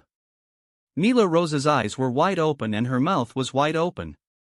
Mila Rose quickly regained her bearing. How do you know that name? Mila asked. Because I met your sister and want to meet you, Ichigo replied. How? Mila yells. I am dead and my sister doesn't have Ryatsu. Let me call her and allow her to explain, Ichigo said as he dialed Francesca's phone number. Hello, Francesca? Ichigo said. I found Mila, Ichigo said. Yes. I am not kidding. Ichigo said. Where are you? Ichigo asked. Okay, give me a few seconds, Ichigo said and hung up. Be right back, Ichigo said and jumped into a garganta. A few seconds later Ichigo shunpeied into the store, carrying another woman who strangely looks like Mila Rose. Francesca. Mila said. Mila. Francesca said. Suddenly the two began hugging and crying tears of joy. While this was going on, Tessai, Jinta, and Yororo entered the room. Tessai, you ready? Ichigo asked. I am, Tessai said. Ichigo opened up a garganta and walked in it, followed by Tessai and left Yurio and Masaki at Urahara Shoten. Soul Society / Wandenrake City. Ichigo and Tessai left the garganta to see that the remaining Shinigami are there. Is everyone here? Ichigo asked. Yes, Genryosai said. Okay, Ichigo said as he turned his eyes back to normal. Everyone gasped seeing Ichigo's new galaxy eyes. Ichigo ignored the gasp as he summoned up his Ryatsu. Everyone could see Ichigo gathering up Ryatsu. Ah no mere, Jigen Shiru. King's order, Dimension Seal. Ichigo ordered. Suddenly Ichigo's Ryatsu rushed out and covered everything with his Ryatsu for less than a second and it suddenly disappeared. What was that? Genryusai asked. I cast one of the special orders that King of Souls can use regarding this dimension, Ichigo said. This command locks this dimension down. No one can enter or leave anymore. Ichigo explained. King of Souls? Everyone asked out loud. Ichigo and Genryusai sighed. Everyone sit down, Ichigo ordered as he summoned a collage classroom setting as everyone sat down. Ichigo took the front of this class. Ichigo explained everything to them, his meeting with Amaterasu, finding out about the real King of Souls, explaining Yhwach and the King of Souls relation and the final battle. So, everyone got that? Ichigo asked. Many of the Shinigami's mind was blown apart. Genryusai was the first one to regain the ability to speak. So, what now? Genryusai asked. With pretty much all of Soul Society is destroyed, I decided to rebuild it from the bottom up, Ichigo said. What? Genryusai yelled. Yep, Ichigo said. I am going to call each division and the respective taicho of that division is going to report to me what is their special duty for their division, Ichigo said. What if the captain of the division died? Tetsuzeman Iba stood up and asked. Then the next highest rank will answer, Ichigo replied. Tetsuzeman Iba nodded and sat down. Ichigo summoned a notebook and a pen. First division. No special duties, Genryusai answered. Second division, Ichigo asked. Technically no special duties, Yoruchi answered. What do you mean technically no special duties? Ichigo asked. During my time as Taicho, I lead the Onmatsukido and second division. Over time those two mixed. Yoruchi answered.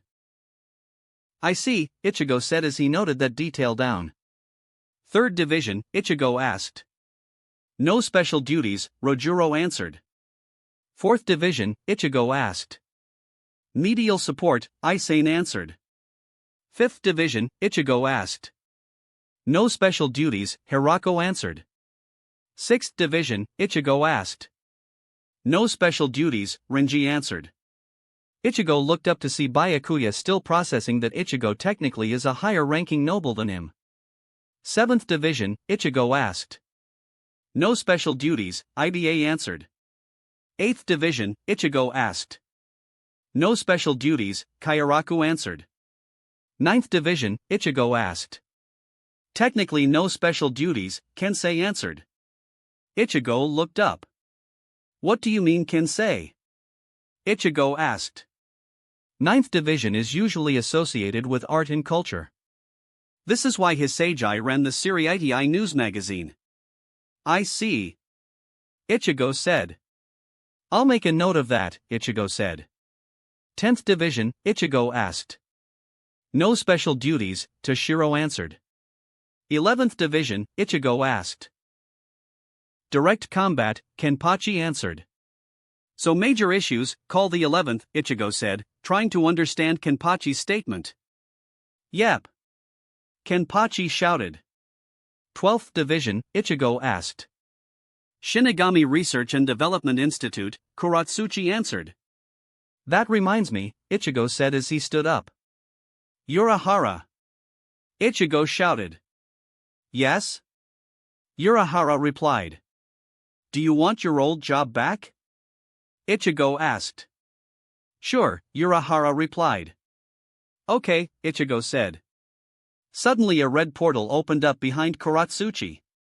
Kuratsuchi, for all of your inhumane action ever since your ascension to captain, I damn you to hell, Ichigo said as chains from the portal opened up and dragging Kuratsuchi in. Once he was inside the portal, Ichigo closed the portal and sat down. 13th division, Ichigo asked, ignoring everyone's shocked look. No special duties. Yukitake answered. Tessai, Ichigo called out. Yes? Tessai asked. What did you do when you were in the Kido Corps? Ichigo asked. The Keto Corps maintain all seals in Soul Society, create new Keto, and start up Senkamans, Tessai answered. I see, Ichigo said as he noted what Tessai said. Since many of you don't have any special duties other than having a few Shinigami around each area, I am going to start assigning roles that each division is going to manage, Ichigo said. First division, you are now in charge of the treasury, Ichigo said. The treasury? Genryusai asked. Yes. First division will now manage all money that is going in or out from the Soul Society. Ichigo said. Isn't that the job of the powerless citizens? Genryusai asked. It was, but it is now your job since we are not going to have any citizens interfering with our work, Ichigo said. What? Genryusai asked. Yes. The reason for this is because all of the problems I had to deal with usually involved Central 46. What I am trying to do here is negate this.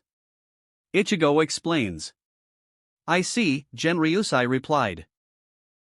Anyways, second division, you are now the Onmitsukido. This means all members of the second division are a part of the Onmitsukido.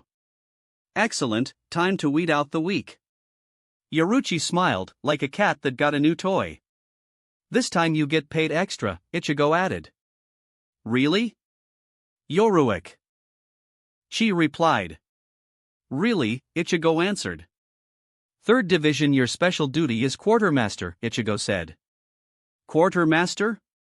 Rojuro said. Yes, quartermaster. You oversee listing all supplies and equipment needed or in the progress of getting. Ichigo explained. I see. Anyways, the fourth division will continue being medical support, Ichigo said. Okay, Isane replied. Fifth division, you will oversee running Shino Academy, Ichigo said. Say what? Hirako replied. You oversee running Shino Academy, Ichigo said again.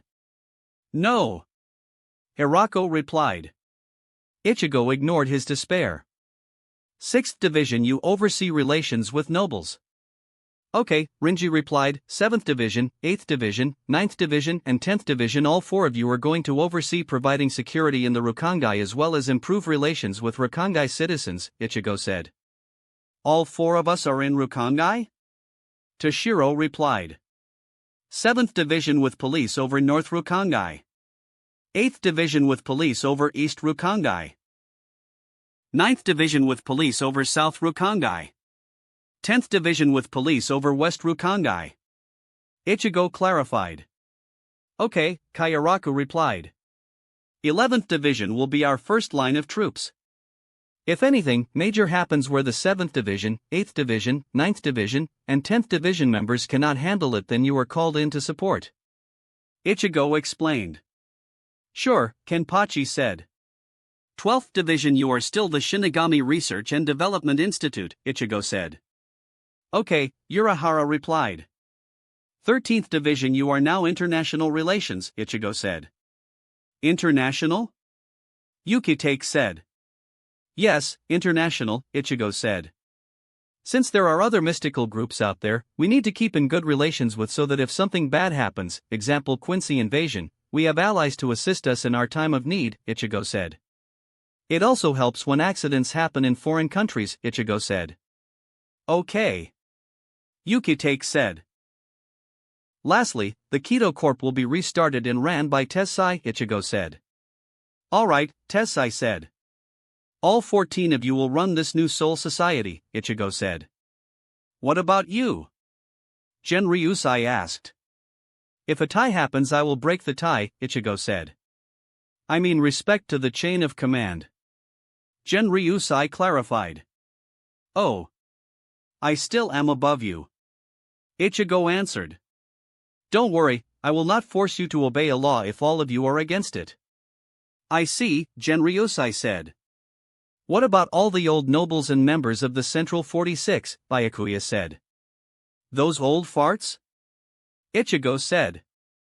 Well, they can't do anything since Central 46 was created to be my voice in this government, Ichigo said. You are right, Genryusai said, remembering Central 46's original purpose. After all, Genryusai was there when the King of Seoul helped create the Rukongai and the Siriidii. Later on, the King of Seoul established Central 46 as a way to check and balance the Gotiei 13. Now then, you have 1 year to fix this, Ichigo said as he stood up. Seoul King-sama? Rukia said. Please call me Ichigo. If you need to go formal, call me Ichigo-sama. Ichigo said. Okay. Ichigo-sama, do you want us to destroy the cities? Rukia asked, pointing out the fact that the Siriitii is still transformed. Oh. Give me 1 second. Ichigo said as he stood up, closed his eyes and took a deep breath. Everyone could see Ichigo gathering up Ryatsu. Suddenly Ichigo's Ryatsu rushed out and covered everything with his Ryatsu. All the buildings began to break down and reform into the Japanese-looking buildings. Better? Ichigo asked. All the Shinigami nodded. Now then, to give you more time to understand your new jobs, you will have 1 year before I unseal this dimension, Ichigo said. How? Genryusai asked. When I sealed off this dimension, I also adjusted the time ratio between both worlds, Ichigo said. I see, Urahara said, interested in this ability. Everyone except Urahara and Yuki take leave, Ichigo said. Everyone ran off to their division to begin the preparation and needed training. Ichigo then looked at Urahara and Yukitake and cast a large privacy keto around the three. Urahara, could you make a pair of lungs that worked with Yukitake's body? Ichigo asked. I can make one from a jigai. Why? Urahara asked. Because I need one or else I die. Yukitake said. What? Urahara asked. Just go get us a pair of lungs that work with Yukitake's body, Ichigo ordered. All right. All right. Urahara said as he pulled out a computer and began scanning Yukitake's body. A few seconds later a little pill pops out. Urahara threw it on the ground. A small cloud of dust appears. Once the dust disappears, Ichigo, Urahara, and Yukitake could see a jigai that looks like Yukitake's body. Now then, Yukitake, I need you to lay down right next to the body, Ichigo said. Yukitake sighed and did as instructed. Ichigo then placed his hand on Yukitake's face. Inamuri, Ichigo said as Yukitake fell asleep. Now we need to open up Yukitake's chest, Ichigo said. Urahara pulled out Beneheim from his cane and cut straight down on Yukitake's chest. Suddenly black Ryatsu shot out of the freshly made cut on Yukitake's chest. The black rapier began to shape into an arm with a clenched right fist and a single, large eye on the back of the fist. The fist was ready to attack before Ichigo intervened. Mimihagi, stand down, Ichigo ordered. The fist stopped and faced Ichigo. So, the time has come, Mimihagi said. It has, Mimihagi. I have collected the other parts. Ichigo said. You are aware that his body will have about 3 minutes before he begins to have brain damage, Mimihagi said. Urahara, can you do this in that amount of time? Ichigo asked. I can, but I will need to go Bankai, Urahara said. Okay then, Ichigo said as he moved slightly away from Urahara. Nake, Beneheim, Urahara said as his cane blade entered Shurkai. Its Shurkai takes the form of a sleek, medium-sized sword. The hilt's grip, which has a gentle black decorative wrapping, bends forward at the end, with a pommel-shaped overlap 3 times, and a crimson tassel dangling from its base. Instead of a tsuba, a U-shaped guard is covering 3 inches of blade, with a flower petal design. At the base of the guard is a red string wrapped thrice around the hilt, with a 3-loop bow on the backside and a folded paper decoration on the front side. Bankai, Kanenbaraki Beneheim Aratame, modification of the Crimson Princess dissection at the doors of Avalokiteshvara, Urahara said as a giant woman with dark, braided hair arranged in loops on her head and mannequin-like arm and wears a revealing robe appeared behind Urahara. You can begin, Ichigo, Urahara said. Ichigo then placed his right hand on Mimihagi's eye. Mimihagi flinched as veins began to appear on Mimihagi's body. Slowly Mimihagi's body began to be absorbed by Ichigo. A few seconds later, Mimihagi disappeared. Go! Ichigo said. Urahara began to perform surgery on Yukitake. Urahara began to cut open both the Jigai's chest and widen the opening on Yukate's chest. From there, Urahara brought out the lungs from the Jigai and placed them in Yukate's chest. From there, Urahara noticed that Yukate's body isn't compatible with the pair of lungs from the Jigai. So, Urahara began to use his Bankai's special ability to make the pair of lungs compatible by restructuring it. A few more seconds, Ichigo and Urahara heard Yukate's body breathing and his new lungs working. Finally, Urahara sewed up Yukate's body and dismissed his Bankai. Urahara, go take care of your division and tell Rukia to meet me in the 4th division, Ichigo said once he lowered the Keto barrier that Ichigo cast. Urahara shunpaed away while Ichigo picked up Yukate and brought him to the 4th division. Ichigo walked in and Isane guided Ichigo to an empty bed for Yukate. Ichigo lowered Yukate on the bed right when Rukia barged in. Ichigo! Rukia yelled. Rukia, let's get out of the 4th division before we continue, Ichigo said. Rukia complied and the two shunpaed out of the 4th division and meet at the 13th division's lieutenant's office. Now then, Ichigo, what did you do? Rukia asked. Urahara and I just finished an experimental surgery on Yukate to cure him of his disease, Ichigo said. Why wasn't this surgery performed at the 4th division? Rukia asked. Because it requires abilities of mine and Urahara that we both wish to keep secret, Ichigo said. I see. Rukia said. Ichigo felt his explanation satisfied Rukia's question and was about to leave when Rukia asked something. Ichigo, just how powerful are you? Rukia asked. Very powerful.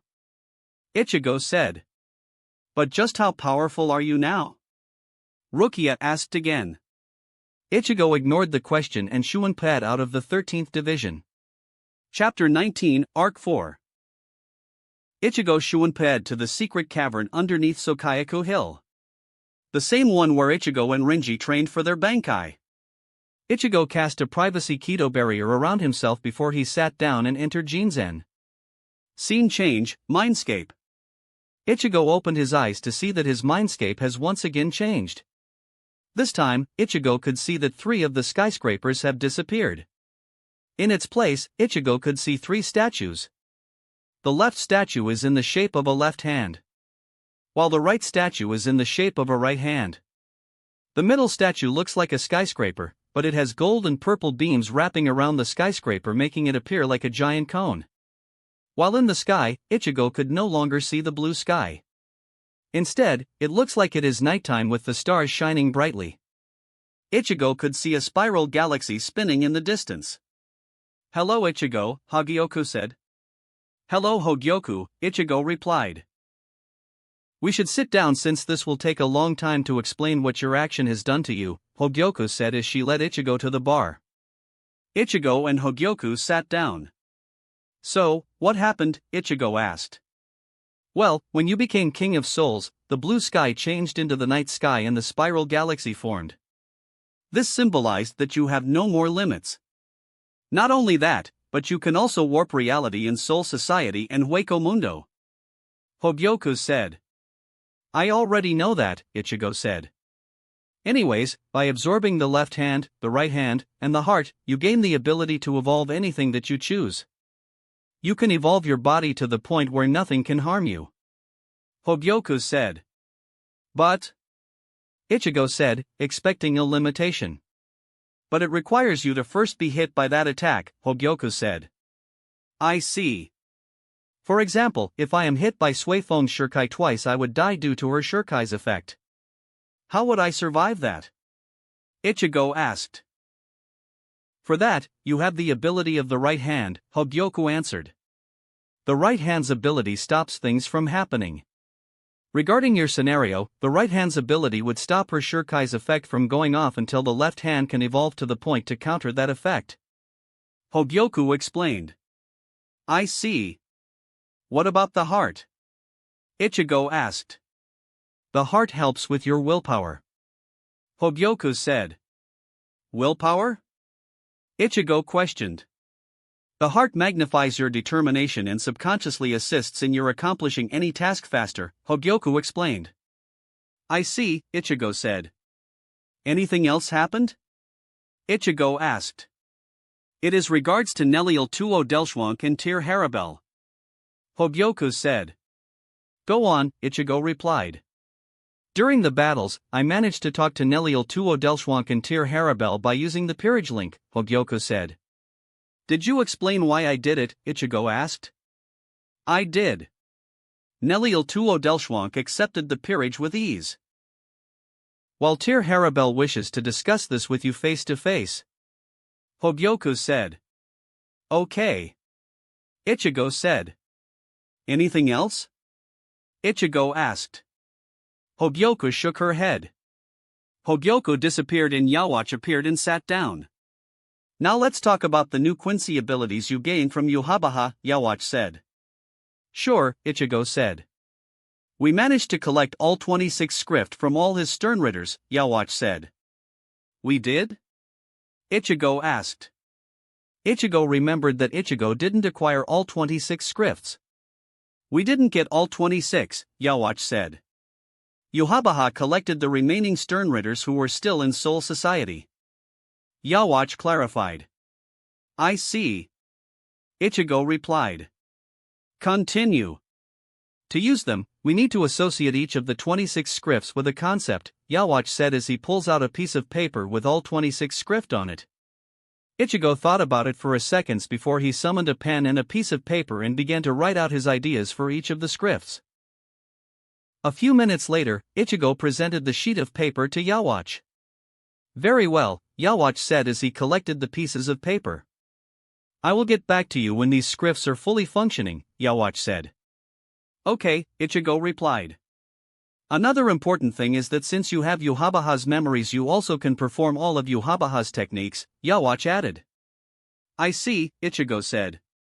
Ichigo remembered Yuhabaha's using Blut Vene Anhaben and Sanct Altar. Anything else?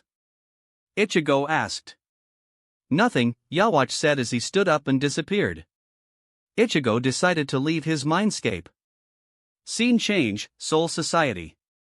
Ichigo left his mindscape and decided to go see how each division is handling its workload. Ichigo Shuunpei'd over to the 3rd division, since it was the nearest division. Ichigo walked past the few remaining Shinigami who survived the war. A few seconds later, Ichigo found Rose looking through various paperwork before letting out a sigh. Hey Rose, Ichigo said. Hello Ichigo, Rose replied. Do you have any issues integrating your division with their new duties? Ichigo asked. I do, Rose said. What's the issue? Ichigo asked. According to these records we found, all the Asachis that we get are forged from Otsunemeya, Rose said. I see since he is dead no one would be able to forge more Asachis, Ichigo said, figuring out Rose's problem. Exactly. And all the records we have never explained how Asachis are forged. Rose added. Give me a second, Ichigo said as he ripped open a Garganta. Scene change, Ryukyukyu, Hodo Palace. Ichigo appeared at Hodo Palace to see that all the festive mood that greeted Ichigo the first time has disappeared. Ichigo walked over to the fake mansion and looked inside. None of the Zanpakutos that occupied it from before was there. Ichigo walked past the fake mansion to see that the girl that kicked Otsunemeya. Ichigo remembered he called her Mara-chan. Mara? Ichigo asked. The redhead looked up to see Ichigo standing here. So, you're back, Mara said. I am, Ichigo replied. What do you need? Not that we can do much without Otsunemeya. Mara said. What do you mean you need Otsunemeya? Ichigo asked. What is it to ya? Mara asked. Well, the Soul Society won the war and it is my job to see what I can do to help all of you, Ichigo said. There is a way to continue Otsunemeya's work, Mara said. But? Ichigo asked. But it requires a Shinigami of strong will to sacrifice himself, Mara said. What do you mean? Ichigo asked. Let me show you, Mara said as she guided Ichigo down a hallway to see a glowing white katana in a glass case with a sign that says break glass upon emergency. What is this? Ichigo asked. Otsunemeya's backup, Mara asked. Backup? Ichigo asked. Otsunomiya knew he was going to die when Yuhabaha invaded the Ryukyukyu, Mira said. So, he created a backup of his soul and memories. You can do that? Ichigo asked. Theoretically you can, Mira said. So, what has to be done for his backup to work? Ichigo asked. It requires a Shinigami willing to stab himself with Otsunomiya's backup, Mira said. What will it do to the Shinigami? Ichigo asked. Essentially the backup will wipe out the Shinigami's Zanpakuto and bind us to that Shinigami, Mira said. That's it? Ichigo asked.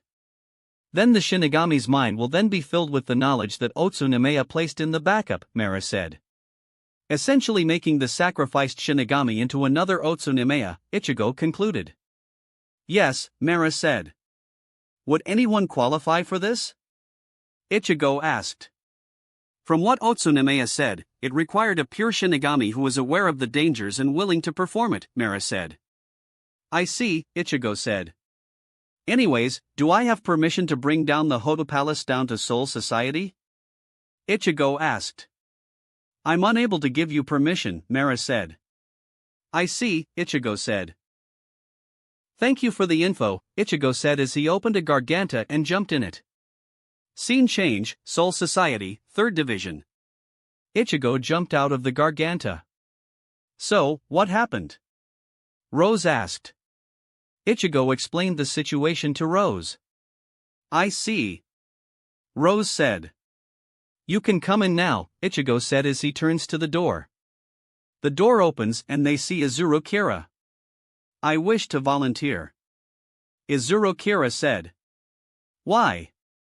Rose asked. Throughout all my time here, I never accomplished anything. All the things I have done resulted in insignificant wins or significant losses. Kira said. And by doing this, it might turn my useless life into something significant. Have you consulted your Zanpakuto yet? Ichigo asked. My Zanpakuto? Kira said. Remember, your Zanpakuto was made from your soul, Ichigo said. Ichigo-sama is right, Wabasuk said as he appears. Wabasuk, Kira said. Hello Kira, Wabasuk said. Are you disappointed about my decision? Are you regretting the fact you were born from my soul? Are you dash dot? Kira said before Wabasuk punched him in the face, shutting Kira up. Kira.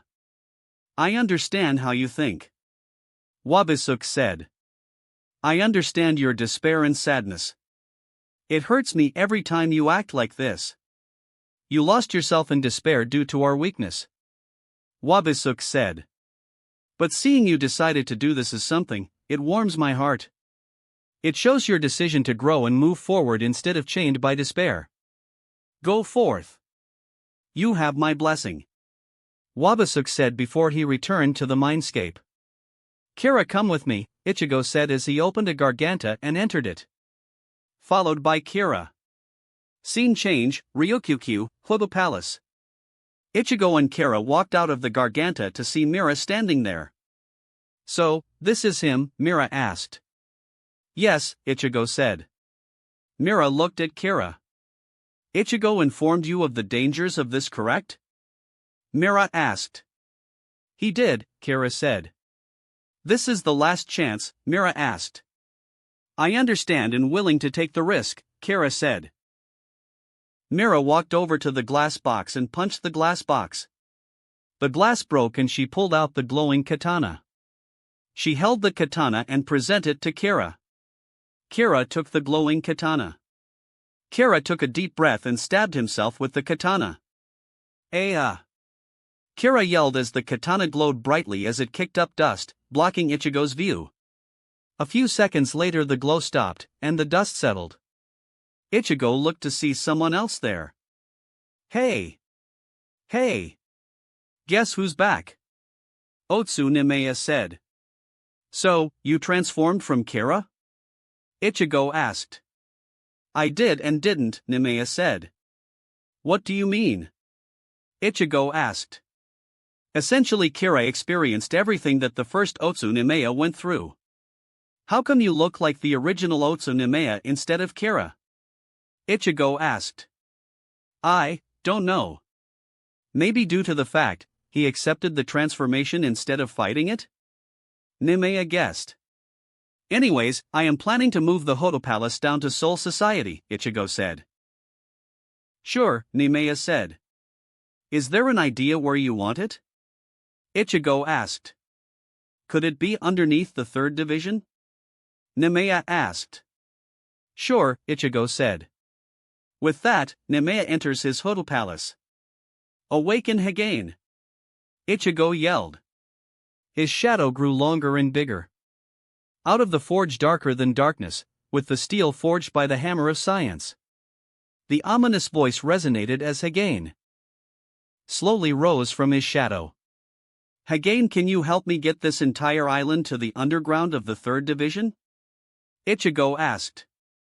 Hagain nodded and he opened a dimensional rift as Ichigo and Hagain helped push the Hodo Palace in the dimensional rift. Scene change, Soul Society.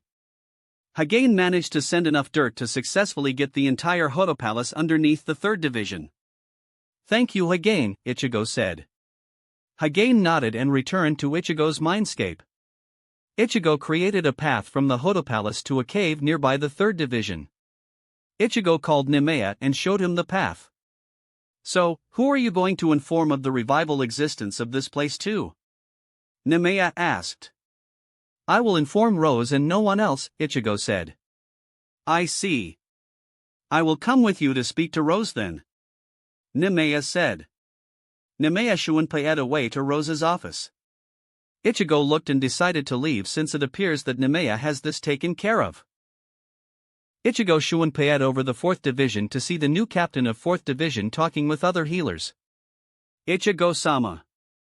Isane greeted with a bow. How may I assist you? She asked. Nothing much.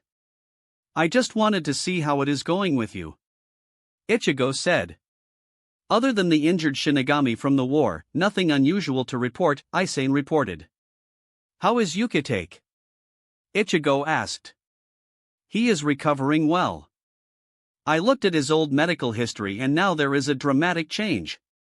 According to Kuchiki Fukuteicho, you and Urahara Taicho performed an experimental surgery on him. Is this correct? Isane asked. It is correct. This type of surgery originated from the world of the living. Ichigo said as he pulled out some medical textbooks from his mindscape. These are some of my old medical textbooks that might help with improving the 4th division, Ichigo said as he handed her the books. Isane carefully held the book with awe and shock. If you have any questions regarding the content of these textbooks, come see me or Urahara and we should be able to explain it to you, Ichigo said. Thank you Ichigo-sama, Isane said as she bowed to Ichigo. Ichigo left to check on the next closest division. Scene change, 5th division. Ichigo appeared at the 5th division to see many of the 5th division looking through various books and making notes. Ichigo walked past each of them to the captain's room. Ichigo knocked on the door.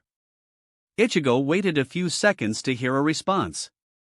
Ichigo heard nothing. Ichigo placed his ear at the door to see if he could hear something from the other side. ZZZZZZZZZHNGGGGGHBBBHWWZZZZZZZ was the thing Ichigo heard from the other side. Ichigo sighed as he slides the door to see Hirako sleeping with paperwork scattered everywhere. Ichigo suddenly had an evil idea. Ichigo quickly went to the Fukuteicho's office to find Hiyori was also sleeping. Ichigo used the air around Hiyori and quickly and quietly moved her over to the Taicho's sleeping quarters. Ichigo quickly ran to Hirako's office and moved him over to his sleeping quarters. Ichigo slowly used water bending to lift Hiyori's arms around Hirako's waist. While lifting Shinji's arms around Hiyori's waist. When Ichigo was done, it appears that Hirako was hugging Hiyori while she was hugging Hirako's chest. Ichigo then took out his phone and started taking pictures. When he finished, Ichigo found an alarm clock sitting on the nightstand. Ichigo changed the setting of the clock to 0659 and set the alarm for 0700. Ichigo then shrunk himself and set his camera on record to record the inevitable. At 0700, the alarm went off. Rying. The alarm cried out. One of Hirako's arms shot out and slammed down on the nightstand, trying to find the alarm clock. Ga, Hirako said as he managed to find the alarm and turned it off. Hirako placed the alarm back on the nightstand. Ahapaya, Hirako said as he rubbed the tiredness out of his eyes. Hirako slowly turned to see Hiyori laying on his bed.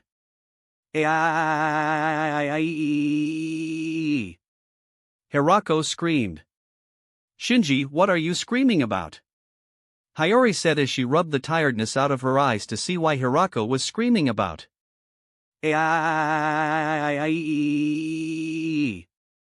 She screamed out seeing them in bed. She immediately grabbed her sandal that was on the floor and began hitting Hirako. Hey, stop that!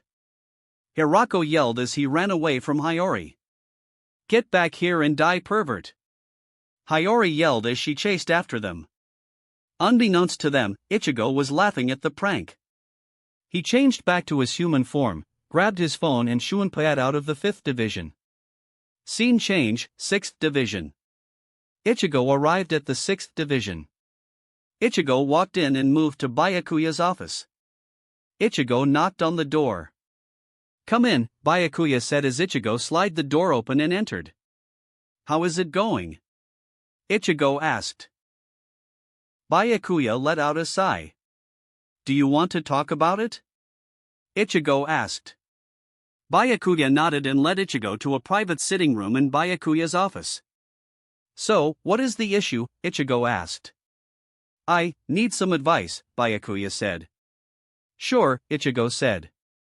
As you know, the Kuchiki clan is one of the 4 great noble families of Seoul society, and due to this, I have a seat in the Central 46, Byakuya said. Due to me being a Taicho, I am not allowed to sit on that seat, so my Aji-san, Kuchiki Jinrei, is sitting on that seat, Byakuya said. Wait. Was he there when Aizen assassinated the old Central 46? Ichigo asked. He was supposed to be there, but he had private Kuchiki issues going on, so he wasn't there at the time, Byakuya answered. I see. Please continue. Ichigo said. My Aji-san informed me that the nobles will not accept the changes that you are implementing. My Aji-san and the rest of Central 46 are planning to have their minions attack you. Byakuya said. And he is going to order me and the entire 6th Division to attack you. I see the problem now, Ichigo said, understanding the problem. I do not know what to do. Should I listen to Aji-san or not? Byakuya said. What does your heart say? Ichigo asked. My heart? Byakuya questioned. What does Byakuya, the Taicho of 6th Division, want to do? Ichigo asked. I don't want to attack you, Byakuya admitted. Good, Ichigo said as he stood up. Byakuya, show me where the Central 46 is located at, Ichigo said. Byakuya stood up and the two Shunpei out of the 6th Division. Scene change, Central 46 compound. Ichigo and Byakuya Shunpei to the outside of the Central 46 compound. Standing guard was 4 Inner Court Troop, one of the 5 branches of the Onmitsukido. When the 4 Inner Court Troop noticed the two, all 4 bowed and returned to a standing position. Hello, Ichigo-sama and Kuchiki Taicho. Guards number 1 said. Hello, guard. I wish to see Central 46. Ichigo said. I am sorry, but we were instructed not to allow anyone to enter. Guards number 2 said. I see, Ichigo said. Then I will make this quick, Ichigo said as he knocked out all 4 of the guards.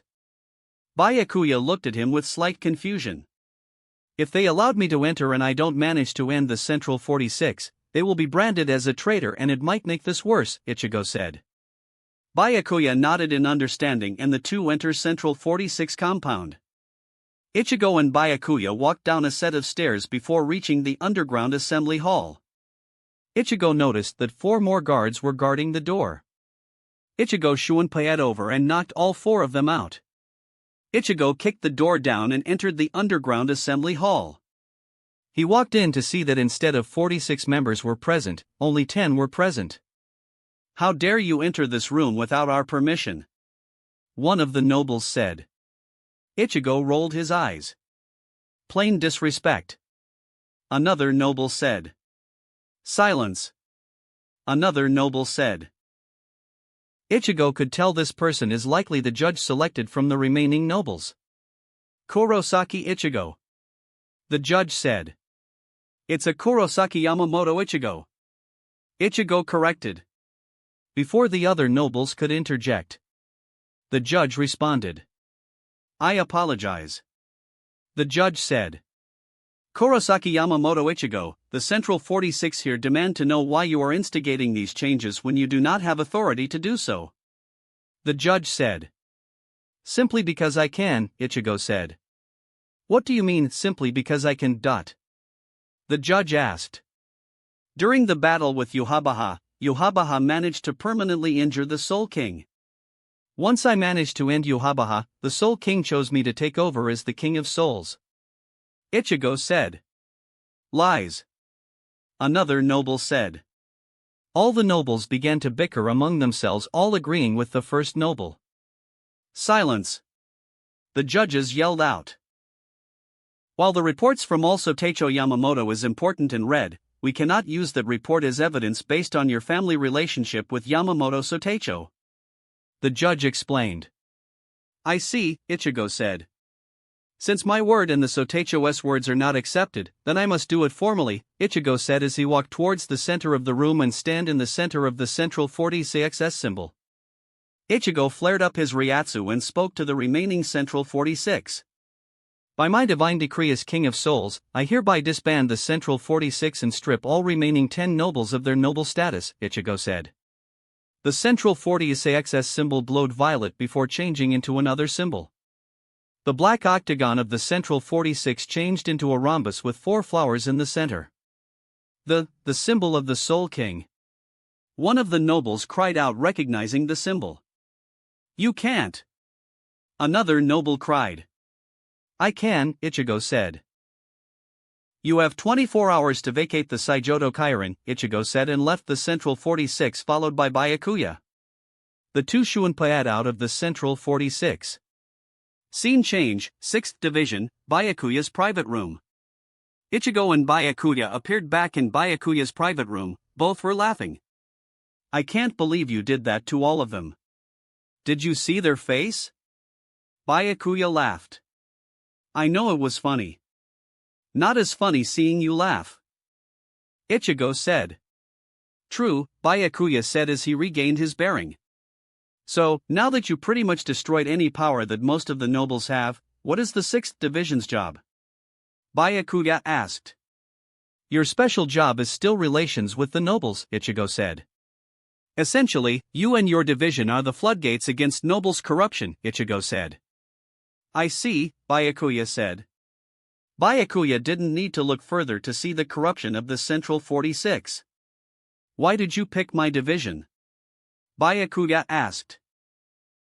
At first is because you know the ins and outs of the nobles since you are after all the current head of the Kuchiki clan, Ichigo said. I see, Byakuya said. I also know that behind that mask is someone who cares for others, Ichigo said as he thought about the times where Byakuya showed he cares for others, especially when Byakuya asked for Ichigo's help. I understand your decision and thank you for trusting me, Byakuya said. No problem. Do you have any other issues? Ichigo asked. At this time no, I don't, Byakuya said. Okay then, Ichigo said as he Shuunpai'd out of Byakuya's private office. Scene change, 12th Division. Ichigo Shuunpai'd over to the 12th Division to see everyone at work typing something down or making notes of various experiments. Ichigo walked past them and bumped into someone, knocking the person down. Ichigo looked to see it was Ninyu, the Fukuteicho of 12th Division.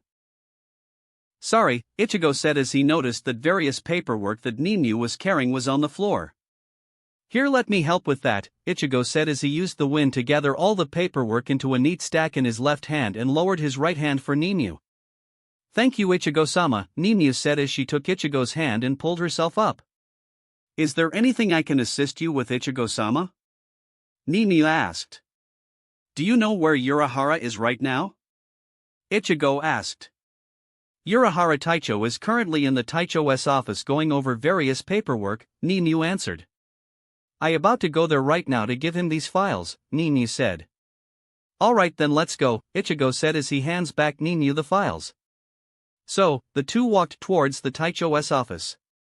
Ninyu knocked on the door. A few seconds later, they heard Urahara reply. Come in. Urahara said. Ichigo and Ninyu opened the door to see paperwork all organized and placed in multiple stacks on the floor right next to the office's wall. Ichigo noticed that Urahara's hair is standing up. Any issues? Ichigo asked. Oh, there is a lot of issues with this division, Urahara said. What happened? Ichigo asked as he summoned a notepad and pen. First off, I noticed that after I took the census of the current members of the 12th Division, it was even lower than I estimated, so I decided to look at previous census that every captain was supposed to do. I looked at those reports to see that they are oddly the same number ever since Kuratsuchi became Taicho of 12th Division. Urahara said as he slides the census paperwork reports. Place the reports down, Urahara continued. So, I then went to 5th Division and Shino Academy to obtain the reports which stated how many students of each graduating class joined the 12th Division, Urahara said as he passed those reports to Ichigo. According to the math, the 12th Division gets about 3 to 5 new members each year, and yet the division census remains the same for every decade. I believe that Kuratsuchi was purposely adjusting the numbers of the census, but I do not know why. Urahara said. It is because he used the useless subordinates for his experiment, Ninyu said. Ichigo and Urahara looked at Ninyu. I see, Urahara said. Well, one issue down, what is the next one? Ichigo asked. The 12th Division's technology is so old. Urahara complained. It is, isn't it? Ichigo said. I am planning to bring technology from my shop over to update this, Urahara said. I want a report of what technology you are planning to bring to update the 12th Division, Ichigo said. Roger, Urahara said. While you do that, I want you two to work on these ideas, Ichigo said. New ideas? Urahara asked. The first one is developing a sensor, Ichigo said. A sensor? There is one for Soul Society. Urahara replied. What about the Siriitii? Ichigo asked. At the time, the idea of a sensor in the Siriitii was rejected due to Shinigami patrolling the area, Urahara said. And yet, 5 Ryoka managed to break in the Siriitii and evade the entire Gotei 13 for about a week, Ichigo commented. So, what is this sensor idea you want me to look into? Urahara asked. Instead of one big sensor that covers the entire Soul Society, have many little ones covering a smaller area, Ichigo suggested. By doing so, it significantly weakens the weak points in the sensors, Urahara concluded. What about the patrols? Urahara asked. Those patrols will be done, but the members will have communication with the people who are managing the sensor to alert the patrols of enemy invasion, Ichigo said. I see. Where would these people manage the sensor? Urahara asked. It would likely be here in the 12th Division and likely the 2nd Division, Ichigo replied. Smart idea, Urahara replied. I will get you those reports as soon as I can, Urahara said. King. It's faint, but I can sense hollows here. Zangetsu said. What? Ichigo replied. I can sense it beyond his wall, maybe a secret passageway? Zangetsu guessed. I will ask, Ichigo said. Ichigo turned to Ninyu. Ninyu, did Kuratsuchi experiment on any hollows here? Ichigo asked. How did you know? Ninyu asked. What? Urahara and Ichigo yelled in surprise. Kuratsuchi managed to capture a few Arancars when we were in Hueco Mundo and experimented on them, Ninyu admitted. Show us, Ichigo ordered. Ninyu walked over behind the Taicho's deck and pushed on the wall. One of the panels pushed in. The wall right next to the secret panel moved up, revealing a secret passageway. Ninyu walked down, followed by Ichigo and Urahara. They arrived in a sealed room. I cannot take you further. Only Kuratsuchi knows the password to this room. Ninyu said. Let me try something, Ichigo said. Ichigo placed his hand on the keypad. Ichigo focused a pinch of Ryatsu towards his hand. No mere, Ida. King's order, open. Ichigo said. The number pad glowed purple for a few seconds. Suddenly they heard a beep and the door opened. Ichigo, Ninyu, and Urahara walked in to see 4 bodies floating in some type of liquid. Ichigo recognized one of them. One of the floating bodies was an Arankar that Ichigo fought with when he invaded Las Noches. Arankars, Ichigo said. Urahara walked towards one of the monitors. Based on these readings, these Arankars are alive, Urahara said. I think something was added to them, Ichigo said. What makes you say that? Urahara asked. All of their bodies have surgery scars, Ichigo said. Urahara looked at the Arankars and noticed that they all have similar position surgery scars. I want you to look through Kuratsuchi and report to me immediately on what Kuratsuchi did to them, Ichigo ordered. Right, Urahara said. Ninyu, can you leave for 1 second? I have something private to ask of Ichigo, Urahara asked. Ninyu complied and left the room. Urahara immediately cast a variety of privacy keto in the secret lab. So, is this about your contract with me? Ichigo asked. It is. When you assigned the 13th Division International Relations, it made sense that you will seek an alliance with the Devils, Fallen Angels and Angels first and later seek alliances with other fractions. Urahara said. Since my knowledge of them will slowly be obsolete, I request we rewrite or edit the contract, Urahara asked. I will take care of that when I unseal the dimension, Ichigo said. Okay then, Urahara replied as he unsealed the secret lab. Also, what is the password to the lab? Urahara asked. When did I leave Karakura town? Ichigo replied as he shunpaed out. Scene change 13th Division. Ichigo shunpaed to the 13th Division. All of them are currently working on paperwork or reading a book. Ichigo walked over to Sentaro Katsubaki. Yo, Ichigo said, startling the person. Kekekurosaki-sama, Sentaro said before bowing to Ichigo. The rest of the division stopped working on paperwork or studying and began to bow towards Ichigo. Ichigo sighed. All of you get up, Ichigo said. Immediately everyone got up and stood at attention. All of you please resume you were doing. Ichigo said. Everyone returned to what they were doing. Ichigo looked at Sentaro. So, what are all of your division doing right now if I could ask? Ichigo asked.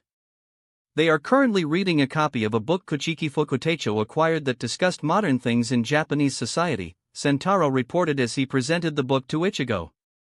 Ichigo grabbed the book and looked at it. Ichigo remembered making a copy of this book for Rukia so that she wasn't that lost in the world of the living. I see, Ichigo said as he handed Sentaro back his book. Do you know where Rukia is currently? Ichigo asked. She should be in Taicho's office, Sentaro reported. Thank you, Ichigo said. For now, continue doing what you are doing, Ichigo said as he enters division, looking for Rukia. Ichigo walked towards the Taicho's office and knocked on the door. He could hear someone slamming paperwork on the table before stomping towards the door.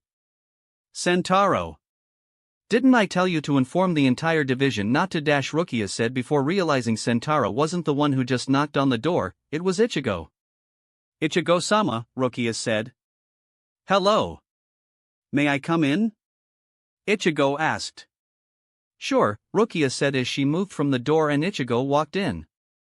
Ichigo could see that Rukia was working on paperwork based on the stacks of paperwork on the ground near the desk.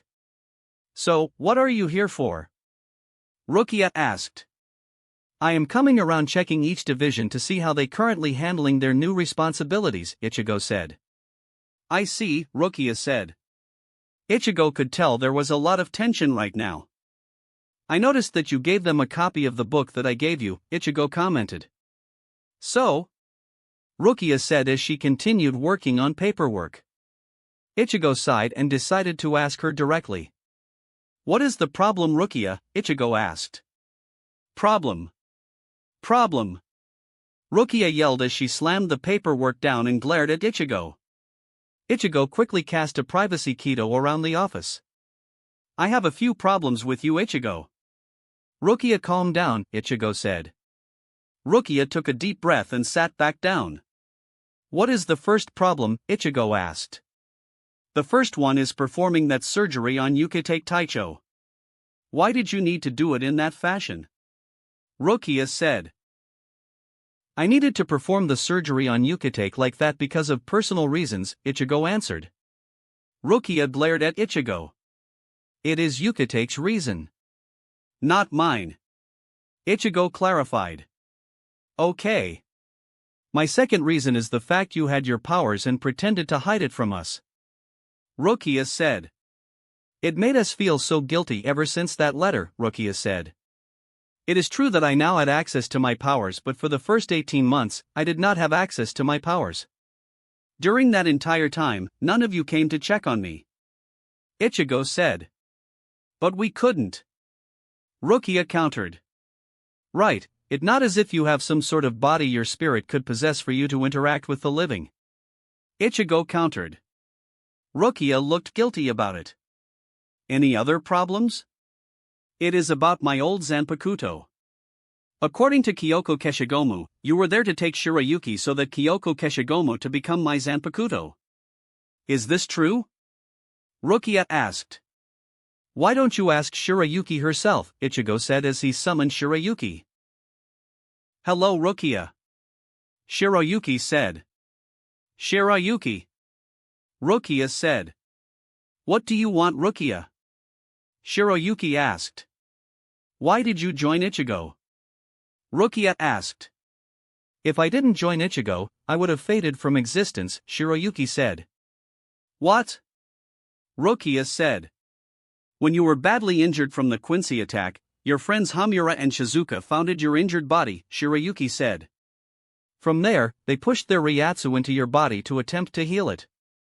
What they ended up doing was pushing themselves into your mindscape. The two saw me and we ended up fighting. Their desire to help you against my desire to survive. Shirayuki said. What happened? Rukia asked. Ichigo happened, Shirayuki said. Ichigo somehow was able to enter your mindscape and managed to rescue me and allowed myself to become his Zanpakuto and allowed Hamura and Shizuka to become your Zanpakuto, Shirayuki said, and returned to Ichigo's mindscape. I see. Rukia replied. Rukia, Ichigo said. Rukia looked up at Ichigo. I want you to tell the wizards to meet me at Sokayaku Hill tomorrow, Ichigo said. Why? Rukia asked. I want to see how strong you are and help the wizards become true hybrids, Ichigo said. I will spread the message, Rukia said. With that, Ichigo shunpaied out of the barracks. Scene change, 2nd Division. Ichigo appeared outside of the 2nd Division. Ichigo walked past the gate and immediately a squad of Onmitsukido members appeared and took a knee and bowed to Ichigo. Ichigo-sama, how may we be of service to you? One of the Onmitsukido asked. Ichigo thought about it for a second before replying. I need 4 of you, Ichigo said. A few seconds later, only 4 Onmitsukido members remained. I need 4 of you to send this message to Taicho of 7th, 8th, 9th, and 10th to meet me at this location, Ichigo said as he handed the 4 Onmitsukido members the note. With that, the Onmitsukido members shunpaied away. Ichigo walked inside the barracks until Ichigo reached the Taicho's office. Ichigo knocked on the door. Come in, Yoruchi said as Ichigo opened the door. Ichigo could see Yoruchi working on paperwork. Hey Ichigo, Yoruichi said. Hey. How is everything going? Ichigo asked. Good. Why do you ask? Yoruchi replied. I am currently going to every Taicho and asking them how the new integration is coming along, Ichigo said. It is fine since the 2nd Division and the Onmitsukido already integrated beforehand, Yoruchi answered. I see, Ichigo said. Yoruchi, could I ask you something? Ichigo asked. Sure, Yoruchi replied. In 2 days, can you start training me in Shunko? Ichigo asked. Shunko? Yoruchi questioned. Yes. Shunko. Ichigo replied. Sure, Yoruchi said. Before I start training you in Shunko, I need to test your Hakuta skills, Yoruchi replied. Sure. See you in 2 days. Ichigo said before using Shunpa and leaving Yoruchi's office. It seems Ichigo is faster than I could imagine. He might even be faster than me. Yoruchi thought as she resumed working on paperwork. Listening from a secret passageway, Suifeng fumed at the thought of someone dare steal Yoruchi from her. King of souls or not, no one dares steal my Yoruchi-sama from me. Suifeng thought as left from her secret passageway. Scene change. Ichigo Shuunpaed out of the second division into a ramen shop. Ichigo saw as he Shuunpaed around the Siriidii. The ramen shop is one of those corner shops. It's called Ramen Ichiraku. Ichigo walked in and was greeted by an old man and a young girl. Hello, welcome to Ramen Ichiraku. The young girl said. Hello, can I get a table for 5? Ichigo said. Sure. The young girl said as she guided Ichigo to an open table. A few seconds later, Iba, Kairako, Kensei, and Toshiro entered the ramen shop. The two employees were shocked in seeing 4 Taichos entering the ramen shop. Before they could get out of their shock, Ichigo raised his hand. Hey, over here, Ichigo said. The 4 Taichos noticed Ichigo and walked over to Ichigo's table. What did you need us for? Kensei asked. Eat first then discuss business, Ichigo said as the girl came by and handed out the menu. Everyone ordered their item. In a few minutes, the girl returned with everyone's order. She placed them on the table and pushed the cart back. Everyone took a bite out of the ramen. The owner and his daughter silently prayed that the Taichos would like their food. 2 seconds later, all 5 of them began to devour the ramen, as if this ramen was the last thing they would eat. The owner and his daughter silently cheered that the Taichos loved their ramen. Once it appears that the Taichos were done with their bowl of ramen, the chef and owner walked over to the table. Hello. How was your meal? He asked. It was surprisingly good, Ichigo said. The best thing I had for a long time, Toshiro said.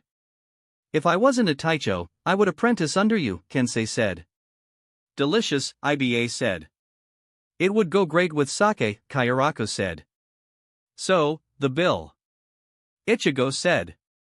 It's on the house. The owner said. But? Ichigo said. Please spread the word about Ramen Ichiraku. The owner said. As you wish, Ichigo said. The owner left the table full of joy. Now that we finished eating, let's get started, Ichigo said. The 4 captain nodded. Now then, Iba, how is the 7th division? Ichigo asked. The 7th division is still mourning for the loss of Kamamura Taicho, Iba said. I see, Ichigo said. As of this moment, until another candidate is found, you will take charge of the 7th division, Ichigo said. Yes, sir. Iba said. Now then, Kairako, how is the status of the 8th division? Ichigo asked. It's... Kairaku said. Going well? Kairaku replied. Well. Ichigo said. Let me ask your Fukuteicho then, Ichigo said as he summoned a hell butterfly and sent it over to the 8th division. No. Kairaku said as he tried to stop the hell butterfly. Ichigo summoned the chains of hell and had them wrapped around Kairaku. Kairaku struggled to get out of the chains. Kairaku, don't bother, Ichigo said. Kairaku sighed in defeat and accepted his fate. While we wait for Kairaku's Fukuteicho, let's continue, Ichigo said. The only issue my division has is not enough Shinigami, like everyone else right now, Kensei said. I see. For now, we cannot solve that right now since many of the souls in the Rukongai were killed off during the Quincy invasion. Ichigo said. From the entrance of the ramen shop, Ichigo could feel killing intent. Ichigo wasn't the only one who could feel it. Everyone at the table could feel the killing intent. However, that killing intent was directed towards a certain Taicho wrapped in chains. Nanao and Lisa entered the ramen shop. Before the employees could greet the two, Ichigo called her. "Nanao and Lisa over here," Ichigo said. The two looked to see Ichigo waving his hand while surrounded by Iba, Kensei, Toshiro, and Kairaku, who was still wrapped in chains. "Hello Ichigo-sama," Nanao said. "Hey Ichigo," Lisa said. "Hello, ladies. Do you want to eat before we discuss business?" Ichigo asked. "Will Kairaku will still be here?" Nanao said, glaring at her Taicho. "Yes, Kairaku will still be here and ready for you two to torment," Ichigo replied. "Sure," Lisa said as Ichigo signaled the server to come with 2 menus. Lisa and Nanao ordered their ramen and began eating it quietly. Ichigo could tell that they loved their ramen. "Anyways," Ichigo said, resuming the discussion. "Toshiro, any issues on your side?" Ichigo asked. "Other than Matsumoto refusing to do paperwork and the need for more Shinigami," Toshiro answered. "I see," Ichigo said. "Normally I would not get involved with this issue, but why does Matsumoto do this?" Ichigo asked. "What?" Toshiro asked. "I know that Ishin was the Taicho of 10th Division before you, and how did he deal with her?" Ichigo asked. "Now that I am thinking about it, the roles were reversed for them," Toshiro said. "Ishin would skate away from the paperwork and Matsumoto would hunt him down while I did the paperwork," Toshiro said. "Maybe you should talk to her," Ichigo said. "Okay," Toshiro said. With that, Ichigo looked at Lisa and Nanao just finished their ramen. "Now then ladies, how is the 8th Division coming along?" Ichigo asked. "It is somewhat bad," Nanao said. "Due to Kairaku's relaxed nature and his constant desire to drink, the 8th Division overall is not ready for the special duty that you assigned for this division," Nanao said. "Is this something recent or recurring problem?" Ichigo asked. "It is something of a recurring problem," Nanao admitted. "I see. Hypothetically, if I demote Kairaku from Taicho status and promote Lisa into Taicho status, do you think you can fix all the problems that Kairaku caused while he was a Taicho?" Ichigo asked. Lisa and Nanao were shocked for a few seconds. Is that possible?" Lisa asked. "It is possible. I just need to ask Genryusai beforehand," Ichigo said.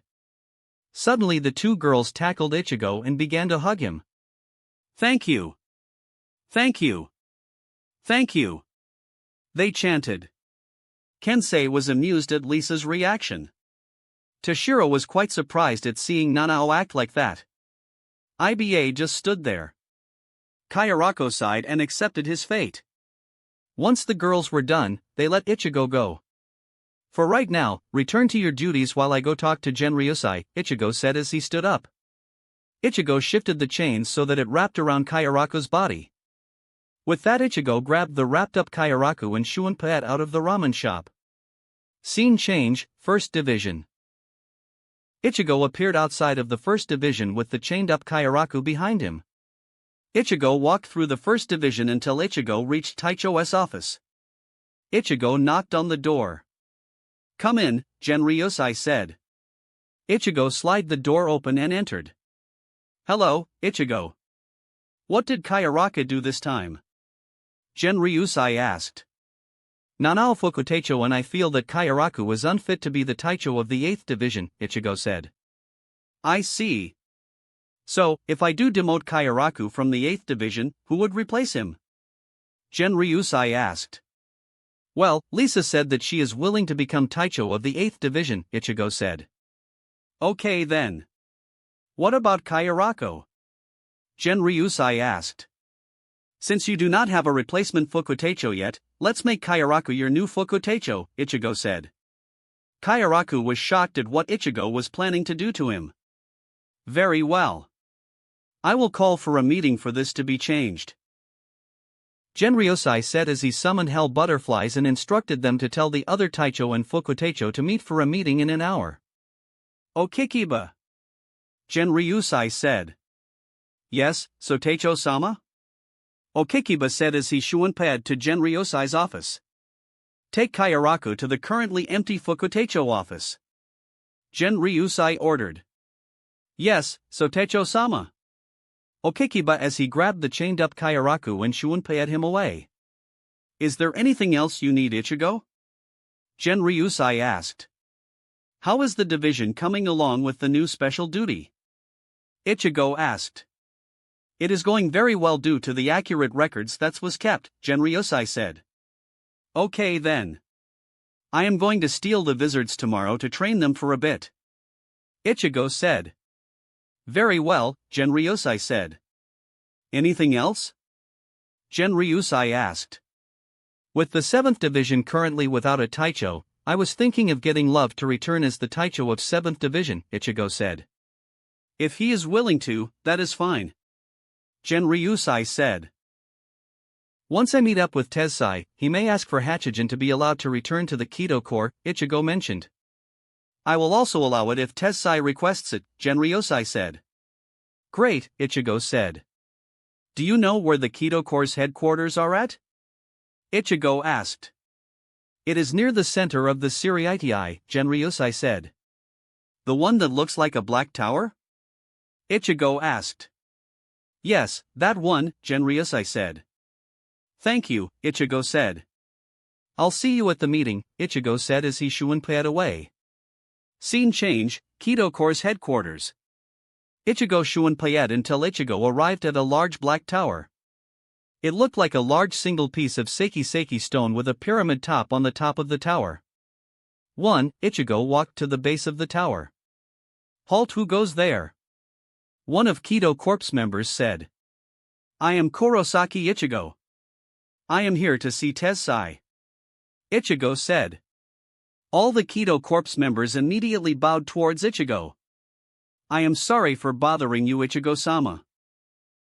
A Kido Corps members said. I will notify Shiraikan, Commander, immediately. A few seconds later Ichigo could see Tessai walking down from the Kido Corps headquarters wearing the standard Shinigami robes with an ornate dark blue robe with a large upturned collar and the symbol of the Kido Corps on it. He also carried a shakujo. Hello, Kurosaki-dano. Tessai said. Hello, Tessai. May we talk in your office? Ichigo asked. Sure, Tessai said as he guides Ichigo to his office. Ichigo and Tessai sat down as Tessai activated a privacy Kido. What is going on? I am just checking on all the divisions to see how they are right now, Ichigo said. I see, Tessai said. Many of the Kido Corps members are happy that their Shiraikan returned, Tessai answered. So, you are called Shiraikan instead of Taicho?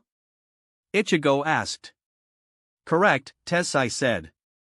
Anyways, I am going to ask all the wizards to take a position in the new Gotei 14. And I wanted to ask you if you want Hachi back. Ichigo asked. Want? Hachi, back? Tessai said. Of course, I want Hachi back. Tessai shouted. Then he realized what he did. Sorry, Kurosaki-dano. Tessai apologized. No problem, Tessai. I expected this reaction from you. Ichigo said. Where is Hachi right now? Ichigo asked. He is currently helping me rebuild the Kido Corp right now, Tessai said. Can you call him over? Ichigo asked. Sure, Tessai said as he deactivated the Kido barrier. Hachi! Tessai yelled out. A minute later, Ichigo could hear someone coming. Yes, Shiraikan? Hachi said. Hello, Ichigo. Hello, Hachi, Ichigo replied. Hachi, do you want to join the Gotei 14 and resume your previous position? Ichigo asked. Really? Hachi asked as he looked at Tessai. I do want you formally back with us, Tessai replied. Then I formally accept your invite, Hachi said. Good, Ichigo said to Hachi. Tessai, did you get Genryosai's message about the upcoming meeting? Ichigo asked. I did, Tessai said. Make sure you bring Hachi then, Ichigo said. Okay, Tessai said. See you two at the meeting, Ichigo said as he Shunpei'd away. Scene change, 8th Division. Ichigo walked through the 8th Division. Ichigo ignored all the girls watching him. Ichigo eventually arrived at the Fukutecho's office and knocked on the door. Come in, Nanao said. Ichigo walked in to see Nanao and Lisa working on paperwork. Hello Ichigo-sama, Nanao said. Hello Ichigo, Lisa said. Hello ladies, Ichigo said. I'm just letting you know that Genryusai allowed Lisa's promotion to Taicho, Ichigo said. Lisa and Nanao rushed over and hugged Ichigo. Once the hug was over, Ichigo continued. Lisa, do you know where Love is right now? Ichigo asked. Last I heard is that Love is over by the 7th Division helping out the 7th and mourning for the loss of Kamamura since he knew Kamamura when he was still a Taicho, Lisa said. Thank you, Ichigo said. Are you going to invite him back as the 7th Taicho? Lisa asked. I am, Ichigo replied. Okay then, Lisa said. See you at the meeting, Ichigo said as he Shunpei'd away. Scene change, 7th Division. Ichigo Shunpei'd over to see a Love reading manga while sitting down on a bench. Hello Love, Ichigo said. Hey, Ichigo. Love said as he puts down the comic book. What can I help you with? Love asked. I was wondering if you wanted to take over the 7th Division again, Ichigo said. Become a Taicho again. Love said as he looked up. I don't know. Love said. Are all the remaining Vizards getting this offer? Yes. Hirako and Hiyori are already with 5th Division. Rose is already Taicho of the 3rd Division. Kensei and Mashiro are with the 9th Division. Lisa is going to replace Kairaku as Taicho of the 8th Division. Finally, Hachi is willing to return to the Kido Corps. Ichigo said. Alright then. You want all the Vizards back with the Gotei, you got them all back. Love said. Thanks, Ichigo said. So, in a little bit, we are going to have a meeting with both Taicho and Fukutecho will be present. There we will announce the remaining Vizards' return. Ichigo said. Very well, see you then. Love said as he got back to reading his comic. Ichigo Shunpei'd back to Genryusai's office. Scene change, Genryusai's office. Ichigo Shunpei'd to Genryusai's office. So, did you find the remaining Vizards? Genryusai asked. I did and all of them accepted the offer, Ichigo said. So Aikawa Love is going to be the Taicho of 7th Division, Genryusai said. Correct, Ichigo replied. So Yadamaru Lisa is going to replace the Taicho of 8th Division, Genryusai said. Correct, Ichigo replied.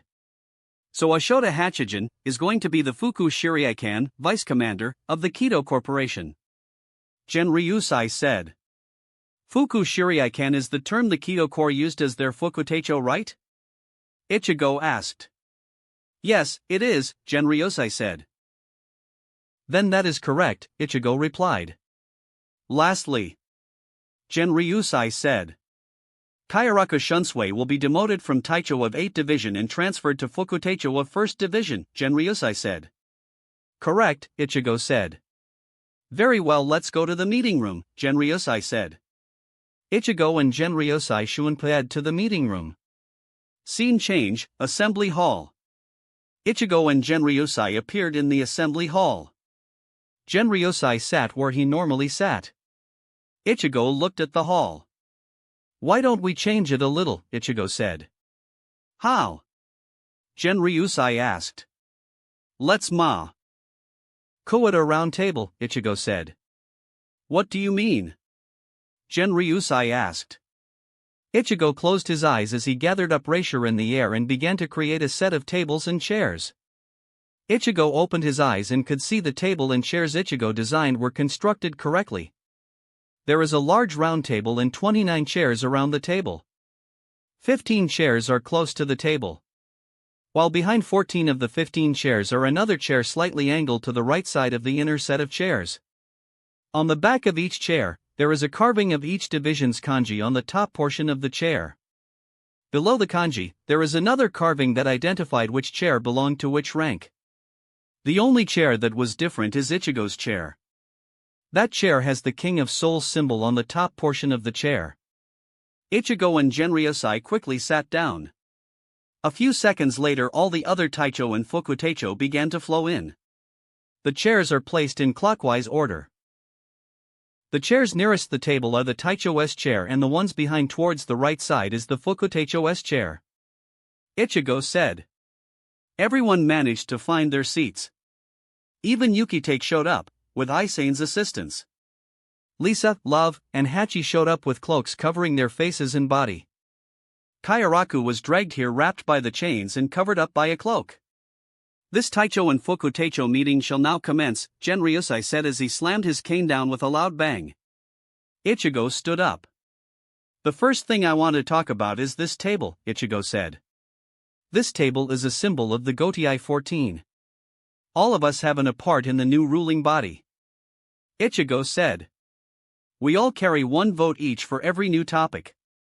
I, King of Souls, abstain from voting unless it is a topic that I need to get involved with or a tiebreaker is needed. Ichigo said. Everyone nodded in understanding Ichigo's point. Anyways, the first topic of discussion is allowing Ikawa Love and Ashota Hachijin to return to their prior position, Ichigo said as Love and Hachi removed their cloaks.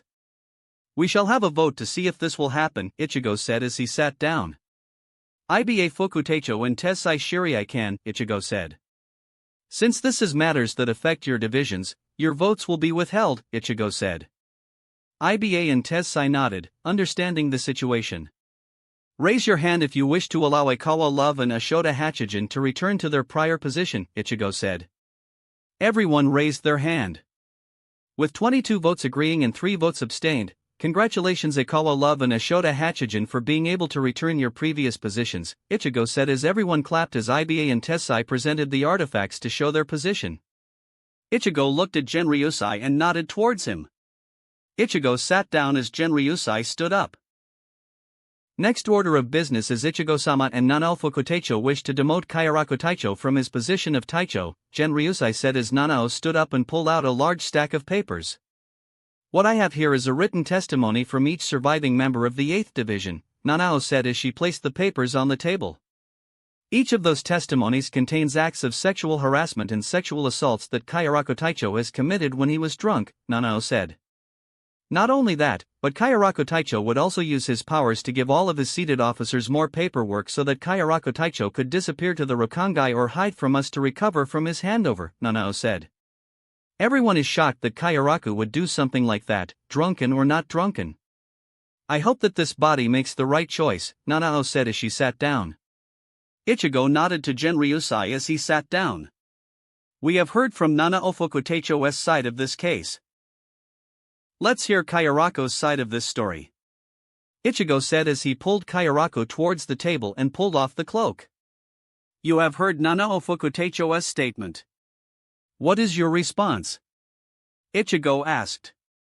I admit that I may have done this before, but look at the efforts I have done to change. Kairaku said. What change? Lisa said as she pulled off her cloak. You were like this before Nanao became your Fukuteicho. Lisa shouted. I remember the times where you tried to grope me and then threatened to add more paperwork for me to deal with if I attempted to inform the Soteicho of your actions, Lisa shouted. I know a few of your seated and unseated officers who committed suicide because you threatened to give them more work unless they service you, Lisa shouted. Ichigo walked over and hugged her and began to pat her on the back, calming her down. Ichigo created a chair for Lisa and allowed her to sit on the right side of Ichigo. Kairaku Taicho, do you have a response to Lisa's testimony? Ichigo asked. I do, Kairaku said. Go ahead, Ichigo said. This vote is biased against me, Kairaku said. Ichigo captured me and allowed me no time to prepare for this. Kairaku said, so technically only you Ichigo could vote for this case. Kairaku said. Nonetheless, we now have a stalemate, Ichigo said. I have an idea. Instead of you arguing right now, let's settle it in combat. Kenpachi said. That is a clever idea, Ichigo said. Everyone looked at Ichigo crazy. Bear with me on this. Since a vote will not be able to be done, we shall do it by combat. It shall be me versus Karakura Taicho. Ichigo said. It is not fair. Suifeng interrupted. You were single-handedly able to defeat something that the entire Gotei couldn't, Suifeng said. Your point? Ichigo asked. I will join Karakura. Suifeng said. As you wish. We will commence trial by combat. I will fight against both Karakura Taicho and Suifeng Taicho to make it fairer. Ichigo proposed. Agree. Suifeng said before anyone else can comment. Very well then, we shall have this trial by combat outside on 1st Division's training area, Genryosai said. Tessai Shiriikan, please get your best Kido masters and assist in setting up a barrier for this trial by combat, Genryosai ordered. Very well, Tessai said as he shunpaied away. Everyone else shunpaied to the 1st Division's training field. Chapter 20, Arc 4. Scene change, 1st Division's training ground. Everyone arrived at the 1st Division's training ground. Ichigo, Suifeng, and Karakura were standing in the middle. It was decided that Toshiro was the least biased to be the judge of this trial by combat. Toshiro stood over the 3 combatants, with a stand Ichigo constructed for Toshiro. Standing around them were Tessai, Hachi, and 2 more Kido Corp members. They all began to construct a large Kido barrier, allowing them to go all out without harming the spectators. Combatants, Toshiro said. The rules of this trial by combat are simple. Everything goes. The trial by combat continues until all combatants of the opposing team is unconscious or dead. Toshiro said. Do you understand this? Ichigo, Suifeng, and Karakura nodded. You will have 60 seconds to plan your strategy. Toshiro said. Ichigo stood there with his arms crossed. On the other side, Suifeng and Karakura were discussing a possible strategy. Ichigo. Someone said from his mind. Yes, Shirayuki? If it's possible, can you grab Kaiten Kayakatsu and Suzumabachi from them? She requested. How come? Ichigo asked. I'll explain in a bit. Ichigo sighed. Toshiro interrupted him before he could reply. Combatants! Toshiro shouted, regaining the attention of Ichigo, Suifeng, and Karakura. On my command, the trial by combat shall begin, Toshiro said. On Ichigo's side, Ichigo stood there and let out a yawn. While on the other side, Suifeng and Karakura were drawing their Zanpakuto. Combatants, fight! Toshiro shouted. Sting all enemies to death. Suzumabachi, Suifeng said as she shunpaied away from Ichigo's sight. Karakura then sets his 2 blades against each other in a cross. Flower Wind Rage and Flower God Roar, Heavenly Wind Rage and Heavenly Demon Sneer, Karakura said as he pulls his Zanpakuto out of the cross to revival Kaiten Kayakatsu. Karakura threw his Haori as he charged towards Ichigo. Iruni Shiro, Karakura said as he swung Kaiten Kayakatsu at Ichigo. Ichigo grabbed both Kaiten Kayakatsu between his left and right fingers. Kuro, Ichigo said as he kicks Karakura right in the center of his chest. Gah! Karakura cried out as he was forced to let go of Kaiten Kayakatsu and was flung to the edge of the barrier. Suifeng shunpaied towards him. Ichigo, still holding Kaiten Kayakatsu, shunpaied to the left, dodging Suifeng's strike. Suifeng quickly turned around and charged at Ichigo again. Ichigo could once again dodge the attack. Suddenly Ichigo's back hit something hard. He glanced behind him to see he was at the edge of the barrier. Suifeng saw Ichigo distracted. She shunpaied in front of him and stabbed Ichigo in the chest. She pulled Suzumabachi out of Ichigo's chest. The iconic butterfly-shaped stamp appeared on Ichigo's chest.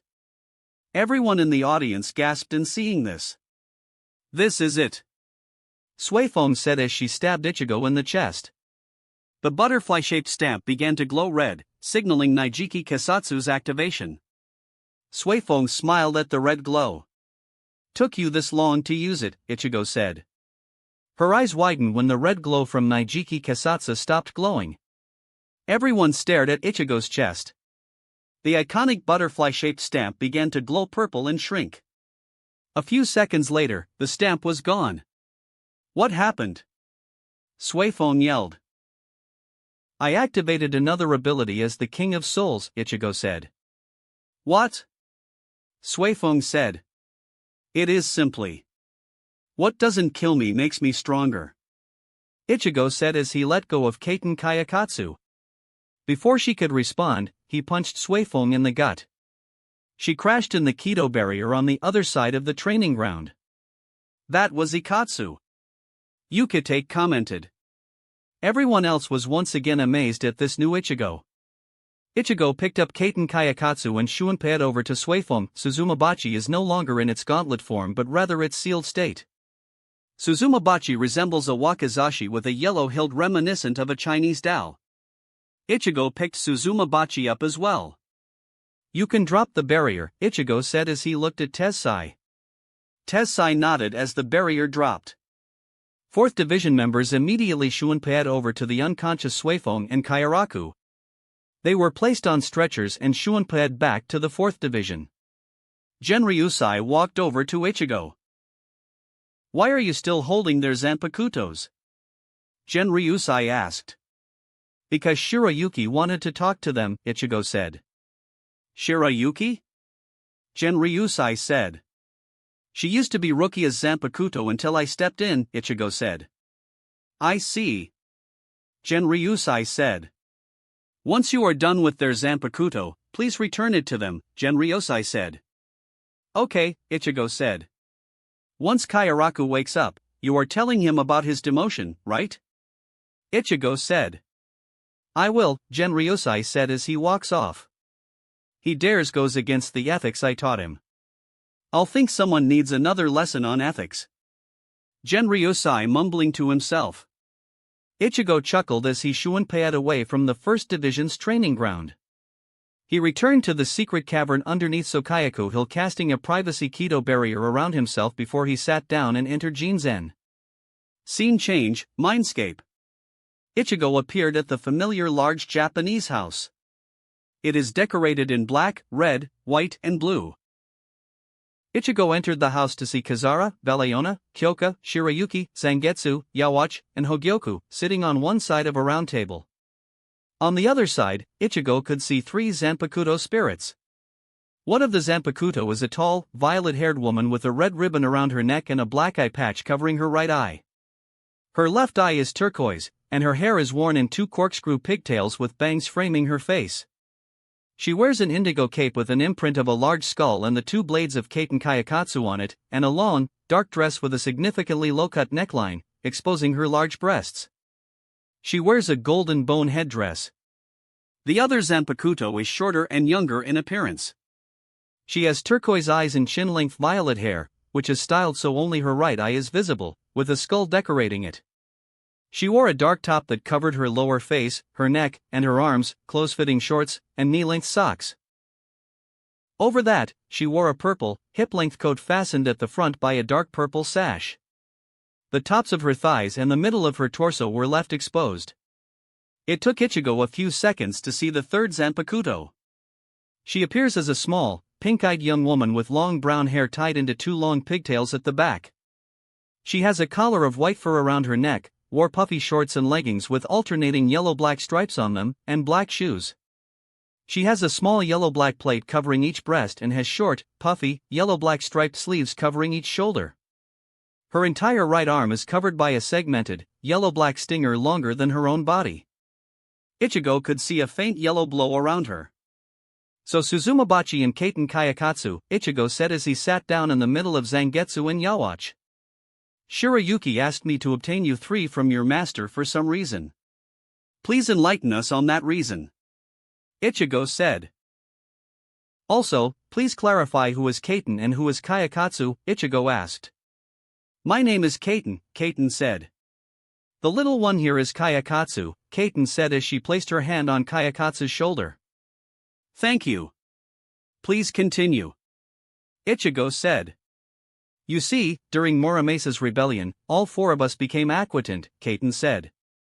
We planned to go to the world of the living together, but Muramasa assigned myself and Kayakatsu to assist in sealing Yamamoto Sotecho, Kaiten said. After that, Muramasa assigned all the other Zanpakutos to attack their owners. Shirayuki tracked down Rukia while I tracked down Suifeng. Suzumabachi said. So, is this for all of you to reconnect? Ichigo asked. When all four of us first met, I told them about the mistreatment I received from Rukia.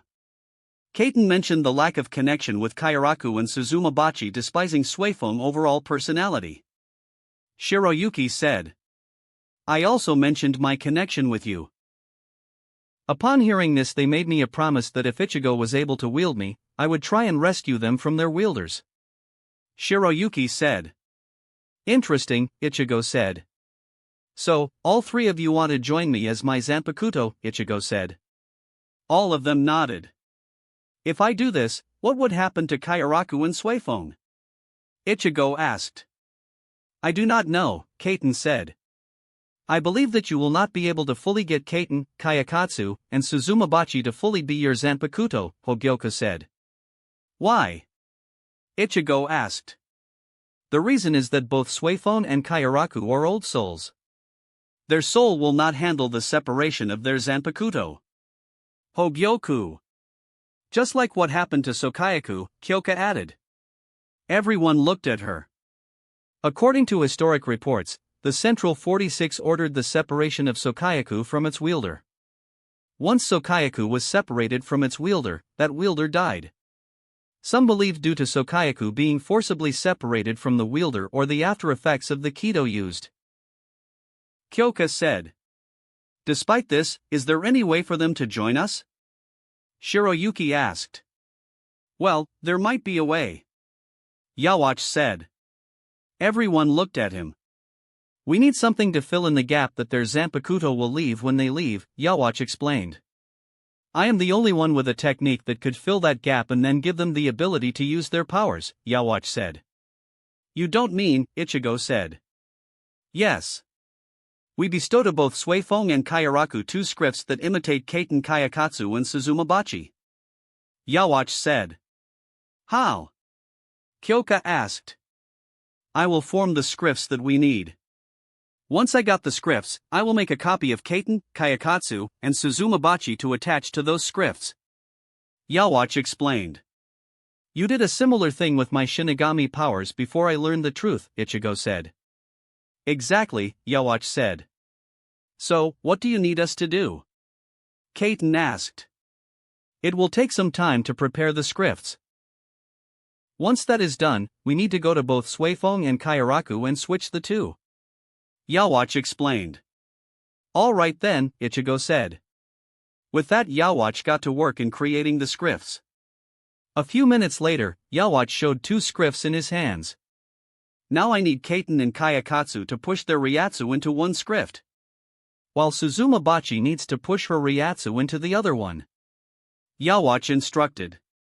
Kaiten, Kayakatsu, and Suzumabachi placed their hand on their respective letter and pushed their Ryatsu into the scripts. Slowly the white scripts began to turn purple and yellow. Enough, Yawatch said. Kaiten, Kayakatsu, and Suzumabachi stopped pushing their Ryatsu to the pieces. Now I present the script L the law and the script E the executor, Yawatch named. Now that the scripts are ready, what is the next step? Ichigo asked. I think we need to bond with them and then quickly get to 4th Division to bestow the scripts to Suifeng and Kairaku, Yawatch instructed. Very well, Ichigo said.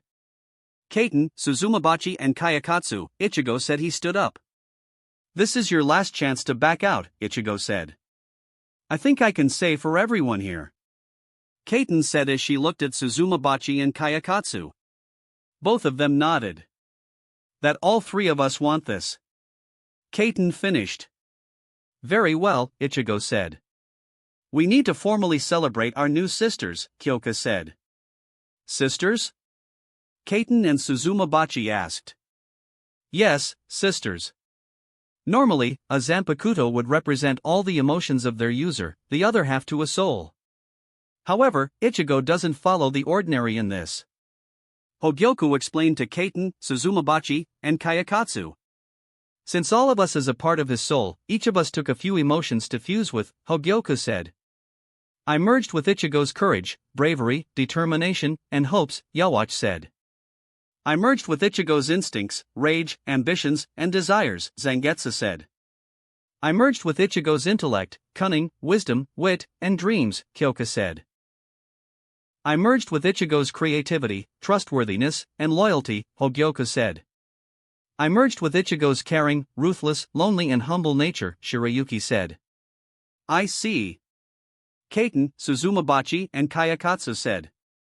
We didn't choose what we took, it is what the soul and ourselves found, Hogyoku said. Kaiten, Suzumabachi, and Kayakatsu sat there meditating for a few seconds. All three glowed. Black. Then red. Then blue. Then green. Then purple. Then white, then ice blue. Suddenly Yawatch, Zangetsu, Kyoka, Hogyoku, and Shirayuki glowed violet followed by yellow. Once all the Zanpakuto stopped glowing, they all stood up and summoned their Shirkai. I now represent your courage, bravery, hopes, Yawatch said as he stabbed Ichigo. Next was Zangetsu. I now represent your instincts, your rage, and desires, Zangetsu said as he stabbed Ichigo. Next was Kyoka. I now represent your intellect, wisdom, wit, and dreams, Kyoka said as she stabbed Ichigo. Next was Hogyoku. I now represent your creativity, trustworthiness, and loyalty, Hogyoku said as she stabbed Ichigo. Next was Shirayuki. I now represent your caring, lonely, and humble nature, Shirayuki said as she stabbed Ichigo. Next was Kaiten and Kayakatsu. We represent your cunning, ruthless, innocent, ingenious, merciless and equality. Kaiten and Kayakatsu said together as they stabbed Ichigo. Last was Suzumabachi. I represent your determination, your ambitions and playful. Suzumabachi said as she stabbed Ichigo. I accept you all. We all are one. Ichigo said. Black, red, blue, green, lavender, white ice blue, purple and yellow Ryatsu began to spin around the 11. And one for all. Very one yelled. The collection of energy exploded outward in a non-destructive way. Now that is out of the way, let's go to the 4th division, Ichigo said as he leaves his mindscape. Scene change. Ichigo stood up from Jinzen and disabled the Kido he placed before entering Jinzen. Ichigo quickly Shuanpaed to the 4th division and managed to find both Kairaku and Suifeng right next to each other. Ichigo walked over to Kairaku. Now you need to cut your hand and allow some blood to drip into Kairaku's mouth, Yawatch instructed. Ichigo found a scalpel and quickly cut his wrist. Ichigo then pinched Kairaku's nose. This unconsciously forced Kairaku's mouth to open up. Ichigo allowed the blood from his wrist to drip into Kairaku's mouth. Now say I, Kurosaki Ichigo, bestow to you Kairaku the script L, Yawatch instructed. I, Kurosaki Ichigo, bestow to you Kairaku the script L, Ichigo said. Kairaku began to glow red for a few seconds before the glow faded. Ichigo quickly repeated the same process with Suifeng with no issues. Ichigo Shuanpaed out of 4th division. Ichigo noticed it was getting late. Ichigo decided that he should visit the Shibas. Ichigo Shuanpaed towards the west side of Suriitii. Ichigo walked out of the gate to see Jidanbo standing guard. Hello Jidanbo. Ichigo said. Hello, Ichigo-sama, Jidanbo replied. Ichigo Shuanpaed to the towards the Shiba's house. Ichigo arrived at the familiar house. There were 2 men standing guard of the house. Ichigo walked towards the men. Halt! One of the 2 guards said. Shiba-sama has requested no one to bother her. The other guard said. Ichigo sighed. Tell her Kurosaki Ichigo is requesting to see her, Ichigo said. Ichigo-sama. The 2 guards yelled out. We will tell her immediately. The first guard said. The other guard nodded before running inside the house. A few seconds later, Ichigo heard a loud bang and Ichigo could see the first guard running back out. Kukaku-sama is ready to see you. The first guard said. Thank you, Ichigo said as he enters the Shiba house. One of the other servants guided Ichigo to a room to see a drunken Kukaku and Yoruchi drinking. Ichigo. Yoruchi said. Hello, Yoruchi and Kukaku, Ichigo replied. UHAVE BN here T is WH old time and YOU have T both are to see me. Kukaku drunkenly said. Ichigo sighed. We will talk tomorrow, Ichigo said as he turns to leave. Only to be tackled to the floor by Kukaku and Yoruchi. Ichigo. Yoruchi said. You aren't going anywhere. Kukaku said. US Haldi enjoy THSA 2 women. Yoruchi said as she rubbed her breasts on Ichigo's shoulder. Yeah, Kukaku said as she started to rub her breasts on Ichigo's other shoulder. Ladies. Please let go of me. Ichigo said as he tries to get up. However, Kukaku's and Yoruchi's were positioned to prevent Ichigo from getting up with his hands. Ichigo realized that Ichigo couldn't get up with his hands or feet. So Ichigo took a deep breath and blew all the Ryatsu-infused air out. This blast of air managed to push Kukaku and Yoruchi off of him and Ichigo managed to escape the two. Ichigo walked around and managed to find a dusty room. Before Ichigo could walk in, someone spoke up. What are you trying to do? Someone asked. Ichigo looked to see Ganju looking at Ichigo. Ganju's hair has grown messier and longer, extending down to his upper back. Hello, Ganju, Ichigo said. Is that you, Ichigo? Ganju asked. It is, Ichigo replied. Anyways, what are you doing in Kaya Naisama's room? Ganju asked. This is Kayan's room? Ichigo asked. It is, Ganju answered. What are you doing here? Ganju asked. I was planning to talk to Kukaku about something, then I saw her and Yoruchi drunk. So, I decided to talk to them tomorrow. Ichigo answered. Okay, Ganju replied. Let me show you one of our guest rooms, Ganju said as he walked Ichigo to the guest room. They soon arrived in the guest room. Thank you, Ganju, Ichigo said as he enters the guest room. It is the least I can do for what you did for the people living in the Rukongai, Ganju said. It is the least I can do to make this heaven for some people, Ichigo replied as he enters the room. Ichigo walked over the closet and pulled out a futon and placed it on the floor. Ichigo changed out of his robes and went to sleep. Scene change, Shiba House, morning. Ichigo woke up at 5 in the morning. Ichigo got up from the futon and put his robes back on.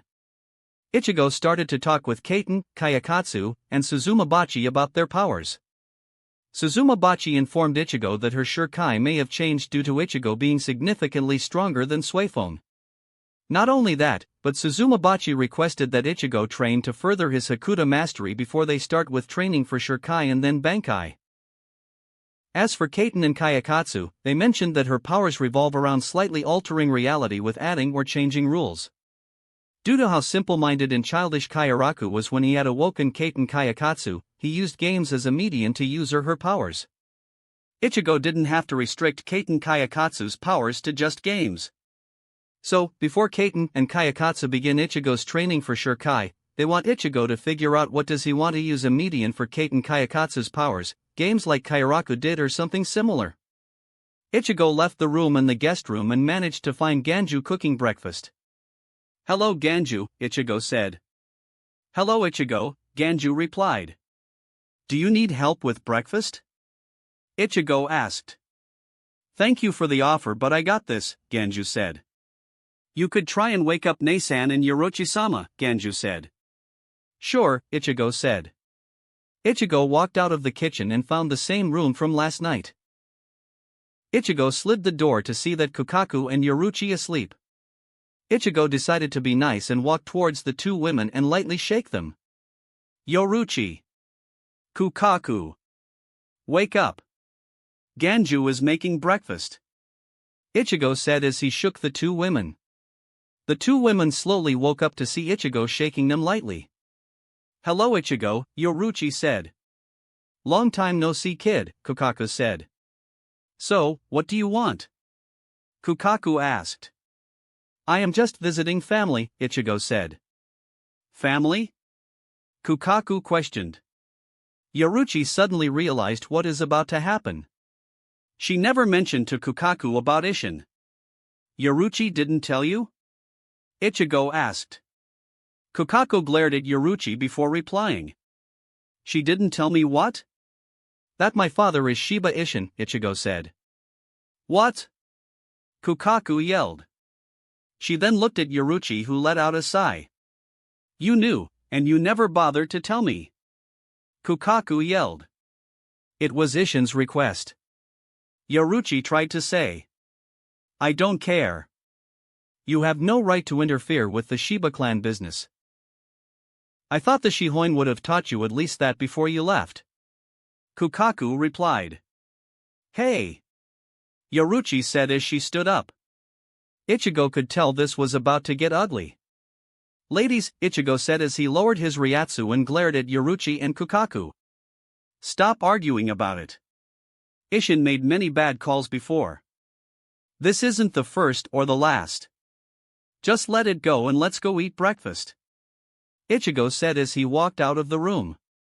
Kukaku and Yoruchi glared at each other before leaving the room. Breakfast was full of tension between Kukaku and Yoruchi. After breakfast was finished, Kukaku grabbed Ichigo and pulled him away from the group to another room. This room appeared to be a simple bedroom with the necessities in the room. So Ichigo, what do you want to ask me about? Kukaku asked. I was wondering how bad the Shiba's wanderlust is? Ichigo asked. Kukaku looked at Ichigo for a few seconds before beginning to laugh. It has been a long time since anyone mentioned our wanderlust. Kukaku laughed. A few seconds later, she stopped laughing. Anyways, our wanderlust can be mild to extreme, Kukaku said. Ganju has a slight case of wanderlust. Once in a while, Ganju would wander around the Rukongai for a while. Eventually, he would return, and everything would continue as normal. Kukaku said. While my Nissan's wanderlust was one of those extreme cases, Kukaku said. Kaien wanted to follow Uncle Isshin's footsteps to become a Shinigami, but at the same time, he wanted to stay in the Rukongai and take care of us. So Kaien decided to follow the wind and wander. He wandered for a few years. When he returned, I could tell that Kaien found the answer to his inner conflict. Kukaku said. I see. Thank you for sharing. Ichigo said as he left the room. Ichigo returned to the dining room to see Yoruchi still eating. Yoruchi, Ichigo said. Yes, Ichigo? Yoruchi asked. Do you want to start training in the afternoon? Ichigo asked. Sure. Come by the second division when you are ready. Yoruchi replied. With that done, Ichigo walked out of the Shiba house after he said goodbye to everyone. Ichigo looked at his watch and realized it was almost time to see the wizards. With that, Ichigo shunpaed back to the Siriidii. Scene change, afternoon, Sokayaku Hill. Ichigo appeared at Sokayaku Hill to see all the other wizards are there. So Ichigo, Rukia told us that you wanted to train us on something that involved our hollow, Shinji said. Yes, Ichigo said. Follow me, Ichigo said as he led the wizard to the cave. I need all of you except Rukia to enter Jinzen, Ichigo said. So Ichigo, why do we need to go talk to our Zanpakuto spirits? Hirako asked. There are two reasons why you need to talk to your Zanpakuto spirits, Ichigo said. The first is that your training technique made all of you weaker, Ichigo said. What? The wizard said, questioning Ichigo's statement. Allow me to explain, Ichigo said. When Aizen infected all of you with a hollow, your Zanpakuto spirit changed into the hollow spirit you saw in your mindscape, Ichigo said. By suppressing your inner hollow, you are indirectly suppressing your powers, Ichigo said. What if it is a trick for the hollow to be free? Hiyori argued. Ichigo came to Hiyori and smacked her on the head. Hey! Hiyori yelled out. You need to remember that your inner hollow is, in fact, your Zanpakuto spirit, Ichigo said.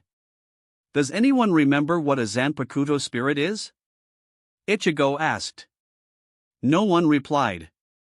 Your Zanpakuto is essentially you, Ichigo answered. Some of the wizards were still confused. Simply your Zanpakuto evolves with you. If you are a Shinigami Hollow hybrid, your Zanpakuto is a fusion of your Shinigami and Hollow powers. Ichigo said. I see. Hirako said, slightly understanding Ichigo's reasoning. You must find your Zanpakuto spirit.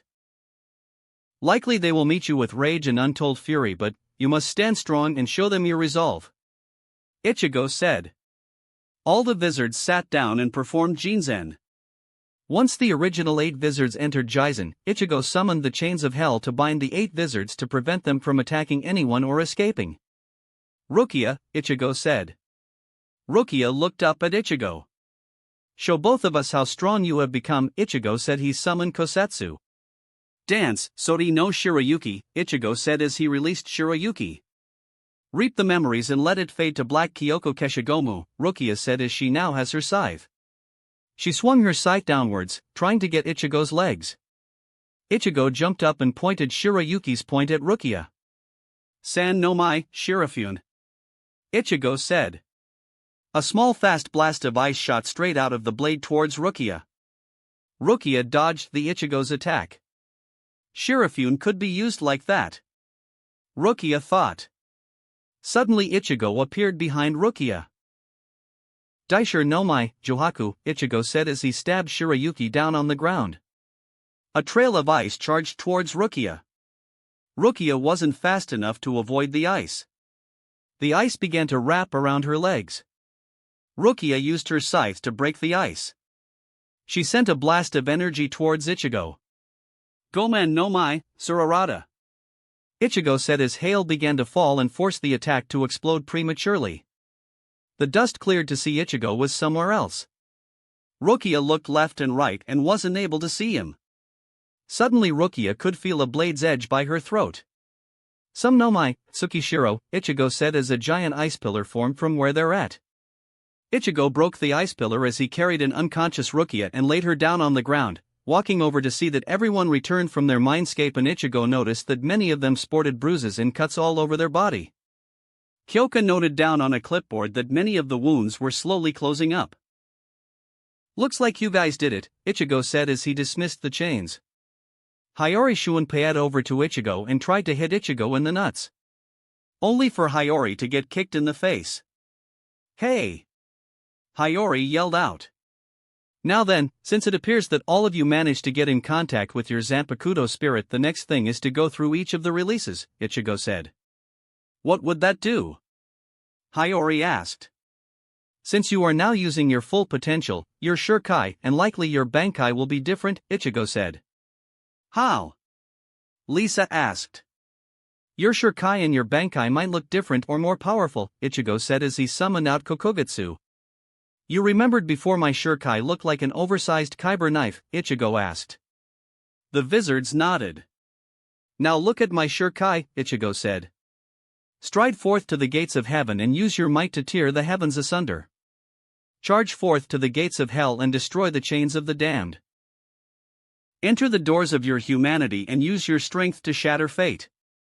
Zangetsu.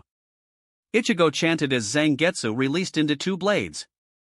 Many of the wizards realized what Ichigo was saying as Ichigo sealed Zangetsu and sent Kokugutsu back into his mindscape. All of you must master your Shurkai and Bankai again before we start teaching how to access Resurrection, Ichigo said as he lowered the Kido barrier. All the wizards Shunpei'd out of Sokayaku Hill, leaving Ichigo alone. Ichigo looked at this watch and decided to go to 2nd Division to see Yoruchi. Scene change, 2nd Division. Ichigo once again appeared outside of the 2nd Division. Ichigo walked past the gate and immediately a squad of Onmatsukido members appeared and took a knee and bowed to Ichigo. Ichigo-sama, how may we be of service to you? One of the Onmatsukido asked. I am here to see Yoruchi, Ichigo said. Shihoin Taicho did instruct us to inform you to go meet her in her office. The Onmatsukido members said before all of the members Shunpei'd away. Ichigo walked inside the barracks until Ichigo reached the Taicho's office. Ichigo knocked on the door. Come in, Yoruchi said as Ichigo opened the door. Hello, Yoruchi. Are you ready to start training me? Ichigo asked. Sure. Let's get something to eat before we go. Yoruchi said. The two walked out of her office, avoided the random traps all over the second division and reached the cafeteria. Ichigo and Yoruchi had a quick lunch. So where are we going to train? Ichigo asked, expecting the cave underneath Sokayaku Hill. We're going somewhere private, Yoruchi said as she shunpaied out. Ichigo followed suit. Scene change, Shihoin private training ground. Ichigo arrived to see a large clearing in a forest. Where are we? Ichigo asked. It's a private clearing on the Shihoin estate. I used this training ground to teach my younger brother Shunko. Yoruchi said. You have a brother? Ichigo asked. I didn't show you? Yoruchi said as she pulled out of a photo. Ichigo looked at the photo. The brother appears young, with the iconic dark-skinned Yoruchi has. Instead of her violet hair, the brother has black hair which is in a thick ponytail. He wears white, fingerless gloves that extend to his elbows, white shoulder pads, and a black garment that covers his torso and legs with a white band wrapped around his waist. His name is Yoshiro. He was the 23rd head of the Shihoin before he willingly stepped down and allowed me to reclaim my spot as the 22nd head. Yoruchi explained. I see, Ichigo said as he gave the photo back. Anyways, let's me see how fast you with Shunpa, Yoruchi said as she put away the photo and pulled out of her ribbon. Your goal is to get this ribbon, Yoruchi said as Ichigo Sonito behind Yoruchi and grabbed the ribbon and shunpaied away. Hey! Yoruchi yelled as she chased down Ichigo. As she shunpaied away, she didn't notice a stopwatch started. It has been 7 hours since Ichigo stole Yoruchi's hair tie. Yoruchi could not catch him. Ichigo was using just Shunpa and occasionally a Sonito to avoid her. She knew that her student has grown stronger but to this extreme amazes her. She sighed as she stopped. Ichigo noticed this and stopped next to her. So, you give up, Ichigo said. I do, Yoruchi said. Ichigo threw the hair tie at Yoruchi. She caught it and tied her hair up. Did I pass your test? Ichigo teased. You did, Yoruchi said. Ichigo gave Yoruchi back her ribbon. So, what is next? Ichigo asked. Next is testing your Hakuda. Yoruchi said as she lunged at Ichigo. Ichigo smiled and charged at Yoruchi. Scene change, 1 year later. It has been 1 year in Soul Society since the 1,000-year war has finished and Ichigo forcing new changes to Soul Society. Almost all the remaining Shinigami were fine with what Ichigo has done. Many were grateful for the new changes. Some such as 7th to 10th Division with having real work to do. 12th Division was happy with the return of Urahara and most importantly, no more Central 46. However, only one Shinigami despised these changes, Suifong. Ever since Ichigo sought out Yoruchi for assistance in Hakuda, Suifong has despised Ichigo. For the next few weeks, Yoruchi taught Ichigo how to perform Shunko. When Suifong discovered this, Suifong studied Ichigo's training schedule with Yoruchi. Right before Ichigo would come, Suifong would try to distract Yoruchi so that she would miss Ichigo. However, Yoruchi ordered the whole 2nd Division to report to her if they see Ichigo coming and notify her immediately. Once they were ready, Ichigo and Yoruchi shunpaied somewhere else to train. Not even Suifong could track them down. Every day, Suifong slowly got angrier and angrier at Ichigo for stealing her Yoruchi-sama. Flashback, Shihoin private training ground. Ichigo, you almost got it. Yoruchi said. Gah! Ichigo yelled out as he managed to form the basic Shunko. Unlike Yoruchi's and Suifong's Shunko, Ichigo's Shunko is not showing an element, just pure Ryatsu. Interesting, Yoruchi said. What? Ichigo said as he dismissed his Shunko. Your Shunko isn't showing affiliation to an element, Yoruchi said. So? Ichigo asked. My Shunko showed an affiliation to lightning due to my Zanpakuto, Yoruchi said. I theorized that due to your status as a hybrid or Zangetsu, not affiliation with an element, which is preventing your Shunko from evolving, Yoruchi said. What if I have mastery of other elements? Ichigo said. What? Yoruchi replied. Ichigo took a deep breath as he shot out a blast of fire from a punch. Ichigo then took a step and shot out a boulder shot up towards the sky. Ichigo summoned water vapor around his hand and cut the boulder up. Ichigo uses the air to keep the boulder chunks up. Ichigo called forth more water vapor to wrap around the boulder chunks and froze them. Ichigo then shot a blast of lightning and destroyed one of these frozen boulder chunks.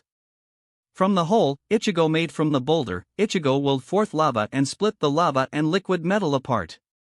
This is bending the elements to my will, Ichigo said once he finished his show.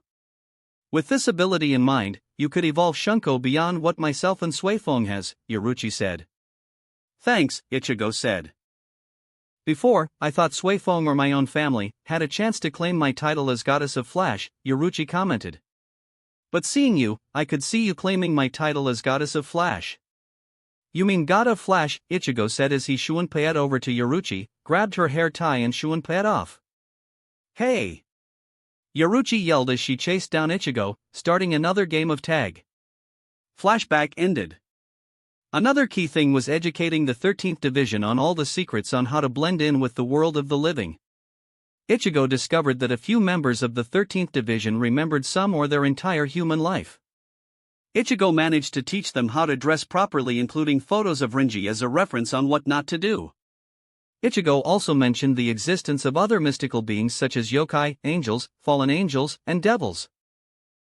Ichigo mentioned that there are a few cities that are forbidden to enter until Ukitake Taicho managed to meet with each leader and establish peaceful terms. Once those are done, a few Shinigami will be assigned to those sectors and be able to interact with these mystical beings under those lines. Scene change, Genryosai's office. In the morning, Ichigo went to Genryosai's office and knocked on the door. Come in, Genryosai said as Ichigo opened the door. Good morning Ichigo, it's time to unseal the dimension and get the time to line up, Genryosai asked. It is, Ichigo said. Also, can you get the other captains to meet up in the captain's assembly hall? Ichigo asked. Sure, Genryosai said as he sent 13 hell butterflies to all of the remaining captains to meet up in the captain's assembly hall. A few seconds later, everyone shunpaied in. Sitting in 1st Division's chair was Genryosai. Sitting in 2nd Division's chair was Yoruchi. Sitting in 3rd Division's chair was Rose. Sitting in 4th Division's chair was Isane. Sitting in 5th Division's chair was Hirako. Sitting in 6th Division's chair was Byakuya. 7th Division's chair was Love. Sitting in 8th Division's chair was Lisa. Sitting in 9th Division's chair was Kensei. Sitting in 10th Division's chair was Toshiro. Sitting in 11th Division's chair was Kenpachi. Sitting in 12th Division's chair was Urahara. Sitting in 13th Division's chair was Ukitake. Sitting in Kido Corp's chair was Tessai. Good morning everyone, Ichigo said. Everyone nodded in acknowledging Ichigo's statement. Now then, today is the day I am unsealing the dimension, Ichigo said. Now then, once I unseal this dimension, all of you will be in charge of Soul Society unless I am needed, Ichigo said. Now that the boring stuff is done, Ichigo said as he gathered up Ryatsu. Anomere, Jigen Kaiho. King's order, dimension release. Ichigo ordered. Suddenly Ichigo's Ryatsu rushed out and covered everything with his Ryatsu for less than a second and it suddenly disappeared. With that done, Ichigo opened up a Garganta and jumped in it. Urahara Shoten. Ichigo jumped out of the Garganta to see Mila Rose and Francesca Rose crying and catching up. Sunsung and Masaki talking about something. Jinta and Apache arguing about something. Yuryu was teaching Yororo how to sew. Ichigo looked at the far corner to see Nell and Tyr are still unconscious. Hello everyone, Ichigo said. Jinta and Apache looked up at Ichigo then resumed arguing. Mila and Francesca came over and gave Ichigo a big sisterly hug then resumed with their discussion. Yururu briefly waved at Ichigo before resuming to sew, while Yuryu nodded at Ichigo. Ichigo walked over to Tyr and Nell and sat down. It's time to wake up, Ichigo said to the girls. Immediately, Nell started to move around and began to stretch her arms. Hello Ichigo, Nell said as she let out a yawn. Hello Nell, Ichigo replied. Ichigo helped Nell stand up. Ichigo now noticed how close Nell was to his height. Nell cracked a small smile and she kissed Ichigo on the lip. The two lasted for a few seconds. Nell took a step back and Ichigo walked to see Tear finally waking up. Mistress! The fraction members cried out. Hello Ichigo, Tear said as she sat up. Hello Tear, Ichigo said as he sat down next to her. So Kyoka and Hogyoku told me what you had to do to save me, Tear said. Ichigo nodded. Why? Tear asked. Why I saved you? Ichigo asked. Yes, Tear replied. I saved you for a few reasons, Ichigo said. The first reason was my way of thanking your fraction for helped me when I was in Hueco Mundo, Ichigo said. Tear nodded in understanding. The second reason was that I saw someone who needed help, Ichigo said. I see, Tear said. She was thinking of something before she replied. Kurosaki Ichigo, after considering everything I have heard from you, Kyoka and Hogyoku, I accept. Tear said as she grabbed Ichigo's head and she pulls in for a kiss. All of the fraction members were shocked that their mistress would go and kiss a male. A Shinigami makes it worse. The kiss lasted for about 5 seconds. Nell had to help restrain Apache before she did anything stupid. After that Tear let go of Ichigo's head and Tear moved her head. Now that you are awake, do you wish to rule Hueco Mundo? Ichigo asked. You would allow me to rule Hueco Mundo? Tear asked. I would, Ichigo replied. Why? Tear asked. It would not appear like it, but I spent a year in Soul Society fixing a lot of the problems that the Soul Society had. One of those problems was their government. Ichigo said. So, I assisted in rebuilding a new government that is willing to seek peace treaties with the residents of Hueco Mundo and other races, Ichigo explained. I see. Tear said. I accept the position. What do you want, Nell? Ichigo asked. I want to stay with you, but I also want to help Tear with Hueco Mundo, Nell said. Well, you know that with the peerage link we will mentally be together. Ichigo said. Really? Nell said. Really, Ichigo replied through Nell's connection. But I still want to hug you, Nell replied through the connection. You know that I can hear you, right? Tear said. Nell blushed upon hearing Tear's interjection while Ichigo chuckled at Nell. I'll assist with Tear, Nell answered. What about you three? Ichigo asked. I'll go with Harabel-sama, Apache said. Sunsung nodded in agreement. While Mila Rose looked nervous, looking at Tear and then Francesca. I. Mila Rose said. You wish to stay here, Tear said. I do. Mila Rose admitted. Sure, Tear said. What? The entire fraction said. I am not that blind, Tear said. I can see that this person is very important to you, Mila, Tear said. But. Mila Rose said. Don't worry about the Shinigami going crazy. The fact that I allowed an Arankar to stay in the world of the living, Ichigo said. By the way, another Shinigami and I will meet you at Las Noches to make a peace treaty when you are ready, Ichigo said. Okay, Tear said as she opened up a Garganta. Nell, Tear and her fraction entered the Garganta before it closed. Ichigo, Francesca said as she walked up to Ichigo. Thank you for helping me find my sister. No problem. I do this for all of my friends. Ichigo said. With that, Francesca left Urahara Shoten with Mila Rose floating behind her. Ichigo, Masaki said. Ichigo turned at her. Kaa-san. You are in a special case. Ichigo said. Special case? Masaki repeated. It is because you are a spirit and with my influence, you have 3 options, Ichigo said. What is the first option? Masaki asked. The first one is that I take you to Yuzu and Karen as a ghost and allow you to live your remaining existence as a spirit, Ichigo said. The second one please, Masaki asked. The second option is that I take you to Soul Society and allow you to join the Gotei 14, Ichigo said. Gotei 14? Yurio and Masaki questioned. One of the changes was resurrecting the Keto Corp and formally adding them in as the 14th Division, Ichigo explained. I see, Yurio replied. What is the third option? Masaki said. The third option, the best option, is that resurrecting you as you are but you are mentally tied to me, Ichigo said. What do you mean resurrect? What about mentally connected? Masaki asked. I am giving you a new body that is physically capable to handle all the Ryatsu you use and can handle a lot of things your old normal body couldn't, Ichigo explained. What about mentally connected? Masaki asked.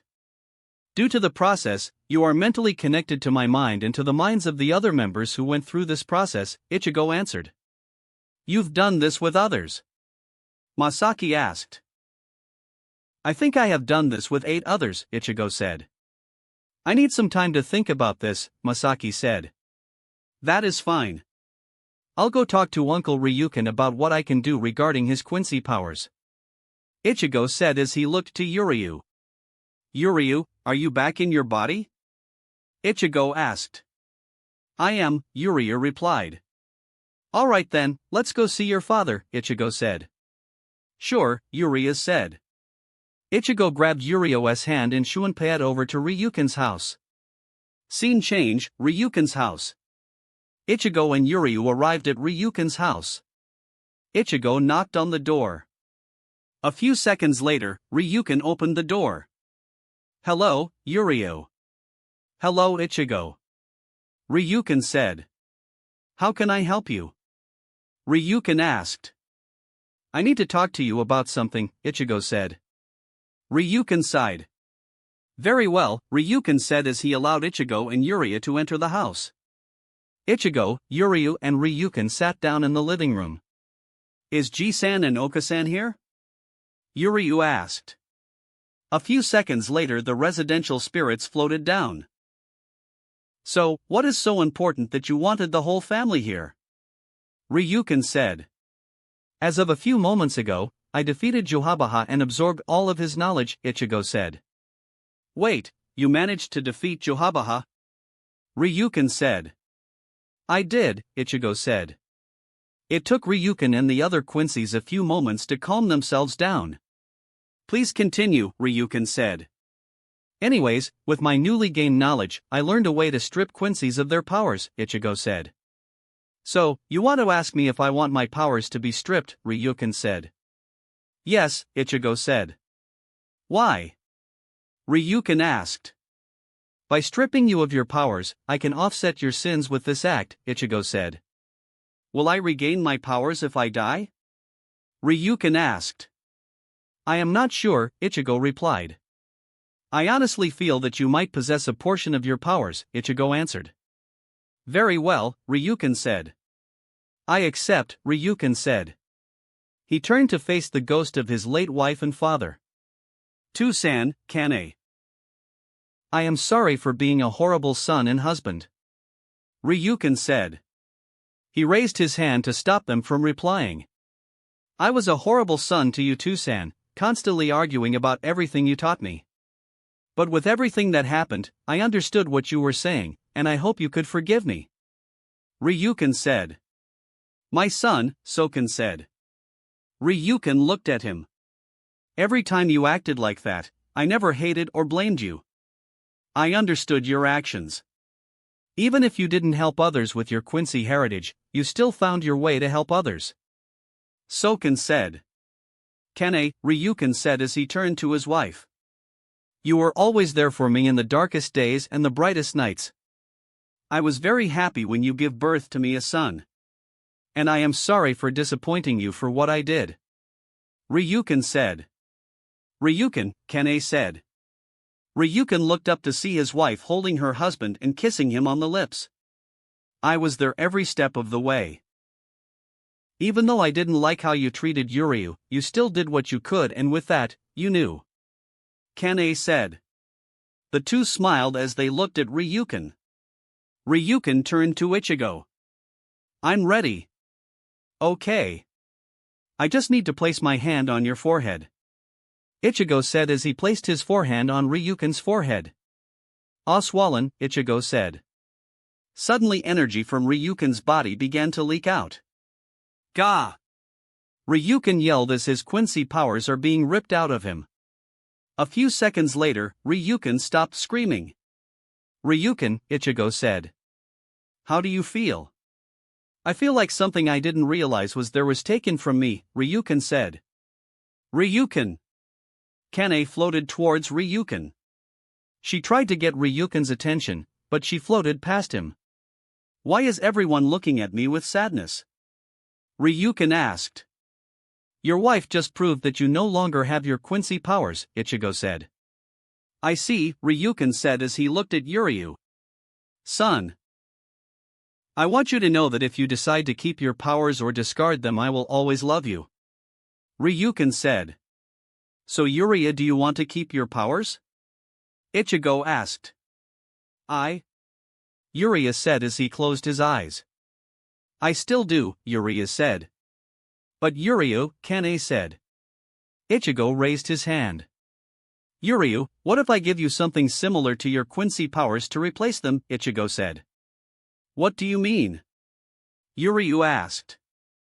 I will still take your Quincy powers away but replace them with something else that works similar to Quincy's powers, Ichigo said. What? Yuryu asked. I will take your Quincy powers away from you and give you another power similar to your Quincy powers, Ichigo stated. Do it then, Yuryu said. Alright then, Ichigo said as he placed his hand on Yuryu's forehead. Ah, swollen, Ichigo said. Suddenly energy from Yuryu's body began to leak out. Gah! Yuryu yelled as his Quincy powers are being ripped out of him. A few seconds later, Yuryu stopped screaming. Yuryu, Ichigo said. How do you feel? Ichigo asked. I feel weak and empty. Like when I used Let's Still. Yuryu said. Good. Here is the next part. Ichigo said. Ichigo began to form a white ball of Ryatsu. On the inside of the white ball, there is a small black ball of Ryatsu. Before anyone could say anything, Ichigo shoved that ball inside Yuryu's body. Gah! Yuryu screamed as he fell on his knees. A few seconds later, Yuryu stopped screaming. Yuryu, can you get up? Ichigo asked. Yuryu slowly got up. Ichigo noticed that Yuryu's body was briefly shaking. Yuryu, I want you to focus on your Quincy cross and slowly pull Ryatsu from your body, Ichigo instructed. Yuryu gave Ichigo a questionable look. Just do it. Ichigo said. Yuryu sighed as he closed his eyes. Yuryu focused on the Ryatsu in his body instead of focusing on the Raisher floating around him. Slowly Ryatsu began to gather around Yuryu's Quincy cross as it formed a Quincy bow. Unlike Yuryu's old bow, with its blue and white, the new one is black and white. Yuryu. Ichigo said. Yuryu looked at Ichigo. You are no longer a Quincy, but I gave you the ability to draw on Ryatsu to form your bow. Your arrows now purify instead of destroying hollows. Ichigo said. Thank you, Yuryu said. Ichigo then looked at Kane and Soken. Do you two wish to remain in the world of the living or do you wish to move on? Ichigo asked. Kane looked at Soken, who nodded towards her. We both believe it is time for us to move on, Kane said. As you wish, Ichigo said. Talk to Yuryu one last time before I end you two off, Ichigo said. Yuryu, Kane, and Soken left the room for a private talk. A few minutes later, Ichigo could see Yuryu with slightly puffy eyes. Are you two ready? Ichigo asked. They nodded. Ichigo summoned Suki no Hansha and performed Kanso. The two spirits smiled as they disappeared. Anyways, call me if you need anything, Ichigo said as he shunped back to Urahara Shoten. Scene change, Urahara Shoten. Ichigo walked inside Urahara Shoten. Ichigo found Masaki sitting down and thinking about what Ichigo proposed to her. Ichigo sat down across from her. Kaa-san. What do you want to do? Ichigo asked. I want to do the third option, Masaki said. Are you sure? Ichigo asked. I thought about it and I decided that want to, Masaki said. Very well. The script that Chuhabaha has you. Do you want it still? Ichigo asked. Masaki looked at the Quincy shield. I kind of do, Masaki admitted. Very well. Before I start, let me fully fuse that script to your soul. Ichigo said as he placed his hand on Masaki's forehead. Before Masaki could finish, Ichigo forced the script to shatter and fully fuse with Masaki's soul. Ichigo moved his hand away from Masaki's forehead. How do you feel? Ichigo asked. I feel stronger, Masaki said. I also feel more tied to this shield. Anyways, let's get this started, Ichigo said as he summoned his pawn piece. What is that? Masaki asked. Ichigo spent the next few minutes explaining each of the chaos pieces. Anyways, why are you giving me a pawn piece instead of a rook piece? Masaki asked. I'm going to give you a pawn piece because I feel that the versatility that a pawn piece would work better for you, Ichigo said. Very well, Masaki said. Ichigo pushed the piece inside Masaki's body. Masaki began to glow black, white, red, blue, purple and yellow. Masaki's body stopped glowing as she stood on the ground. She moved around. I'm alive. I'm alive. Masaki said. Come on. Let me take you to where Yuzu and Karen are. Ichigo said. You know where Yuzu and Karen are? Masaki asked. Who do you think is taking care of them? Ichigo replied. With that, Ichigo opened a garganta and the two walked inside. Scene change, Kuo. Yuzu and Karen just arrived back home in Kuo to see a garganta opening up. Walking out of the garganta was Ichigo and Masaki. Ichi nii. Kaa-san. The girls said as they hugged Ichigo and Kaa-san. Hello girls, Masaki said. Yuzu. Karen. Ichigo said. The girls looked at Ichigo. Kaa-san decided to join us in the peerage, Ichigo said. Really? The girls said. Really, Ichigo replied. You girls are in the peerage as well? Masaki asked. Suddenly Ichigo's phone began to ring. Girls, please explain to Kaa-san about the peerage. I need to take this phone call. Ichigo said as he walked out of the room. Ichigo looked at his phone and noticed that it was Makuba who was calling him. Hello? Ichigo answered. Ichigo. Makuba said. What happened? Ichigo asked. About a week ago, for some reason, Sito left Domino City on his private jet. Sito has done this before, so I didn't pay any attention to it. But Sito never left this long. Makuba said. Do you have any leads? Ichigo asked. According to the tracker on the jet, it set Sito's last known location to be Egypt, Makuba answered. I see, Ichigo replied. Kyoka. Ichigo thought. Already on it, Kyoka replied. I will see what I can do, Ichigo replied as he ended the call. Ichigo, Kyoka said. According to Yomo Kyoku, Sito was dueling a person named Bakura who ended up telling Sito about Egypt, Kyoka said. Any more info? Ichigo asked.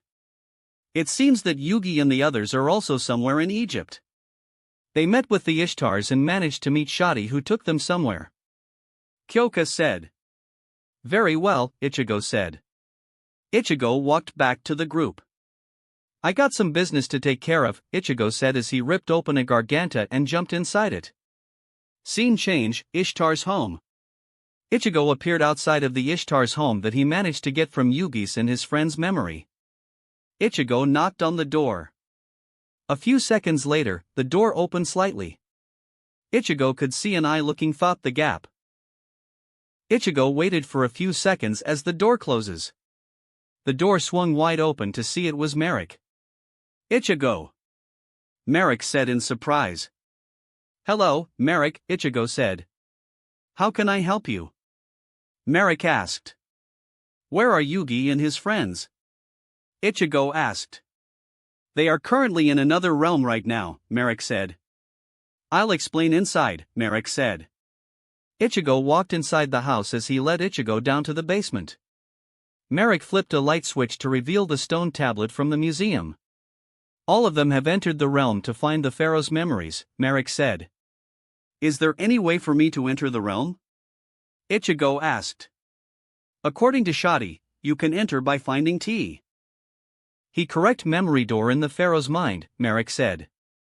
I see. Thank you. Ichigo said. Kyoka quickly searched Yugi's memories to find the correct path needed to enter the memory world. Suddenly Ichigo began to glow before disappearing. Scene change, Memory Realm, Ancient Egypt. The Light of Hope. The pharaoh said as he slowly stands up. I can't give up yet. The pharaoh said. I believe in my friends who came here to fight alongside me. The pharaoh said. Fool. Haven't you figured it out? Zork said. Do you know what causes the darkness that fuels me to grow? Zork asked. Before the pharaoh could answer, Zork resumed talking.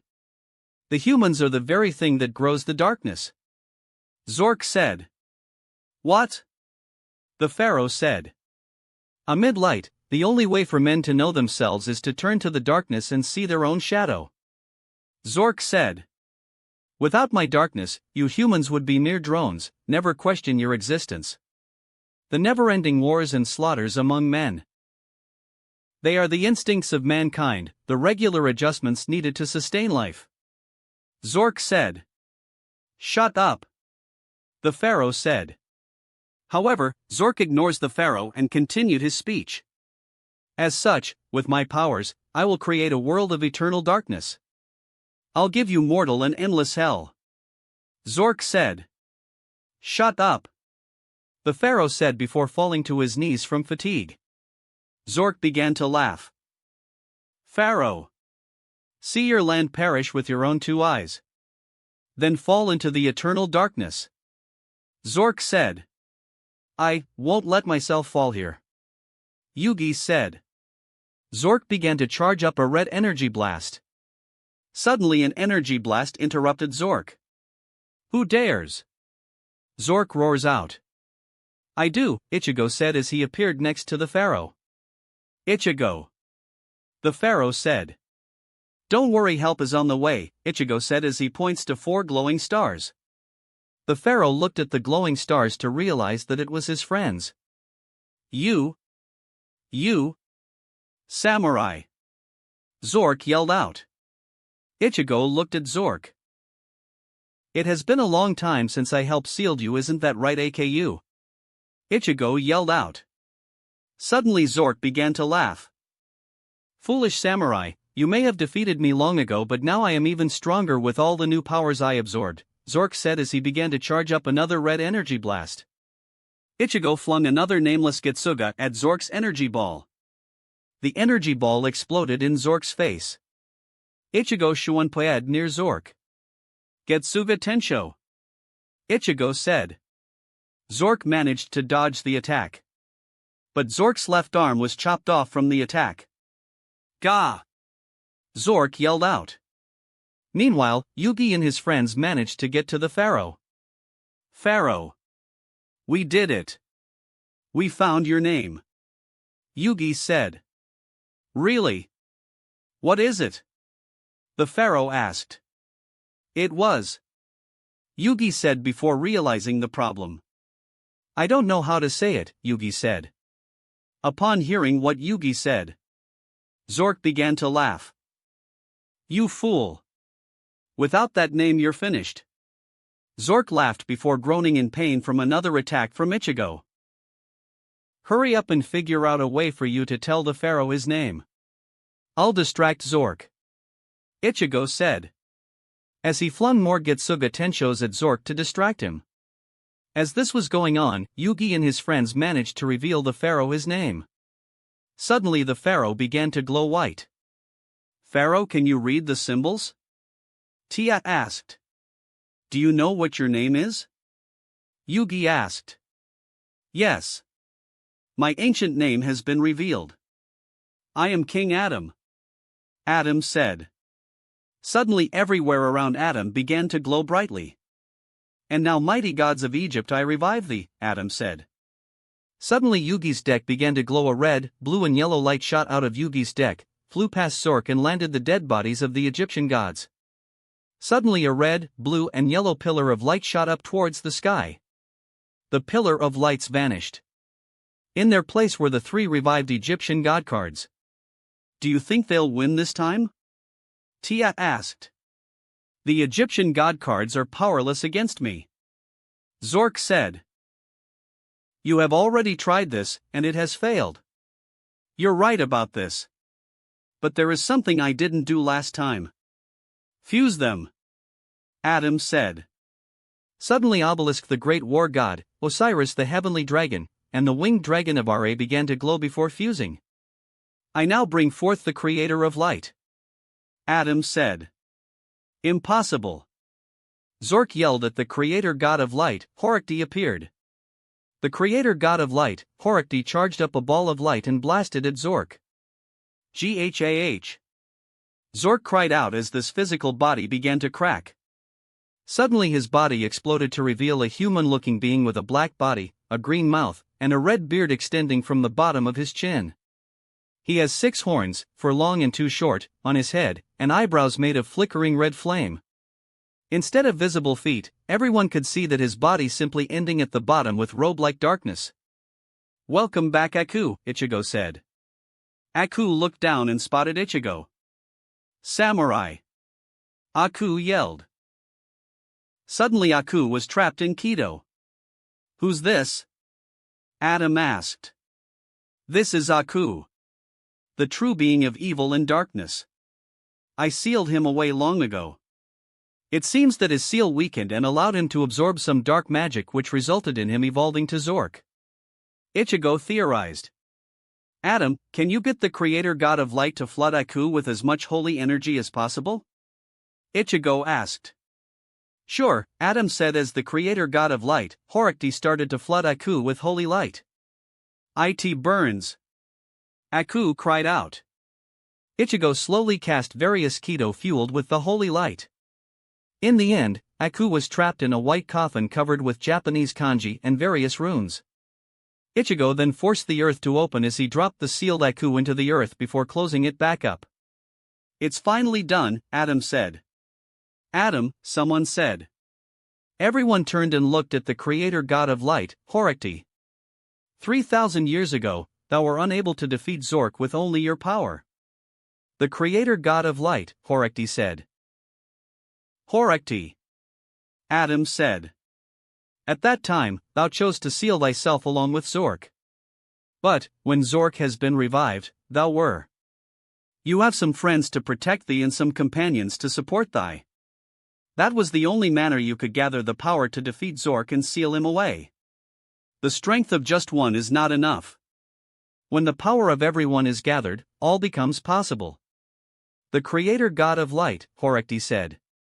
Suddenly the creator god of light, Horikti, began to glow and split into the 3 Egyptian god cards. Hello Osiris, Ra and Obelisk. Ichigo greeted. What do you want, Shinigami? Osiris said. I wish to see if I can receive your blessing for the death quest, Ichigo said. It has been a very long time since anyone ever approached me about the death quest, Osiris said. A few seconds Osiris resumed. I will grant your request, Osiris said. However, upon completion of Adam's final task, you must assist in releasing all the trapped souls in the Millennium items, Osiris said. Wait. I thought the Millennium items no longer have any souls trapped within. Ichigo said. Technically not individual souls. The souls trapped in the individual items formed into individual beings. Osiris clarified. I see. I accept. Ichigo said. With that, the 3 Egyptian gods disappeared. Adam passed the title of pharaoh to priest Sito and they all returned to the real world. Scene change, Egypt, Tablet of Lost Memories. Ichigo and everyone woke up from their spiritual journey. Marek and Ishizu quickly explained to the group about Adam's final task. With that, Marek and Ishizu took the entire group by boat to the Temple of the Realm of the Dead. Eventually, everyone arrives at the secret temple and Marek reveals the final task. Adam must duel someone and lose. Joey and Kaiba argue on who should duel Adam. Eventually, Yugi announces that he will duel Adam. With that, the final duel shall be tomorrow. Marek and Ishizu provided rooms for everyone for the night. During this time, Ichigo decided to arrange the meeting for Yukitake. Yasaka? Ichigo asked through the peerage link. Yes, Ichigo? Yasaka asked with a tired tone. Did I wake you up? Ichigo asked. It's like 3 a.m. here, Yasaka replied. Sorry, it is 8 p.m. here in Egypt, Ichigo replied. Anyways, what do you need?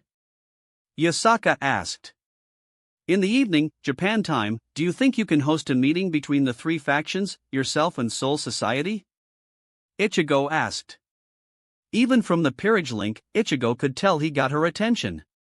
What? Yasaka said.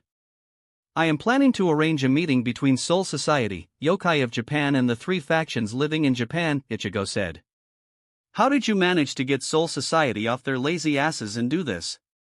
Yasaka asked. A lady is not supposed to swear. Ichigo teased.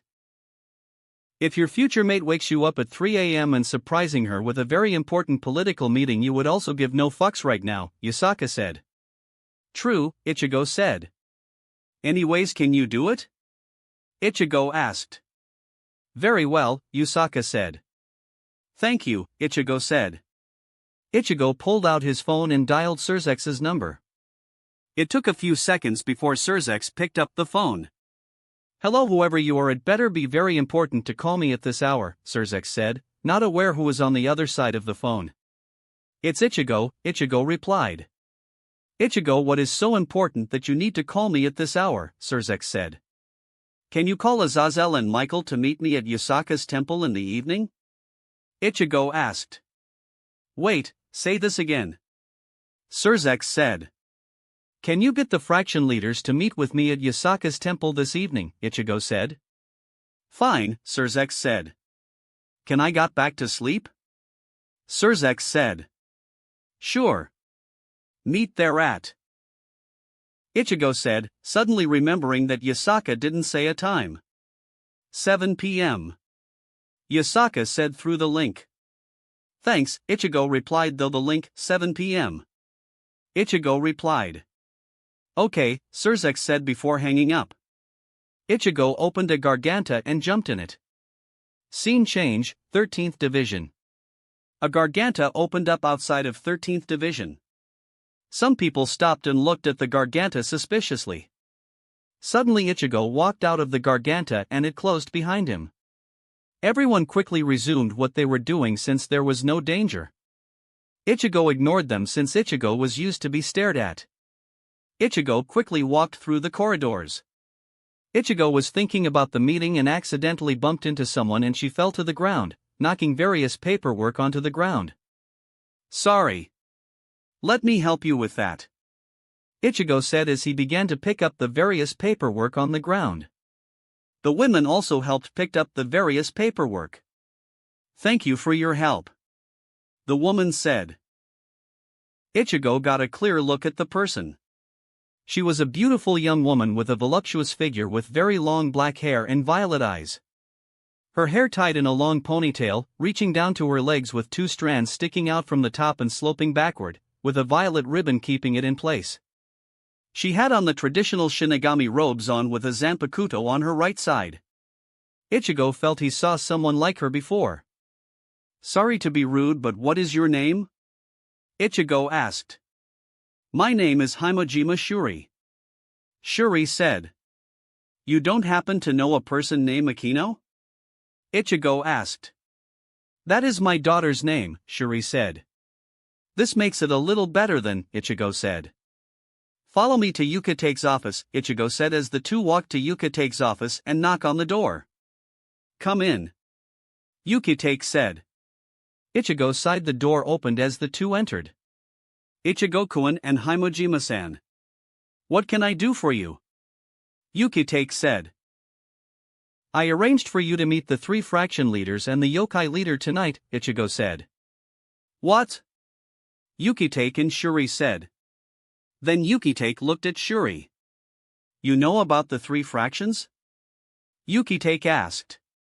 My husband is a member of the Fallen Angel fraction, Shuri said. I see. Yukitake said. Correction, Barakiel is the current Vice-Governor-General of the Fallen Angels in Grigori, Ichigo said. Really? Shuri said. I didn't know he was that high in the chain of command. Anyways, tonight at 7 p.m., you will meet with the 3 fraction leaders and the yokai leader to discuss terms for a peace treaty between all of them, Ichigo said. I see. I trust you are coming with me? Yukitake asked. Yes, I will, Ichigo said. What about me? Shuri asked. You are coming along just to reunite with your husband and daughter, Ichigo said. Really? Shuri said. Really, Ichigo said. Suddenly Ichigo was wrapped in a hug. Thank you. Shuri said. No problem, Ichigo said. Yukitake, I want you to have her face covered until we formally start the meeting, Ichigo said. I will also try and arrange for Akino to be there as well, Ichigo said. Very well. Yukitake said. Thank you. Shuri said upon hearing what Ichigo was planning to do. All right then. See all of you tonight. Ichigo said as he entered the Garganta. Scene change, Temple of the Realm of the Dead. Ichigo walked out of the Garganta realizing that he could make sure that Akino and Barakiel show up to this meeting. Ichigo quickly dialed Surzex's number. What else do you want? Surzex groaned. Can you make sure Akino and her father attend this meeting? Ichigo asked. Sure, anything else? Surzex said, trying to get back to sleep. Nope, Ichigo said as hung up on Surzex. Ichigo decided now was a good time to go to bed. The next morning, Ichigo woke up to see that Yugi was also up. Sup, Ichigo said. Hello, Ichigo, Yugi said. Are you ready? Ichigo asked. I am, Yugi said. Ishizu called everyone for breakfast. Everyone quietly ate breakfast. Ichigo could tell that everyone was tensed. Eventually, breakfast was over, and the ritual began. Like canon. The duel was impressive. Yugi and Adam each gave it their all. When Adam brought out all 3 Egyptian gods, almost everyone gave up on Yugi since no one ever fought against all 3 Egyptian gods. Somehow Yugi managed to defeat the Egyptian gods. In the end, Yugi defeated Adam and ending the ritual. While everyone was saying their goodbyes to Adam, Ichigo walked over to the Millennium Stone with all the 7 Millennium items inserted. Ichigo summoned Kokugitsu and tapped Kokugitsu on the Eye of Anubis on the Millennium Eye. Ichigo could see the kanji, Kanso, covering the Eye of Anubis on the Millennium Eye. Ichigo repeated this with the remaining Millennium items. Suddenly the kanji began to glow light blue. Ichigo could see cracks began to form around each Millennium item. Balls of light began to slip out of the Millennium items. Ichigo began to count. When the 99th balls of light slipped out of the Millennium item, all of the Millennium items exploded into golden particles. The 99 balls of light floated for a few seconds before flying to the open gate. Ichigo sent Kokugitsu back to his mindscape. From Adam's dual disc, a red light shot out and formed the head of Osiris. Hello, Osiris. Ichigo greeted. Hello Kurosaki Ichigo. Osiris replied. Are you here to keep your side of the bargain? Ichigo said. I am, Osiris replied. I, Osiris god of the afterlife, death, life, and resurrection, give Kurosaki Ichigo my blessing regarding the death quest, Osiris said. Ichigo suddenly glowed red for a few seconds. I have completed my side of the bargain. Good luck Kurosaki Ichigo. Osiris said before disappearing in red particles. With that done, Adam turned towards the gate and walked to the gate. As Adam entered the gate, the doors began to close. As soon as the doors closed, the temple began to shake. Everyone quickly ran out of the temple. With their final mission completed, the Tombkeeper were finally free of their legendary duty. Ishizu managed to arrange a flight to take Yugi and his friends home. Ichigo informs Sito that he has some personal business to take care of and will see Sito later. Sito nodded and boarded his Blue Eyes jet and left. Ichigo looked at his watch and quickly did the math to realize that it was almost time for the meeting. Ichigo quickly ripped open a garganta and jumped in. Scene change, Yasaka's temple. Ichigo jumped out of the garganta and landed on the front step of Yasaka's temple. One of the many servants guided Ichigo to the selected meeting place. Ichigo could see on Surzex's side, Ichigo could see Akino was slightly nervous being here. Azazel and Barakiel were sitting and waiting. Michael was sitting patiently waiting. Yukitake and Shuri, who are still keeping her identity hidden, was very curious about the beings in front of him. Yasaka was sitting like the princess she is. Looks like everyone is here, Ichigo said. Everyone nodded in agreement. Due to my connection with everyone here, I will be the mediator for this meeting. Does anyone object? Ichigo asked. Nobody objected. Before we continue, Barakiel and Akino, can you please stand up? Ichigo said. Barakiel and Akino stood up. Ichigo could tell they were confused. Guest, please reveal yourself, Ichigo said. Shuri lowered her hood. Akino gasped. Barakiel was shocked. Keika-san. Akino whispered. Shuri. Barakiel said. I'm back, Shuri said. Suddenly Akino and Barakiel ran over and hugged Shuri. Ichigo could see tears began to form around all three of them. I think we should move to another room to allow this family some privacy, Ichigo suggested. Everyone agreed and stood out. Yasaka left first, followed by Ichigo and Michael. Surzex walked by as whispered to Akino. Stay here and spend some time together as a family. But Akino said. Surzex ignored her and left her. At the same time, Azazel walked to Barakiel and told him to also stay here with his family. As for Yukitake, he smiled at Shuri and nodded to her before leaving the room. In the next room, the actual meeting started. Yukitake informed Surzex, Azazel, Michael, and Yasaka of their purpose as Shinigami. So, let's say that there is a stray devil or one of our enemy and your Shinigami encounters it. What would that Shinigami do? Surzex asked. Well, the Shinigami who is assigned to that area will be instructed to detain the stray devil or enemy and give it to you or a trusted ally. If the Shinigami is unable to detain the stray devil or enemy, then that Shinigami will kill them. Yukitake said. Surzex nodded in accepting that answer. Who would that Shinigami be then? Michael asked. How many cities have the three fractions claimed? Yukitake asked. Officially only Kuo Town is the place we claimed, Surzex said. Officially? Yukitake said. Yes, Yusaka said. Officially Kuo Town is the only town devils, fallen angels and angels can inhabit as this moment, Yusaka said. However, I am aware that a few devils and fallen angels left Kuo Town and are living like humans in various cities, Yusaka said as she glared at Surzex and Azazel. Back to this meeting, Ichigo said, regaining everyone's attention. Anyways, would anyone have any issues with this treaty? Ichigo asked. I do, Azazel said. Who would the Shinigami stationed in Kuo Town be? If she is strong enough, it would likely be Himojima-san. Yukitake said. Very well, Azazel said. Any more questions? Ichigo asked. Everyone shook their head. Ichigo summoned a piece of paper and pen. So, in this peace treaty, if any fraction needs any assistance and request aid, all other fractions will send support to the fraction in need, Ichigo said as he began to write. Also, in case of an encounter with an enemy of any kind, they will be detained for the proper forces to deal with, Ichigo said as he continued to write. Am I missing anything? Ichigo asked. Everyone shook their head.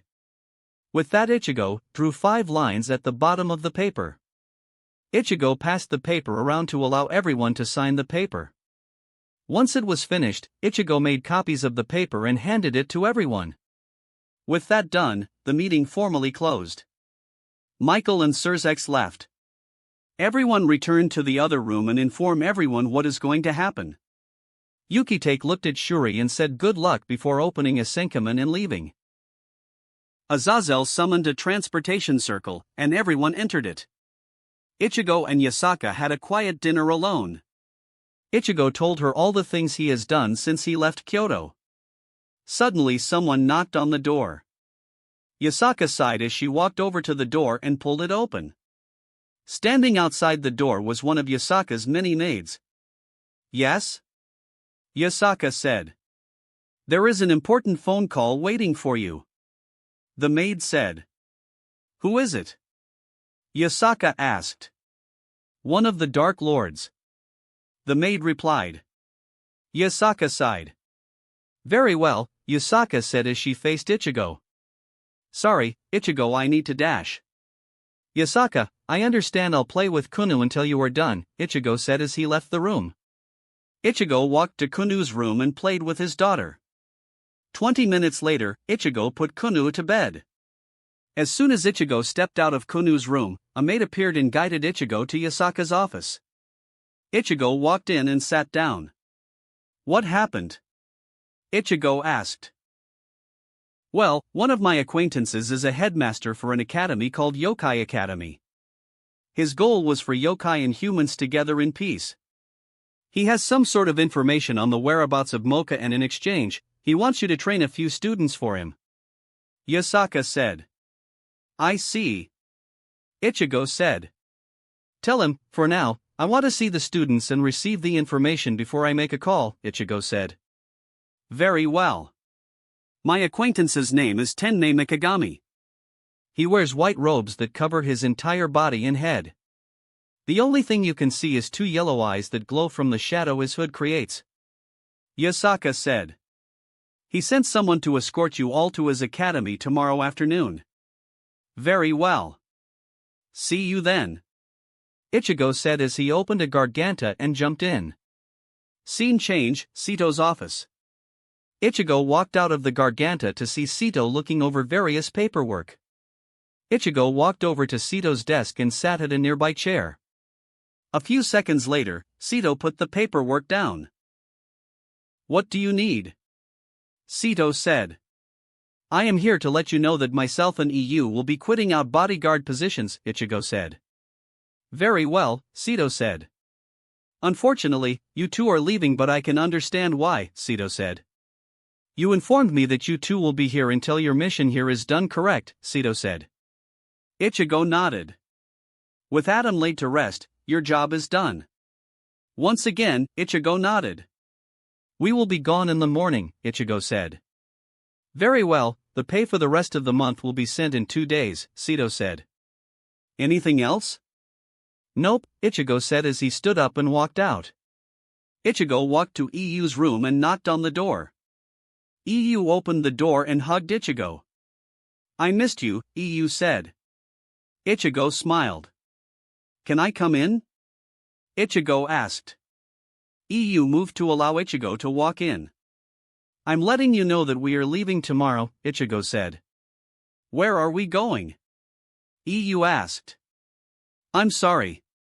I can't bring you along on this trip." Ichigo apologized. "Very well," EU said. Ichigo could tell she was slightly disappointed. "I'll be visiting some old acquaintance in the underworld," EU said as she teleported away by using Yuyami. Ichigo sighed as he left EU's room. Ichigo ripped open a garganta and jumped in it. Ichigo landed right outside Yasaka's bedroom. Ichigo knocked on the door. The door slid open to reveal a Yasaka ready for some sleep. She pulled Ichigo in and the two went to bed. That wraps up this part of What If Overpowered Ichigo Left Karakura Town. Thanks so much for listening, and just as usual, new part comes out every 4 days. If you enjoyed it, don't forget to like and subscribe, and please consider supporting the author as well. See you in the next one.